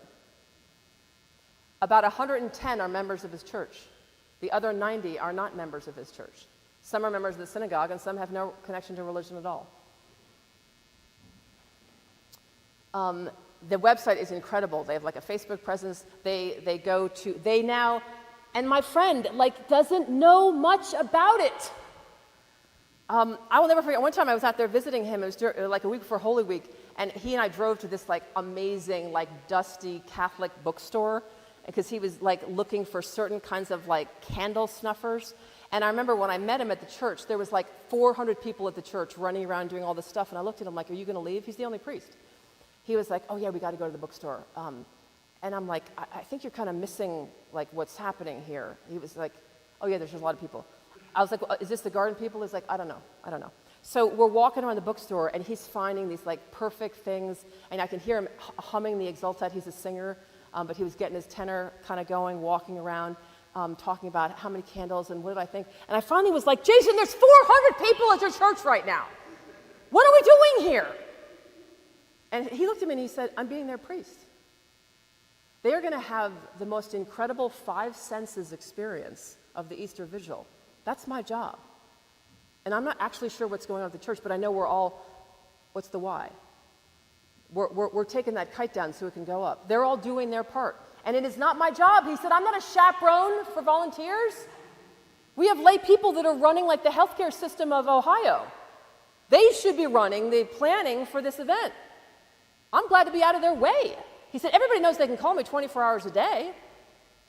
But when they do, if they ask me anything other than to be their pastor and spiritual director or spiritual guide or sacramental authority, he said, I tell them to call somebody else. He said, I'm not here to take ministry away from other people. And I couldn't, I knew this was the right way to think, but I just kept walking around we're still in the bookstore, we've been here for an hour. We've been here for an hour and a half. And he turns around the corner and he's like, look at this. And it's this little, it's called a miraculous medal of Mary. He's like, I think I'm going to have this on my neck. I'm like, this is crazy. Now you're shopping for your spiritual life? And he just looked him in the face and he said, what are you guys teaching at that seminary? He was like, I'm going to be the one who's leading the Easter Vigil. I know what I need to do in my faith for the next week to prepare for that. He said, what are you doing? He looked at me, he reminded me that was screw tape. That was how dare you be thinking about what would inspire your relationship with God? You have a whole church over there. Go take care of their spiritual lives. And his whole thing is, I want this on my skin next week. I want to feel it. So we went to the guy who knows he's this crazy local priest. And he goes, do you have one that's heavier? And the guy behind the counter goes, you really want to feel it hanging? And he goes, yeah! And I'm like, what am I watching? Because I'm not even the rector, and I'm thinking about what are all those people doing? How's it going? What if someone breaks something? What if someone falls, slips, any of it? Fender bent on the parking lot, and his whole thing is, I have gifted, baptized people who are universal priests with me that can handle all of that. I'm here for their spiritual lives in this crazy Catholic bookstore. At the end of the universe, we drove forever, and sure enough, when I went in, even the smell of it, I was like, oh, I remember these. And he finds the heaviest metal to wear on the inside of his vestment. And you know what? I watched him that night, the night of the vigil, and I just thought it's a beautiful thing to watch someone, ordained or not, who knows how to work with God to feed their soul, and who does ministry fed. Not ministry out of ritual, out of contract, out of letter of agreement, looking to see when the retirement is. When you watch someone lay or ordained lead a Sunday school class of 3-year-olds who's doing what they're doing, fed. What's blessing? What's evangelism? That's evangelistic. You walk away from that, and it's I want to live like that. So what do you do to live like that? I'm just showing you pictures of this website that my friend during COVID, he put the Blessed Sacrament out. He was always at war with his bishop, who was close the churches down, and my friend was Satan is bishop of my diocese. He's forget it. So he had the Blessed Sacrament out all throughout COVID. 24 hours a day. He had like prayer things, and people would just drive through. And it was this amazing thing. It was like that movie Field of Dreams. Like when I would go and visit him on and off during COVID when you could travel, any hour of the day, 4 o'clock in the morning, there would always be people who would just come in, who would drive. You didn't even have to get out of your car. That they were like real estate kind of folder holders or something. And you'd pull out the prayers of the saints' day, and you could just sit in your car in front of the Blessed Sacrament and then go off to work. Some people actually, when COVID was over, over in that sense, asked if they could keep this going, that they loved knowing that they could drive up, even in the winter, and just see the light. And so now they still have this. Their church just has the Blessed Sacrament up against the window. And there are still, at any hour of the day, there are people who, and some of them you see, it's out-of-state license plates. It's just a mystery who these people are, what they're doing. But I can't tell you how long it took him to like get this thing and that thing. But his whole thing is, this is what I was brought here to do. This was all their outdoor services during COVID. Okay, what I love about this picture, this was Veneration of the Cross. This is on Good Friday. By the way, in this parish, Good Fridays, you are told it is an expectation of the parish that you take off Good Friday. Whether you go to school, you're a graduate student, you're a doctor, you're a lawyer, it's called a day of formation obligation in the parish. What happens to you if you don't do that? Nothing. But it is stated and prayed for all year. It is an expectation. So the entire day at this church is just one formation activity after the other. There's learning, there's silence there, and it goes from like 8 to, it's basically a parish in-house retreat for all of Good Friday. Because he found when he got there that when people had Good Friday off, they didn't really know what to do with the day. So he just kind of flipped it and said, you know what, we're going to have it be an expectation, and you know what, you can stay home, but if you don't know what to do, your parish will give you something to do from 8 until the evening service. It ends at Compline. But what I love is this woman, her name is Melissa. Melissa lives 20 hours away. She found this church during COVID online because they have morning prayer every morning live. And she started going. And then over time, she joined the I Want to Get Involved in Your Church online group from her state. Her husband is a retired bus driver, and she's on permanent disability, Social Security, doesn't have a lot of money. She saved up her money for a year so that she could meet the obligation to attend Good Friday in her parish, which is this parish. I met her the night before, and she just couldn't stop crying. That she had been a member of this church for 2 years, she tithes to it, and that she'd finally saved up enough money to fly there to meet her obligation. And of course, she was there for the Triduum. My friend used to teach liturgy at a pontifical university before he became a priest, so the liturgies are really stunning. I mean, just incredible. You would call them Anglo-Catholic, I think, but the funny thing about remember the setting they're in, right? But someone who, I mean, he actually, he helps set up, they put a huge cross up, and he can write in Hebrew, Latin, and Greek. So he writes, he's the King of the Jews, like it's his handwriting in all these languages. So he's a unique person in terms of what he knows. But whatever he doesn't know, he calls up other Orthodox priest friends, and I mean, capital, he keeps himself very connected with other priests that know things he doesn't know, because he's committed to giving a complete liturgical experience to his congregation that he believes is worthy of the presence of Christ in our liturgies. He would say there's no other option. Like when people have said, like, you spend too much time in your liturgies, he's like, what are you even saying about life? Like, what do you want me to make time for? Golf? Like, is this suffering? I get up and I work on liturgies for my congregation all day, every day until I pass out over them. Like, what else? What do you want me to do besides that? Right? So, that's a mindset. But I'll never forget when I saw Melissa there. She's a member of the church. She gives 10% of her Social Security before taxes. This is her congregation. And now she leads morning prayer online. She's the prayer leader. Because my friend, because people are like, how are you the only priest in the church and you have morning prayer every day? And he looks at people like, you think I run morning prayer every day? But here's the thing about blessing. He's like, I'm not that selfish. That's his answer. I'm not that selfish. He said, do you know how transformative it is to lead the people of God in worship? How selfish do you think I am? That I would take that most incredible experience and keep it for myself every day? And he kind of rolls his eyes like, I mean, I'd love to. Like he's admitting, like that would be the coolest thing ever, but I'm not that selfish. So it's all led by lay people. And there's a whole committee that prepares you to lead morning prayer. There's also a whole committee of people if you want to understand the history of morning prayer. So over time, someone donated, they have the rails, people have decided, that's why I showed you the COVID picture. So over time, they have like they're adding more and more to this congregation. Last year, they added 85 people, I think. That's how fast.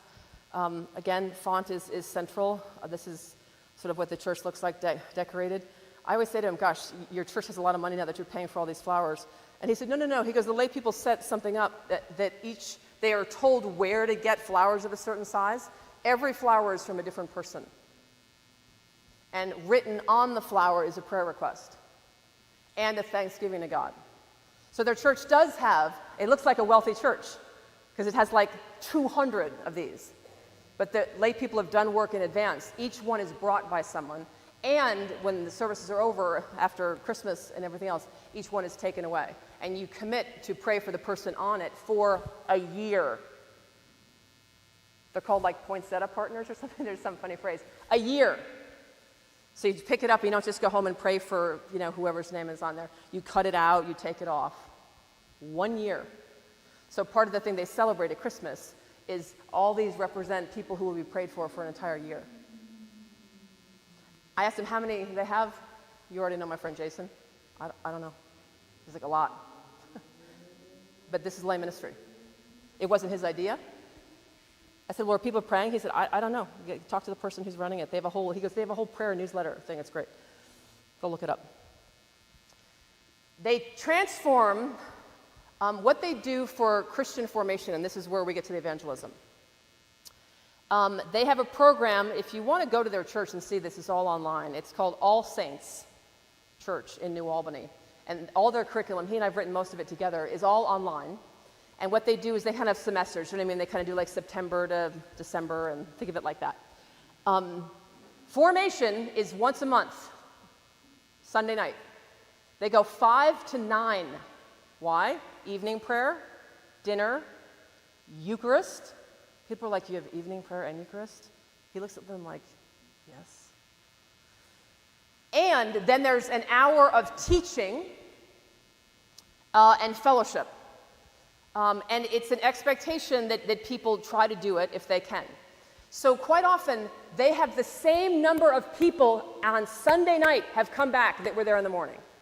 Like if they had 211 people worshiping on any given Sunday, they usually get about 180 come once a month Sunday night. You can sit at tables either with your friends or family or you want, or they always have a teenage table, so the youth minister sits and eats with them if they want. They have a recovery table.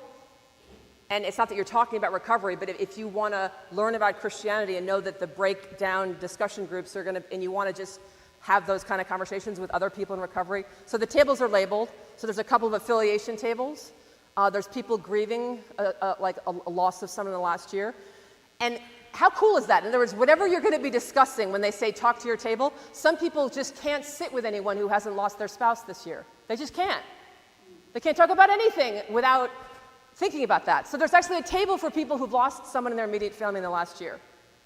Even though that's not the topic, but if you feel like I can go to church if I just know I'm sitting with a group of people that we're all kind of in this moment of our lives, and then we'd love to hear about Epiphany and what it means. So there's affiliation tables, open tables. I just couldn't believe how many people just go to formation. It's just crazy to me. I'm like, you're getting like an 80% return rate, and these are people that have been at church all morning. Once a month. That's level 1. You can also sign up for level 2. And you can't do level 2 unless you're doing level 1. So level 1 is you're coming on Sunday nights and once a month and you're learning all about the faith. Level 2 is you're agreeing to meet in a small group the same week that happens and go deeper, and he provides you more reading materials, more things to discuss. Level 3 is you meet with the rector once during the week for like a graduate level seminar on the same topics. You can't do 3 unless you've done 2, unless you've done 1. So literally, he has a formation. He runs it by himself. And you say, how do you do that? Remember, I'm not kidding. He's literally not doing anything else. In a church that has 300 people and he's the only priest. And he would say, I'm not burned out. Priesthood is actually manageable because I don't know what we're growing. We have a building committee. There are people who are financing the mortgage. He goes, I have lay people who are literally running this church. But forming people in a sacramental life is my job. So this is what I do.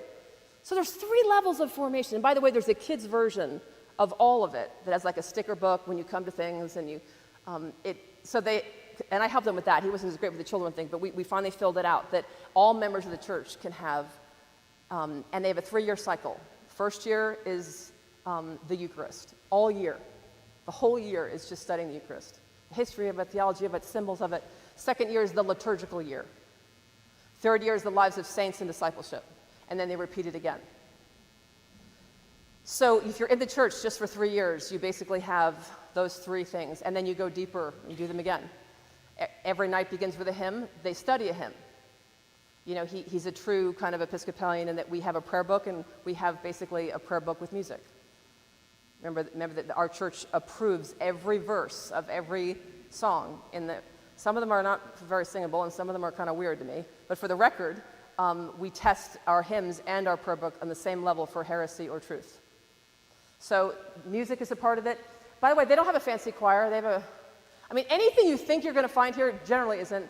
They have like a stand-up choir, like you kind of volunteer. The guy who runs it is a volunteer. So even though the vestments and things like that, and there's a very kind of Anglo-Catholic, the altar, faces out the window, but it's not fancy. It's like working class Anglo-Catholic is what I would call it. But people can't get enough of the learning. And more people have become members of this church through coming to these evenings where they're not treated like children. This is my friend, Jason, who wears a cassock to work and to bed and to everything else. You always know Father Jason with his cassock on. Because he says, ordination is I'm called apart and I'm separate. I am. He goes, what would people feel better if I shut up in a t-shirt? He said, that's hiding from my responsibility, and I won't. You see me, I am there for you as Christ loves the church, period. So there's just such a clarity that the church is about growing. This is the youth minister who's at the youth table, so this isn't like the teenagers. And by the way, if you're a teenager in confirmation, if you want to be a table leader, that becomes some of your confirmation formation. You can lead a table either of children or of adults. It's up to you. They have childcare, but any child of any age is allowed to sit in any formation experience, period. And he's told his congregation, if you don't want to sit next to a 3-year-old, find another church. The answer is always yes to, can I stay here and learn? Yes. Yes. Okay. I want to show you now. Now, here's where the rings are. So this is where you can start connecting what you have, your cards already. I'm so glad to be giving this away because it's sort of heavy on the, when our plane was a little kind of wobbly, I was like, oh, that's all those things I brought with me to Wisconsin. What I have here is, now, so we're called to be, right, salt, leaven, and light, right? So I thought, okay, let's have fun with this. So let's say we're called, so here's salt. Morton.